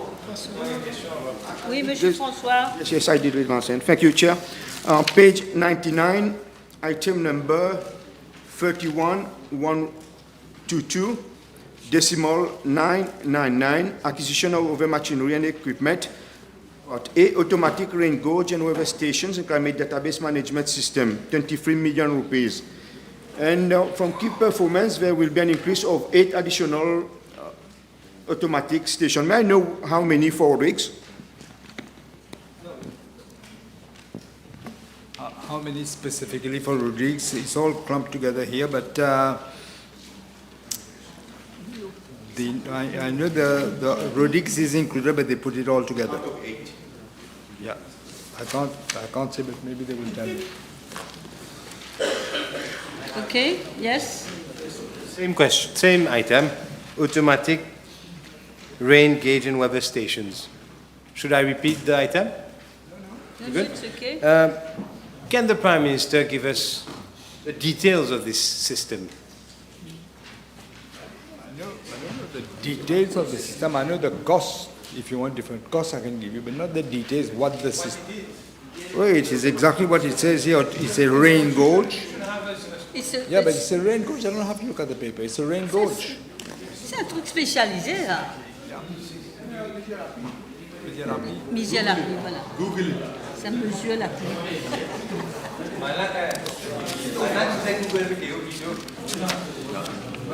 Okay, everybody. Question is at the sum of 163 million rupees for program code 0209, meteorological services and part of the schedule. Those in favor say aye. Aye. Those against say no. The ayes have it. External communications. Yes? 104? Yes? External communication, 104. Where are you? 104. Yes. Let Mr. Lejonga first. Yes. Thank you. Yes. Page 104. That's okay. Thank you, Chair. May I refer the Honourable Prime Minister to page 104, item 32155.071, shares and equity participation, Airports Holdings Limited. Can we have more information as regard to that item, please? I can give you a long explanation. There was a loan agreement of $184 million signed with the World Bank on the 5th of July 2024. That is the previous regime. Signed that to finance the new runway project at Plan Korai. And then there were two components related to the construction of a new airport runway, as we mentioned just now. And then the remaining two components relate to water, food security, and so on. Yes, Mr. Francois. Yes, thank you, Madam Chair. On page 104, item 31121.805, acquisition of tugboat funded by Government of Japan. There's a provision of 82.5 million rupees. May I know whether this item will cater for the replacement of the old tug at Port Rodrigues? I know that this is a government of Japan which is extending this grant. We haven't specified where this tug will be used. It could be used at Rodrigues as well. I can't see why not. Yes. Okay. So the external communication. The question is at the sum of 1,107,200,000 rupees for program code 0220, policy and strategy for port and airport division, stand part of the schedule. Those in favor say aye. Aye. Those against say no. The ayes have it. External communications. On a fini. On a fini. Yes, I think we can suspend, if you don't mind, Prime Minister. I think everybody's hungry. Yes? Okay, so I suspend the sitting until 9? 1 hour? Until 9 o'clock. Okay. On va pas sortir là. C'est lourd. Oups.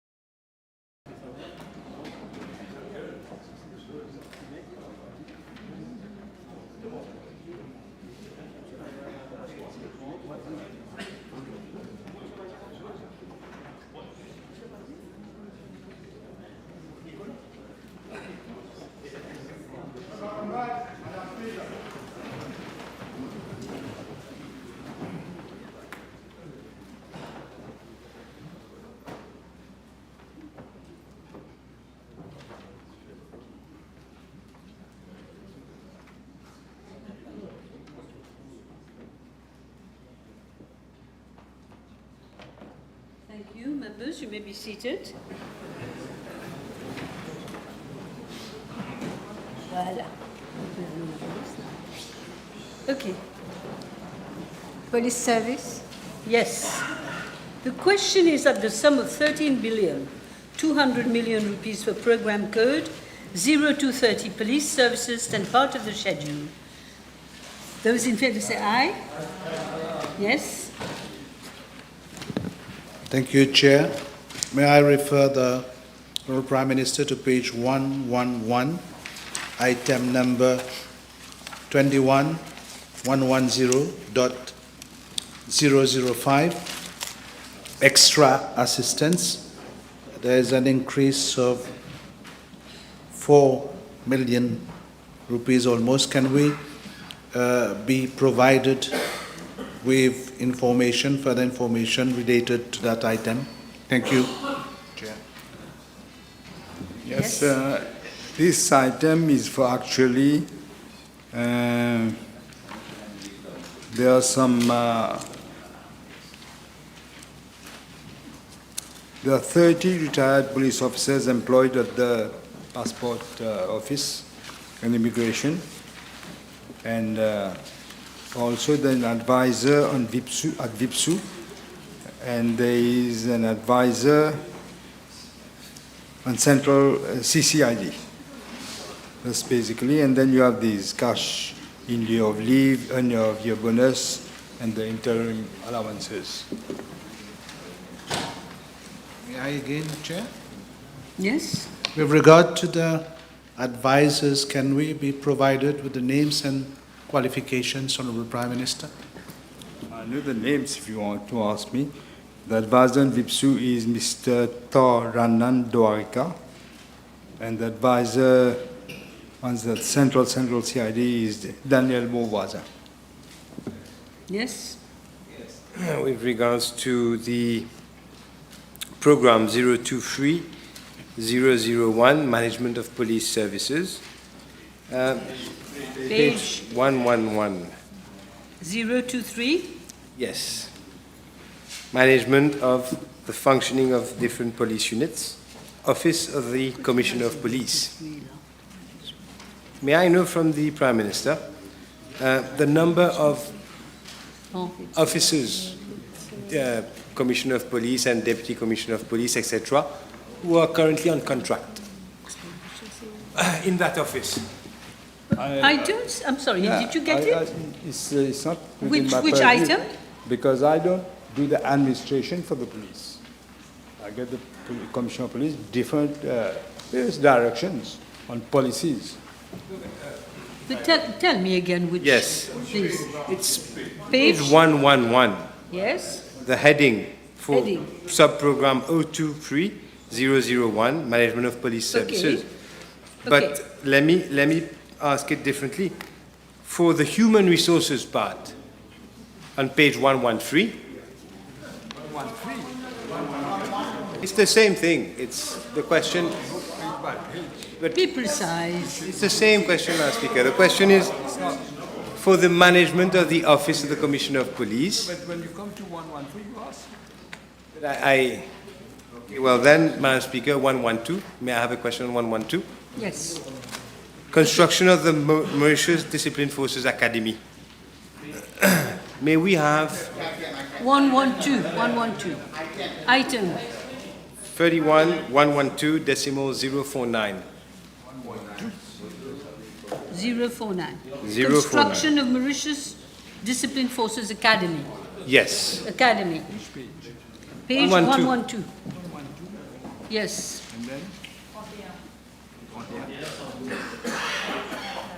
C'est dans la deuxième part, le deuxième. May we know from the Prime Minister when is the construction expected to happen, and what will be the capacity of training capacity of the academy once it is set up? What I remember, this, as you know, this is from a line of credit from India. But what has happened is there has been an unsuccessful tendering. So they're now re-talking to the financing bank to restart the process. Okay. But, Yes. Clarify, yes. Will the Prime Minister clarify when we can expect construction to be completed? Because we see... No, he hasn't answered. There are many Prime Ministers in this House, huh? Right. Yes, and then what will be the capacity for training of the Academy once it is set up? He's tendering. That is temporary because they're re-looking at all the tendering procedures at the moment. Too early, yes. Thank you, Chair. I'll refer the Prime Minister, Honourable Prime Minister, to page 112, item number 22,900.973, expenses in connection with Safe City project. There's an increase of 150 million rupees. Can we be provided with the information as regard to that increase? Chair, thank you. They are getting 4,000 intelligence, they call it intelligence cameras. If I remember well, let me see. Yeah, intelligence video surveillance cameras. Yes? Yes, 113? Yes? Yes. 112 is finished. No, No, 112 is finished. That's 113. So human resources, Madam Speaker. Which one, please? 113. Yes, but which one? All of it? Yes, generally speaking. There is... No, there is, Madam Speaker. There is a total there, you will see. Okay. 2,174. My question was, how many persons in that office are currently employed under contract? Oh, employed under contract. That's what he wants I to will not be able to say for whole office, but I know for the moment, I know the Commissioner of Police is under contract. Okay. No question? Yes, Mr. Ramdas? Thank you, Madam Chair. Page 111. Shit, somebody else is speaking. Page 111, item 22120. On a fini. Okay. On a fini. On est à 113, on a fini. On est à 114 maintenant. Essayez de suivre. Je sais qu'il est tard. Essayez de suivre 114. Okay? No questions. 115? No questions. Yes?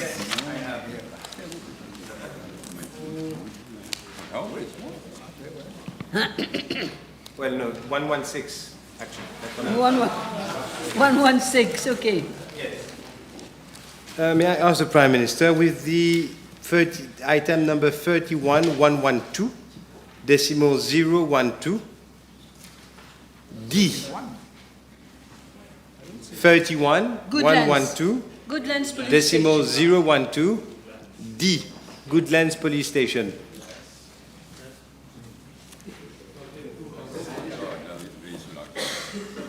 Yes. May we have, I see that this is a new project. Where is this police station going to be constructed and what will be the capacity? Okay, sit down, answer. Do you know, Prime Minister, where? I remember I answered the PQ on this, I remember. It's exactly the same place. Yeah. The officers are here, no, but if I may, Instead of making you wait, I'm answering you. If I may, Madam Speaker, Chair, the reason for this exercise is to elucidate where is 5 million rupees. It doesn't matter if they've been answered 10 times. It has to be answered here. This is the precise reason. Madam Speaker, I just answered him. It's at the same place where you have the... But I'm asking, I'm telling you, you don't know, I'm telling you. Same place where there's already a same place as the actual police station. Okay? Well, you better find out.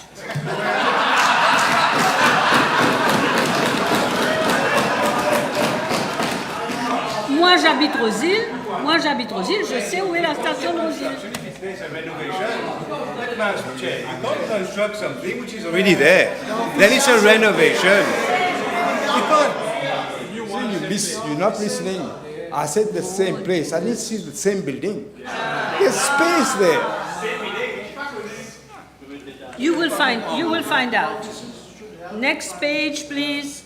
117, 118, 118, 119, 118. If you don't have, just... You don't have. 119, 119. Stop it. 120, 121.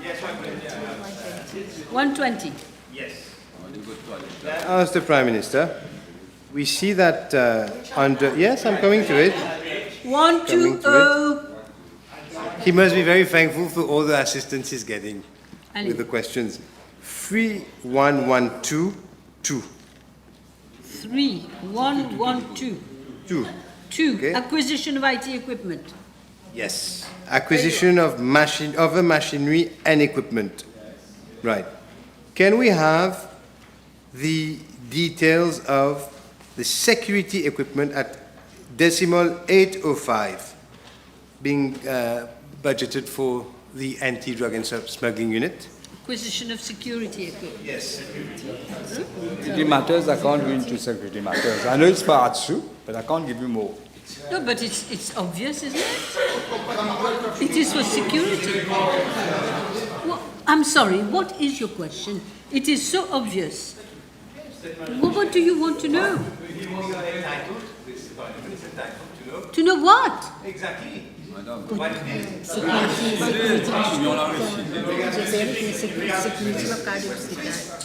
Security, you cannot detail more than that. Give details on security, no. 121, 122, 123, 122. 122. Yeah, just a question, Chair. Page 122, item number 31, 121, transport equipment, decimal 801, acquisition of vehicles, light armored personal carriers.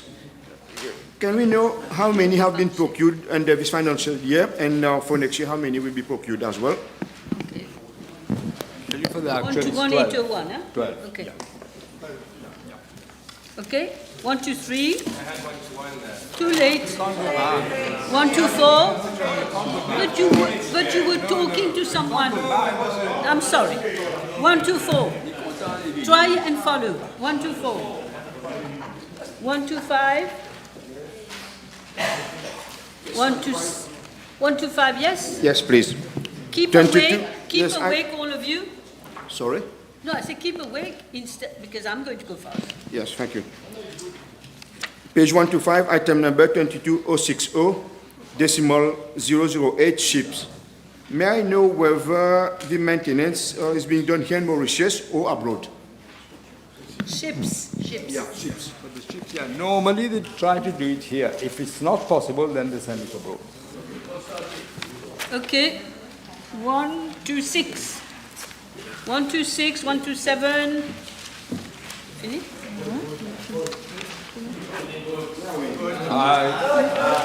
Yes. The question is at the sum of 13,200,000,000 rupees for program code 0230 police services and part of the schedule. Those in favor say aye. Aye. Those against say no. The ayes have it. Prison service. Prison. Beware.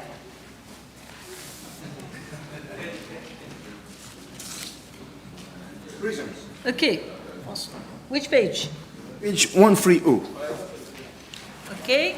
Item number 21110, personnel emoluments.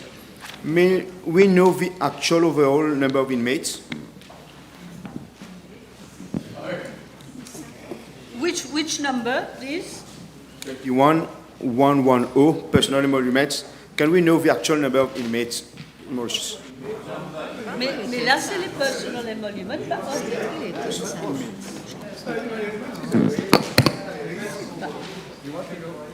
Inmates.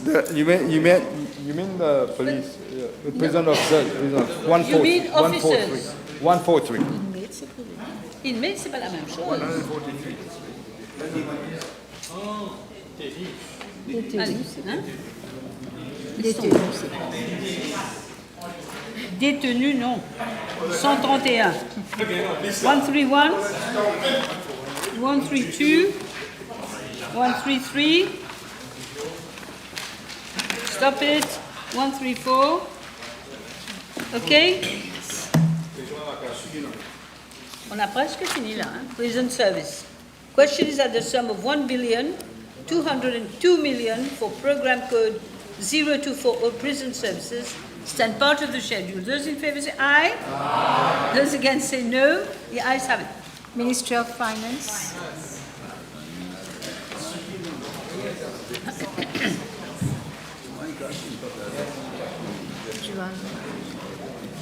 Attends. On laisse partir un peu les officiers. Thank you for coming.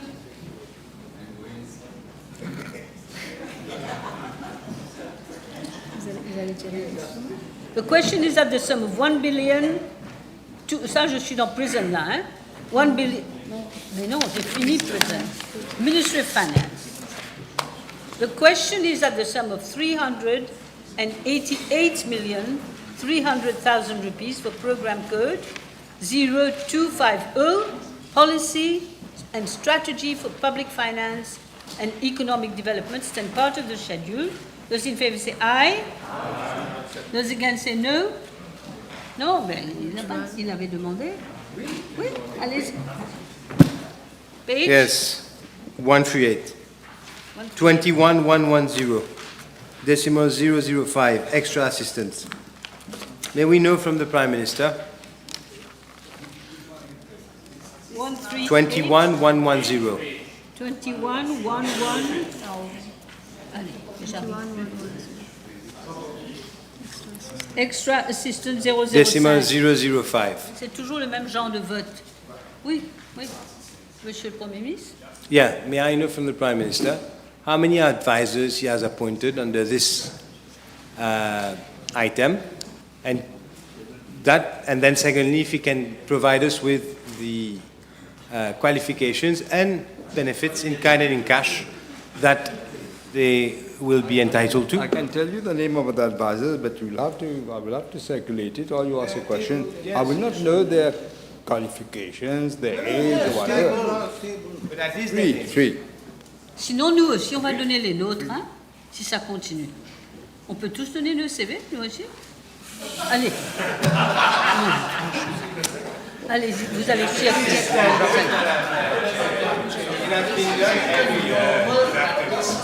No, he's going to circulate.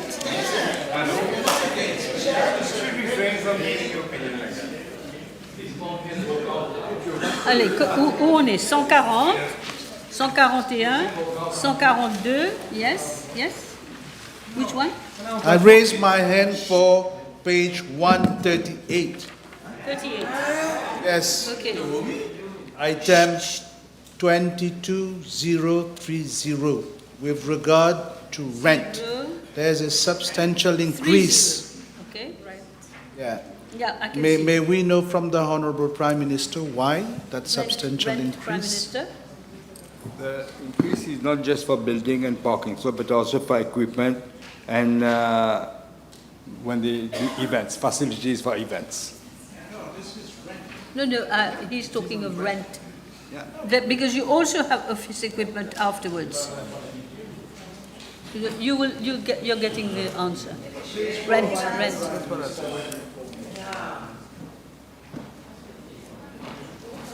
This is what I said.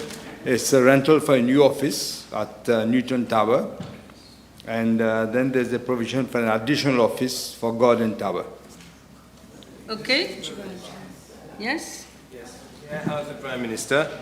On the same page, 138, 26313, extra budgetary units, decimal 020, gambling regulatory authority. Yes. We see an increase of 10%, 10 million rupees in the budget for this financial year.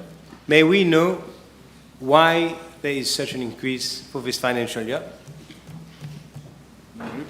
We got the prices, but basically it's It's a recurrent expenditure of the Gambling Regulatory Authority. This is for compensation of employees and goods and services. Okay, yes. So now we're in 139, 140, 141, 142, 143. Yes? But you tell me you want to stop. Don't waste time. Tell me which page. Tell me which page, please. We don't even have time to turn the page. Moi, j'ai réussi, mais je vais ralentir un peu. Je vais ralentir. Quelle page vous êtes? 140? 141. 141. Allez. 21 ou 22? Chut.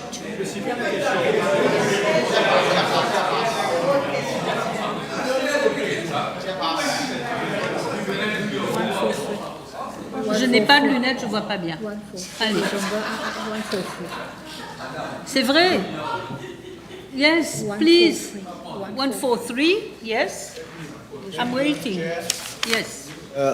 I'll refer the Honourable Prime Minister to page 143, item number 26313.043. The Mauritius Revenue Authority. There is an increase of almost 100 million rupees. Can we be provided with more information as regard to that increase? You mean 26,323, right? Sorry? You mean 26,313? Okay, extra budgetary units, right? Yes, all right. It is basically for combating drugs and smuggling, and also people undervaluate their revenues. They want to upgrade ICT infrastructure and also start using artificial intelligence. Thank you. Yes. Okay, I'm going to go slowly 145. and surely. 144, 145. Yes, under item 21110, decimal 001, basic salary. Basic salary, We see- 001. Yes, we see an increase of 12 million rupees when the HR total number of staff is in fact decreasing. So can we know why there's an increase when the staff is in fact decreasing? No, it's not decreasing, it's 325 funded persons here. Yes. It's 325 in fact, down from 350, but the basic salary is up 12 million. So can we know why there's an increase in basic salary, such an increase, when in fact the funded positions are decreasing?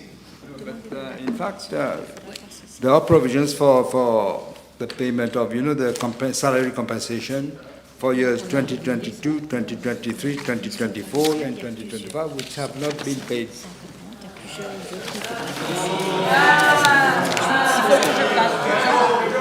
On retourne jusqu'à page 135. The salary compensation, may I have the Prime Minister? Yeah, once you finish, I have to go back. To Yes. We lost two of them. Allez, Yes. carry on. I see this salary compensation is a subheading, and you will see that it only amounts for 2 million rupees. So the question again, there is 13 million rupees increase and 25 less funded positions. So please, it doesn't. They were not paid for all One those moment. years. That's what it's saying from here. Yes. Members, while calling, it seems that I have not called ministry. There are two pages that I must call. Which? There are 4 pages for Ministry of Finance, right? So I'm calling Ministry of Finance, page 135. The question is that the sum, we've already done that, but I have to call it. Question is that the sum of 388,300,000 rupees for program code 0250, Policy and Strategy for Public Finance and Economic Development. Those in favour stand part of the schedule. Those in favor say aye. Those against say no. The ayes have it. And then there's another one, which is page 140, which we just did. The question is at the sum of 3,935,700,000 rupees for program code 0251, Public Finance and Budget Management. Stand part of the schedule. Those in favor say aye. Those against say no. The ayes have it. C'est bon là maintenant? Now we're back to normal. We are we finish with 145. No? Okay. May I refer the Honourable Prime Minister to page 145, item 22120.008, fees to consultants. Can the Honourable Prime Minister provide the House with information? What are the studies to be carried out, and when those consultants will be appointed? Thank you. I'm not sure whether I'm getting the right, I didn't hear the right number. Can you repeat the number? Yeah, it's 145, right?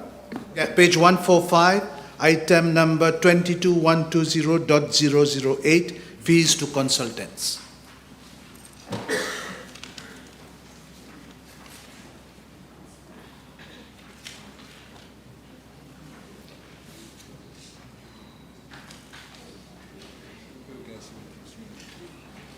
This is for consultancy services in the recruitment of project managers for the Project Management and Contract Administration Unit. Thank you. Yes. Now we go to 146, 147, and 148. Yes? 148? 9. Okay, 149. But I have to do, I'm sorry. Je dois faire page 148 avant. Give me time, please. Now I'm on page 148, Ministry of Finance. I have to call this. Okay, the question is at the sum of 635,200,000 rupees for program code 252, Economic Development and Resource Mobilization, stand part of the schedule. Those in favor say aye. Those against say no. The ayes have it. Now we can move on. We're still on Ministry of Finance. So, 149. I refer the Prime Minister to 26313, decimal 148 at page 149. 26313, decimal 148, EDB. May we know from the Honourable Prime Minister how many, for the last financial year, how many occupation permits have been delivered by the Economic Development Board? I know they're doing it regularly, but I can't say exact numbers. I won't be able to say. You need notice. You need notice of the question. Okay. No, you will provide in due course. Okay. May I do this one? I carry on. Page 150, and then page 151, and then I will have to call. Page 150, 151. Okay? C'est 148 à 148 à 150. One moment. Oui. On fait 148 à 150. J'ai pas fait ça déjà?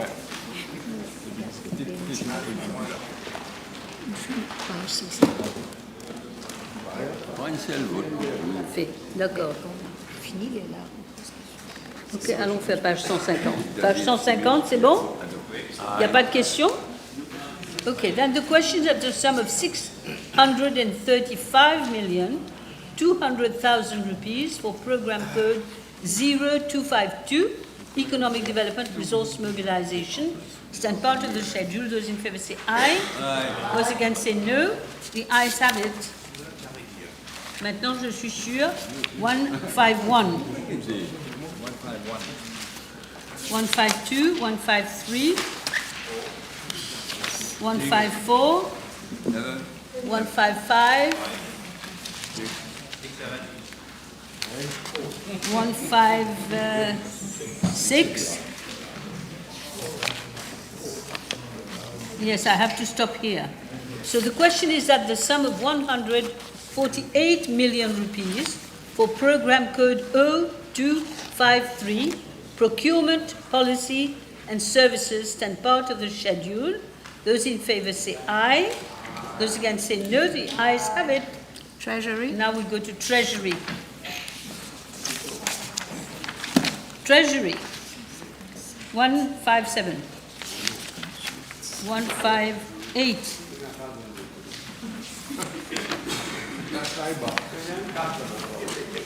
159, 160. No, 159. Sorry, 159.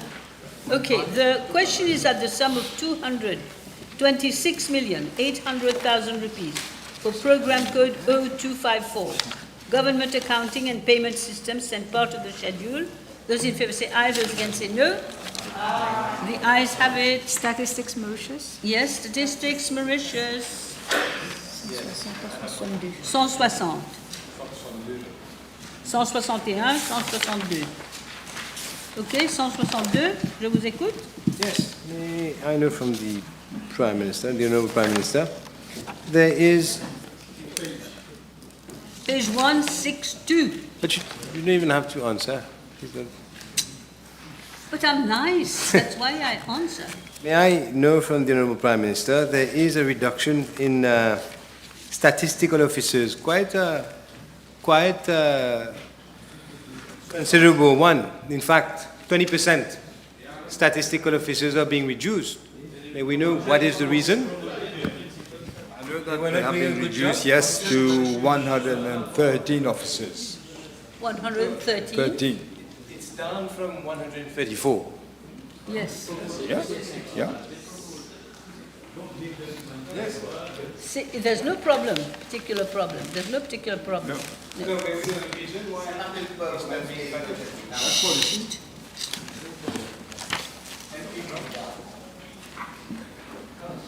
Actually, they tell me there were only 102 officers in post, and procedures have been initiated for the other vacancies.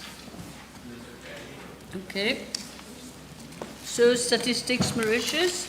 Question is, you have a question? Yes? Page 161, item... Never mind, we'll allow him. Go Item number 26210, contribution to international organizations. There are quite substantial increases in the contribution. May we know why? Can you tell me exactly which number you're referring to? Because there are I many think there. it's 26210. Yes. 262. 10.041.042 and .043. Yeah. There is the membership for IOS, for ISS, IASS, the annual membership, which has to be paid.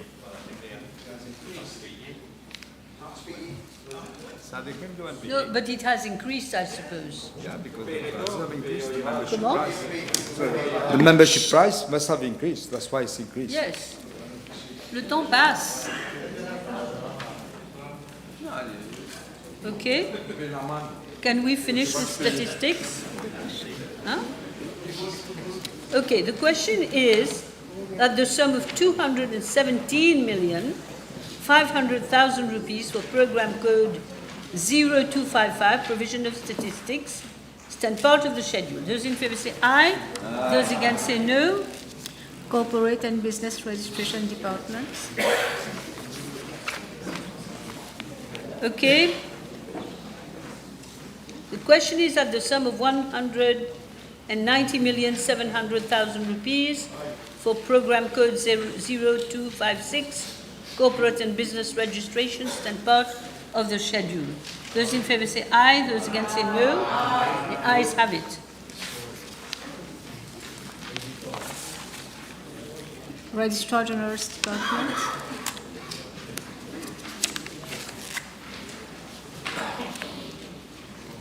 Yes, Registrar General.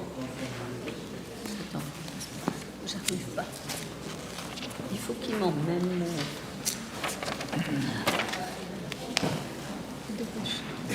The question is that the sum of 178,700,000 rupees for program code 0257, registration of deeds, documents and conservation of mortgages, stand part of the schedule. Those in favour say aye. Aye. Those against say no. The ayes have it.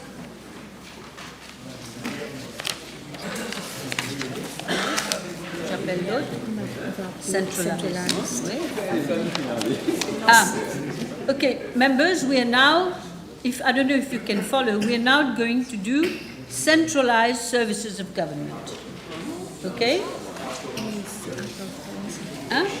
This is the one I mentioned that is out of turn, but it falls under you, Prime Minister.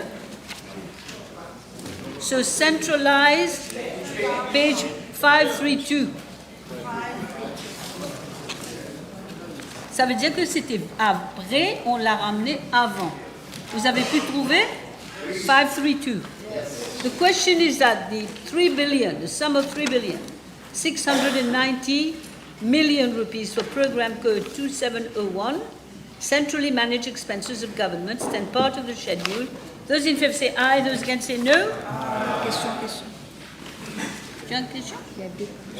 Yes? 2 pages. 533, 22180, mission expenses, ministers, delegates, and officials. May we know from the Honourable Prime Minister, out of the budget allocated for the last financial year, Okay. how much has been spent by his government on missions, mission expenses for delegates and officials, the total cost up till now? It's difficult for me to tell you the exact cost up to now. We put an item in the budget for so much sum, and then if there's excess, we come out with a supplementary budget. Otherwise, no. If I may, I understand he cannot tell you the exact sum. No, I understand, but he should have the information for the last financial year, which is ending now, 30th June. He should have the amount that has been spent out of the 125 million. We should know how much has been spent. 81 million has been spent. Good. So now we're going to call. The question is that the sum of 3,690 million rupees for program code 2701, centrally managed expenses of government, stand part of the schedule. Those in favour say aye. Aye. Those against say no. The ayes have it. Now we have another one.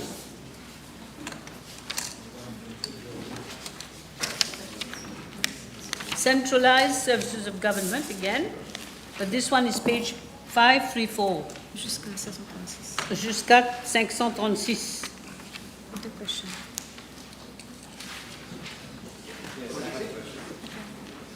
Put the question. Yes, the question is that the sum of 35,037 million rupees for program code 2702, centrally managed initiatives of government, stand part of the schedule. Those in favour say aye. Aye. Those against say no. C'est bon? Yes. Question. Yes. Under page 535, 28212, can the Prime Minister provide eventually to the House, or otherwise if he has it now, the number of beneficiaries that have been paid out under all of the different decimals, sub-programs under this heading, transfer to households?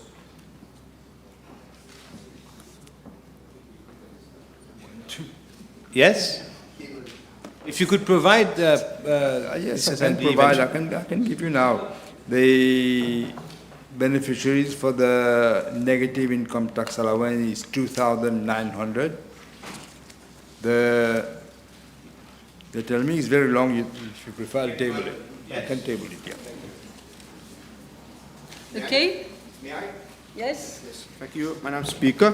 On page 534, item number 21110, personal emoluments, decimal 010, service to Mauritius program. May I know from the Honourable Prime Minister the number of youngsters or persons who benefited from this provision for this financial year, and also whether quota for Rodrigues as well from this provision? All I know is that they have advertised for 300 interns. There are actually only 80 interns. 80? 80. The remaining 220 would be enlisted in the this financial year.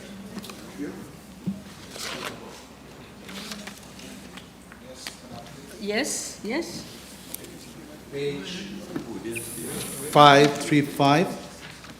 May 535. May I refer the Honourable Prime Minister to item 28212.054, prime à l'emploi. Can we know the number of beneficiaries?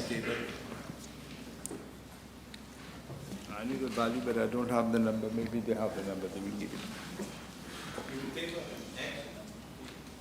You're waiting?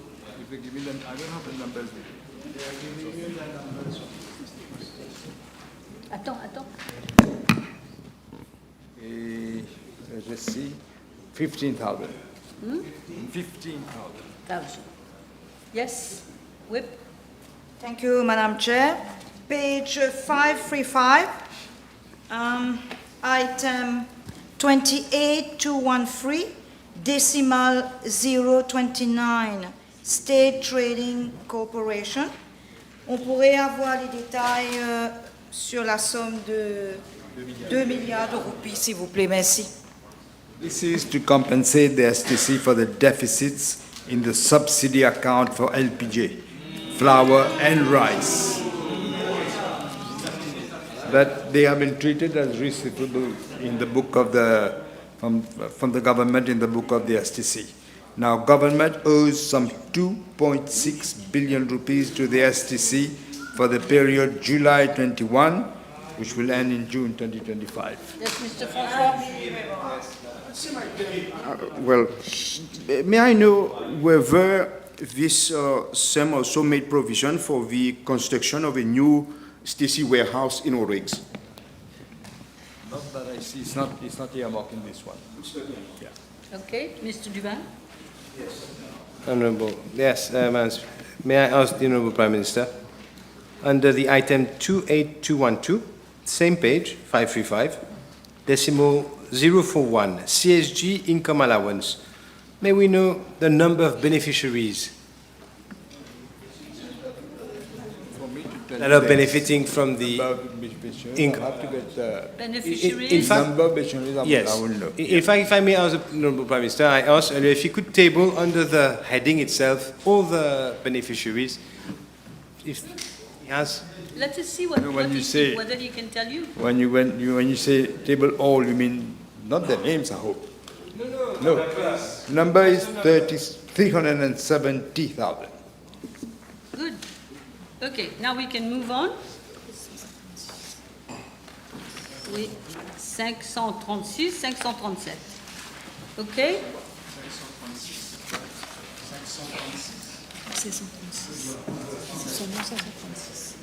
Okay. The question is that the sum, je fais que 536. Je fais 36 d'abord. OK? Vous voulez parler sur 36? Allez-y. Thank you, Chair. May I refer the Honourable Prime Minister to item number 32155.059, Mobank Holdings Limited. Can we have more information on that amount of 1.4 billion rupees provided in this year's budget? Yes, this is the provision for Mobank Holdings. They have to repay their loan obligations to African Development Bank, which is 0.8 billion rupees, to Mobank 0.6 billion rupees, loan contracted with ADB 100 million US dollars, and with That was in 2019, by the way. And Mobank, 3 billion rupees was conducted in 2018 and still not paid.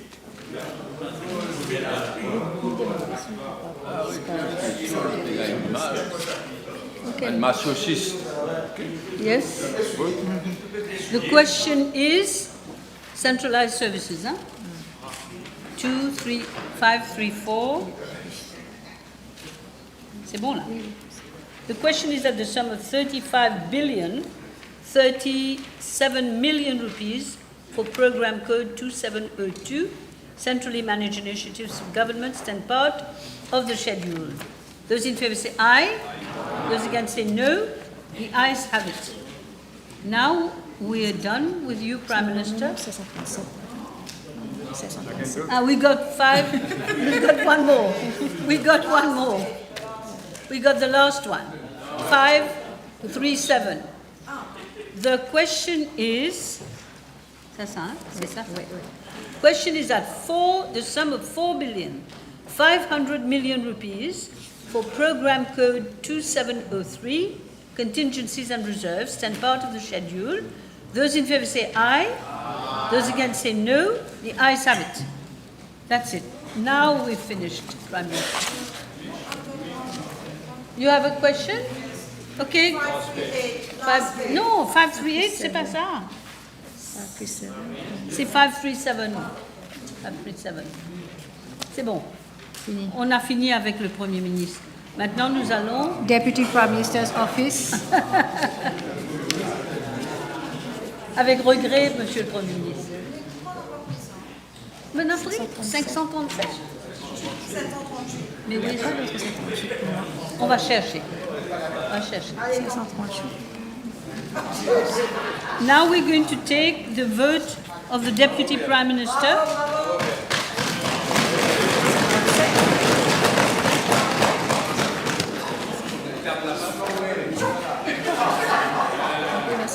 Hein?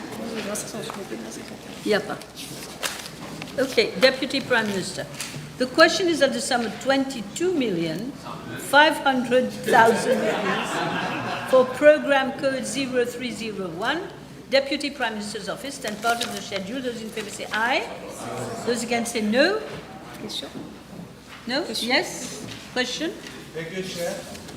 May I refer the Deputy Prime Minister to page 170, item 21110.005. Half of this office budgetary assistance goes to advisors. Can we be provided with the names of the advisors, qualification, and their respective qualifications? Yes, Madam Advisor. First one, Ambassador Vijay Singh Makan, Senior Advisor on Diplomatic Affairs. Maître Kishore Pietab, Senior Advisor on Policy and Strategic Matters. And Mrs. Daniela Bastien, Senior Advisor on Communications and Strategic Matters. And Mr. Sali Ahmad, Senior Advisor. Merci, merci. Avant même question, il finit une réponse. Thank you. Yes? Sorry? Of course. You want me to table my tongue? I've just told you. What more information did you request? What more do you want? You will give their Qualification? Well, it's too long. No, so you will table, Deputy Prime Minister, you can table. The qualifications that an ambassador, a lawyer, a specialist in communication, and a specialist on strategic affairs. Yes. May I ask the Deputy Prime Minister, there is 10 million rupees for 4 advisors. How many, the budget is meant to fund how many posts of advisors?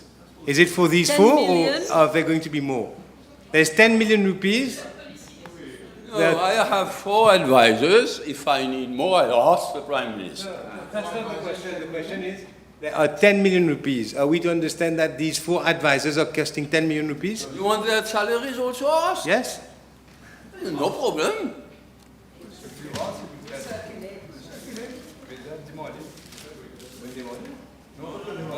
C'était indirect.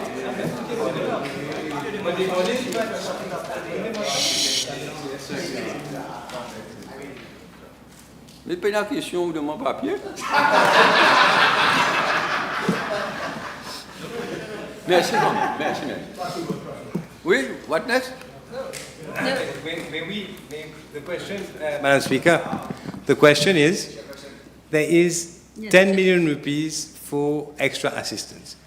You want to know No, if these 10 million are for these 4 people? Exactly. That's easy to No ask. problem. Ambassador McCann, they tell me salaries and allowance, 163 250, qui sont au PETA, maître, 163 250, Mrs. Daniela Bastien, 122 000, Mr.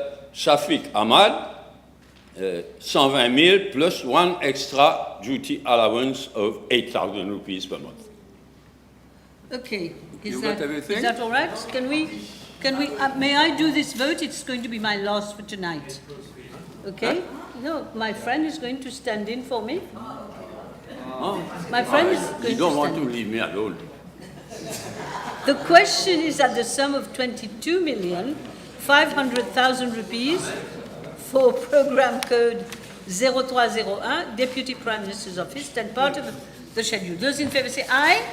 Those against say no. The ayes have it. Will you please excuse me? I will ask the Deputy Prime, unless you want to stop here now. You can do some more. I will just, I will take a rest, if you don't mind. Thank you very much, everybody.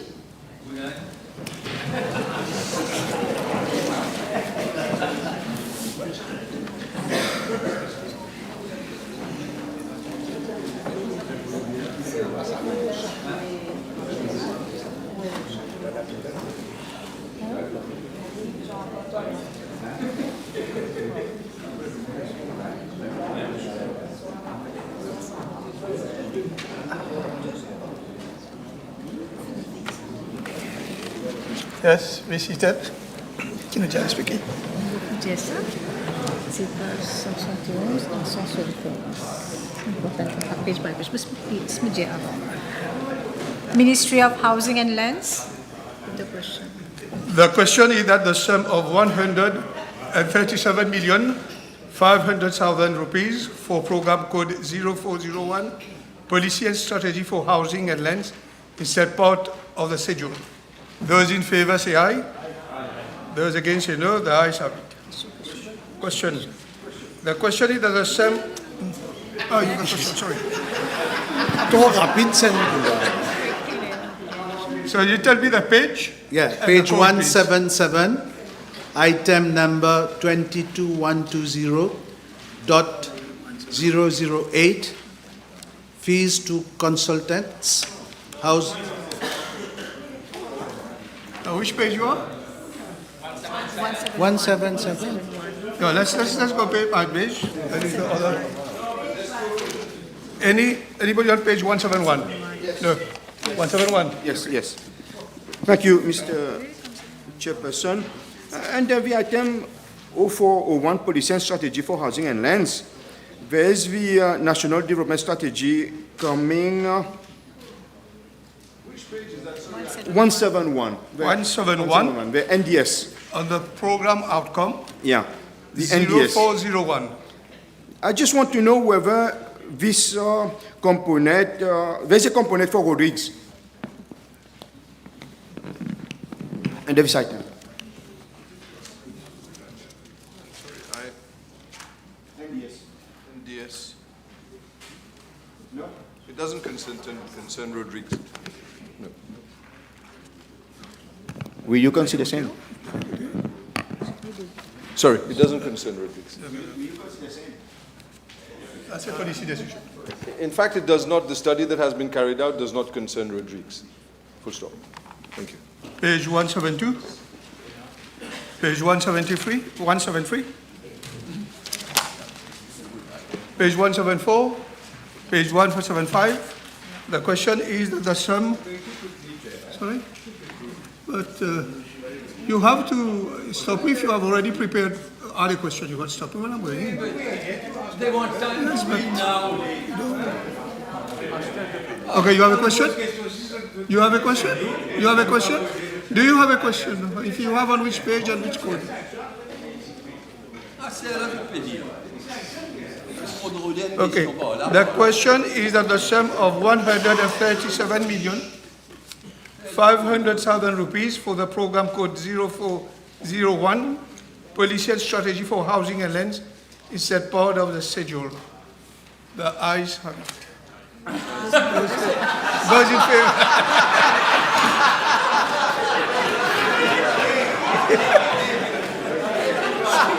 Those in favor say aye. Those against say no. The ayes have it. Minister of Housing and Lands. The question is that the sum of 1,210,000,000 rupees for program code 0402, Social Housing Development, is then part of the schedule. Those in favor say aye. Those against say no. So we go to page 176. Any question? 176? 176 first? No, 177. 176? Yes. 176? Yes. The page 176, accounting office, the construction of social housing units. Yeah, there's no item number. So there is 5,550 housing unit targeted. Actually, Mr. Chairman, could he at least tell me, the honourable member, the item? On which page you are? No questions. It's on the heading. It's the heading. Okay, the heading. Okay. Yes, the target. Yeah, go ahead.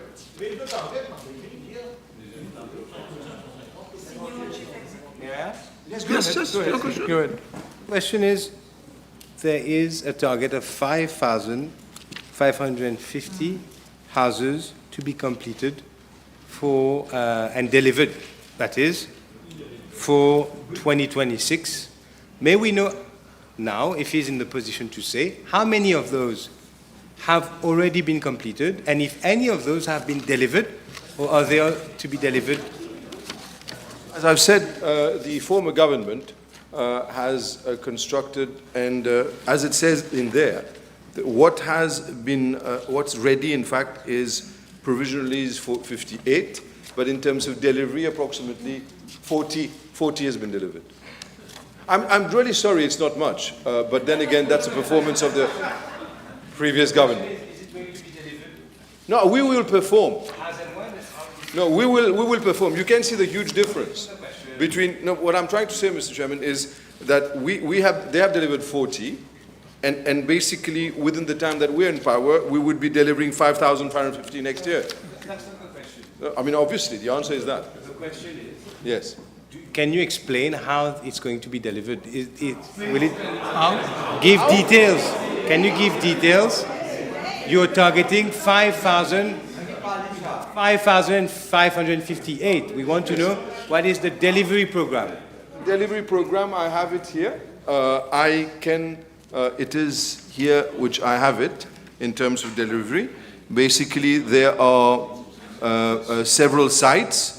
The sites are for NHDC and NSLD. I can table the details. Okay, you'll table it. Thank you. Because, in fact, most of the work will be done by this government. As you said that. I'm saying it again. I'm enjoying it. Okay. Page 177. You have a question, Honourable Leader? Thank you, Chair. May I refer the Honourable Minister to item 28212. Which page? 177. Yes. 28212.023 with regard to the National Syndic Scheme, which is a new scheme. Yes. Can we be provided with information regarding that new scheme? So with regards to this scheme, as the figures point out, Mr. Chairman, funds amounting to 40 million have been provided, and it's for the establishment of this new scheme, the National Syndic Scheme, to ensure the maintenance and better maintenance of the NHDC estates, timely provision of scavenging services. So obviously, what we're going to do right now is try to find a solution to a problem that has existed for many, many years. I mean, as the Honourable Minister, former Minister should know, and the Leader of the Opposition should know, there's a lot of money that's been spent on maintenance of property that no longer belongs to the NHDC, and we have to ensure that there's proper maintenance instead of putting good money, which is not really bringing results. So we want to ensure to find a proper solution, have an NHDC, have a syndic that is created in order to be able to provide the syndic services. Okay. Yes, page 177. On this same item, may we know if this fund is going to be centrally managed, or is it going to be allocated NHDC housing centrally? Estate? Thank you. Mr. Honourable Leader of Opposition. Yes, thank you, Chair. May I refer the Honourable Minister to the same page, item number 282.018 with regard to rehabilitation of ex-CHA housing estates. There is no provision made in this year's budget. Do I understand that the rehabilitation works have been completed? I have an explanation with regards to that. With regards to the rehabilitation, as at now, 1,553 EDC houses had been dismantled and replaced by new concrete houses. 1,560 EDC houses were still in existence, whereby there are details which I can table. Now, with regards to the financial clearance was sought in July 2024 for financing of a pilot project on two sites, La Ferme and Dubois, NSIF contribution, which is 66.7% of the cost, government contribution 33.3%, and no further funds have been earmarked for this forthcoming budget. Same page. Thank you, Chair. Same page, 177, item number 22120.008, fees to consultants, housing strategy. Can we, yeah? Could you repeat the item again? Yes, that is item number 22120.008, fees to consultants, housing strategy. Can we have an indication of the time frame? There we go. Fees for consultant for housing policy roadmap. As it stands right now, this is a very urgent matter, and we've had only a meeting recently with the senior officers of my ministry, and I've asked that this matter could be wrapped up within 3 months. But obviously, with the procurement process, the time that it takes, I'm always like that. I want to go faster than normally what is allowed. I do apologize to my officers, but as soon as we can do it, but it'll be fast, because it's very urgent. The question is that the sum of 1,210,000,000 rupees for program code 0402, social housing development, is still part of the schedule. Those in favor say aye. Those against say no. The ayes have it.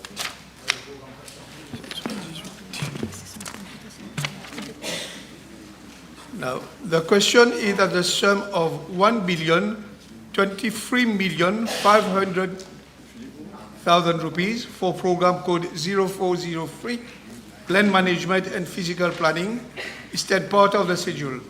Those in favor say aye. Those against say no. Question? Yes, thank you, Chair. I'll refer the Honourable Minister to page 179. Is it okay? 179? Yes, that is item number 22070.011, cleaning of islets.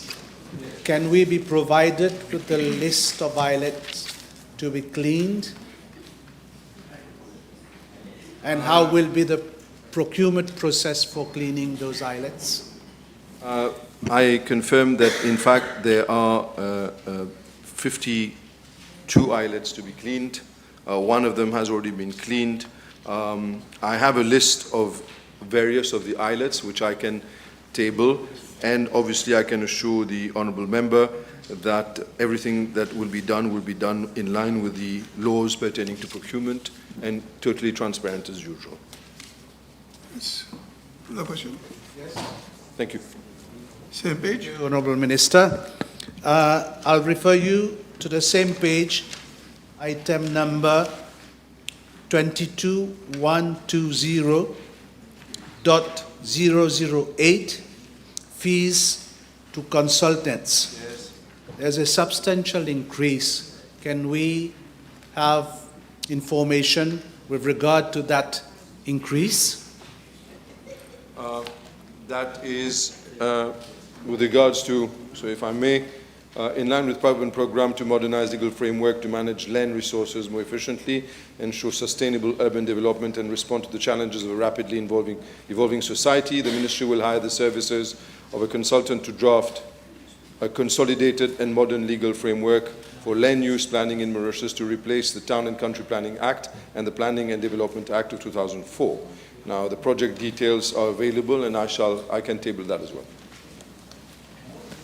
On the same page? Yeah, on the same page. Honourable Mr. François. Chair, item number 22900-986, expenses in connection with land research and monitoring unit. Can I have more details about this unit and the provisions?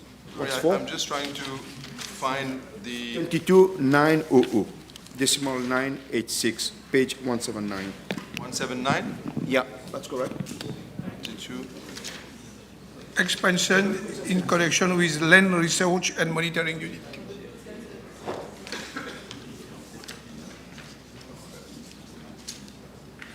I can't find. Oh. So please, maybe we can proceed with this question. Yes, go ahead. Okay, you got the question? What is the question? The question? Yeah. Repeat the To question, to provide us with some more details about this unit and the provisions made, what's for? I have the details which I can table. Okay. Very good. Page 180. Yes, Honourable Leader Opposition. Thank you, Chair. May I refer the Honourable Minister to item number 31132.101, LAVIMS project. This item has been in our budgets for quite some time. Can we have an indication of the status of the implementation of this project, Honourable Minister? The Digital State Land Register contract was awarded to Infosystems AA Limited in the sum of 7.9 million on the 17th of July 2018. 70% of contract value already paid. The contract is still ongoing and is expected to be completed by end of June 2025. Page 181. The question is at the sum of 1,023,500,000 rupees for program code 0403, land management and physical planning, is that part of the schedule. Those in favor say aye. Those against say no. The ayes have it. Valuation Department. The question is at the sum of 151 million rupees for program code 0404, valuation of immovable properties, is that part of the schedule. Question? No question on page 182. The question is that sum. Page 183. Any question? No. The question is that the sum of 151 million rupees for program code 0404, valuation of immovable properties, is that part of the schedule. Those in favor say aye, those in favor say no, the ayes have it. Ministry of Environment, Solid Waste Management and Climate Change. The question is that a sum of 120 million rupees for program code 0501, Policy and Strategy for Environment, Solid Waste Management and Climate Change, is that part of the schedule. Page 184. The question, 186. Oh, sorry, page 186. Yes. Thank you, Chair. May I ask the Honourable Minister, 21110, decimal 005. May we know who the names of his advisors and their qualifications and their remuneration? There are 4 advisors, Mr. Deputy Speaker, Mr. Raju, Mr. Isham Ibrahim, Senior Advisor, Mrs. Karen Walter, Advisor on Information Matters, Mr. Babu Bhuvansi Baldoran, Advisor on Public Relation Matters. I'll circulate the list with the salary. Page 187, 188.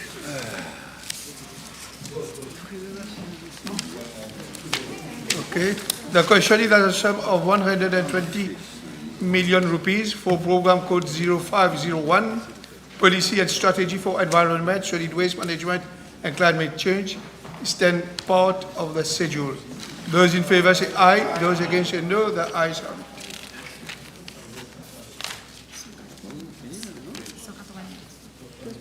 The question is that the sum of 170 million rupees for program code 0502, Protection and Conservation of Environment, is that part of the schedule. Page 189. No, page 190. Thank you, Question, Chair. Honourable Leader. Thank you. May I refer the Honourable Minister to item 22120.008. There are 3 studies which will be carried out. Can we have an indication of the time frame for the 3 studies, please? Study ongoing, Mr. Deputy Speaker, will circulate the time frame. Yes, yes, of course.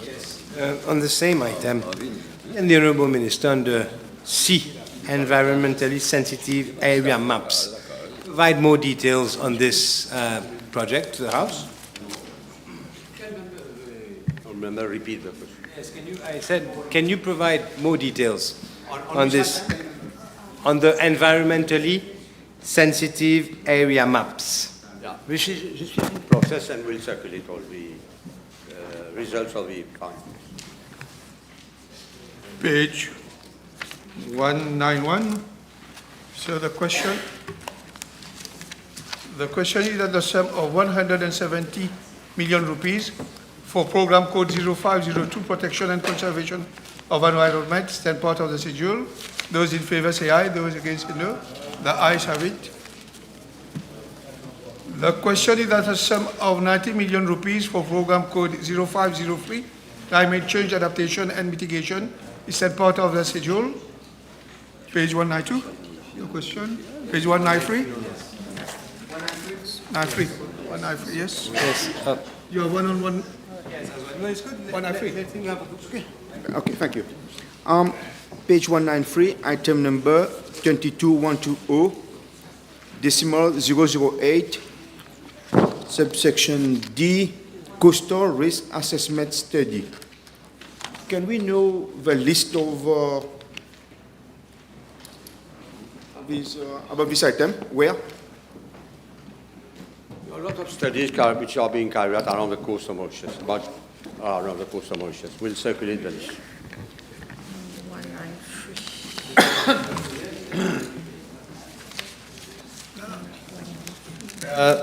On the same item, Chair. on the same item, that is 22120.008. May I again ask the Honourable Minister to provide the House with the time frame of those 5 studies listed, and the consultants also. Well, there is a list of consultants appointed by the previous government and which are undertaking. I know. You don't have to tell me. I know. And you're on the other side. You're on the other side. Mr. Deputy Chair, we'll circulate the list with the time frame and the names of consultants. The question is that the sum of... You know one? He's found one. 22120 fees, decimal 002, fees to chairperson and members of boards and committees. Will he provide the list of persons he's appointed on these boards and committees? These are the fees of the board where our civil servants are participating in these boards. We'll circulate the list. The question is that the sum of 90 million rupees for program code 0503, climate change adaptation and mitigation, is that part of the schedule. Those in favor say aye. Those against say no. The ayes have it. The question is the sum of 1,590 million rupees for program code 0504, cleaning, greening and embellishment, is that part of the schedule. Page 194. No, 195. 195? Yes. May I ask the Honourable Minister, 26313, Mauritius Facilities Management Co Limited. Will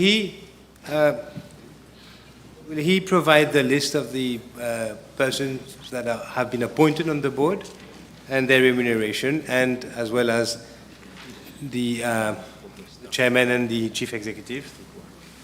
The Mauritius facilities and the process are being reorganized, and it is run by the Permanent Secretary of the Ministry of Local Government and the Ministry of Finance. So there will be a new board which will be appointed in the days to come. Page 196. Page 197. The question is that the sum of 1,590 million rupees for program code 0504, cleaning, sorry, which page you are?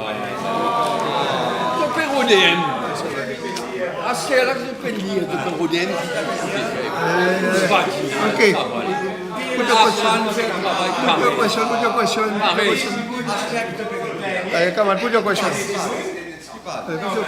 Which page? 197. 26323. Decimal 003, Beach Authority. May we know the members of the Beach Authority are appointed to the board?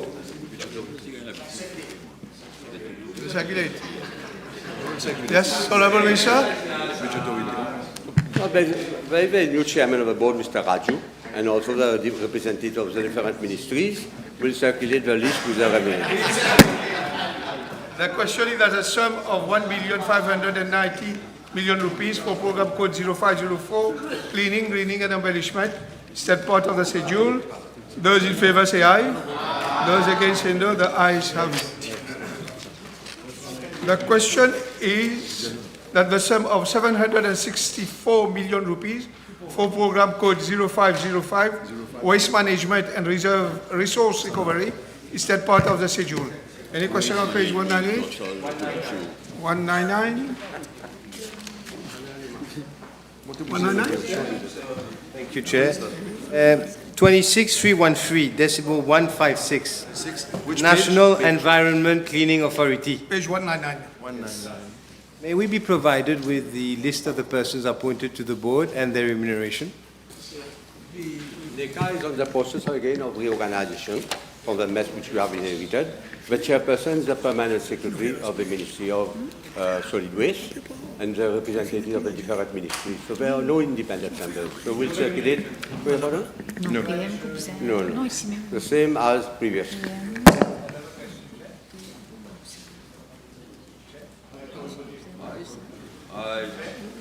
Yes. 22070, decimal 003. operation of landfill sites. There's a considerable increase in the budget. Can the Honourable Minister provide us with the reason for the increase? Because of the contract value. The contract value, the new I would say contract which has been awarded in June last year. June of last year. And so it's an increase which has been Provided for in the provided contract. for this current year. Yes. Article 1, 3.1 million which Ramano gave. The question is that the sum of 764 million rupees for program code 0505 waste management and resources recovery is that part of the schedule. Those in favor say aye, those against no. The ayes have it. Honourable Prime Minister. No.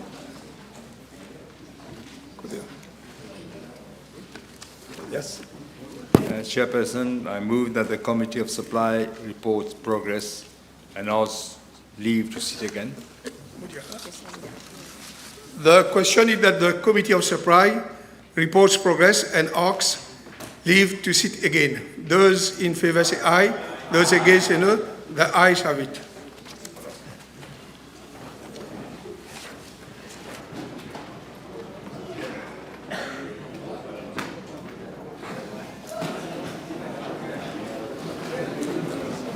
Please resume your chair. Take your seat. Thank you. Honourable members, I have to report to the House that the Committee of Supply has reported progress and has asked leave to sit again. Honourable Prime Minister. Mr. Deputy Speaker, I'd like to move for the adjournment of the House to tomorrow, Friday, the 27th of June at 3 p.m. Seconded by the Honourable Deputy Prime Minister. The question is that the House be adjourned to Friday, the 27th of June 2025 at 3 p.m. Those in favour say aye. Those against say no. The ayes have it. The House stands adjourned.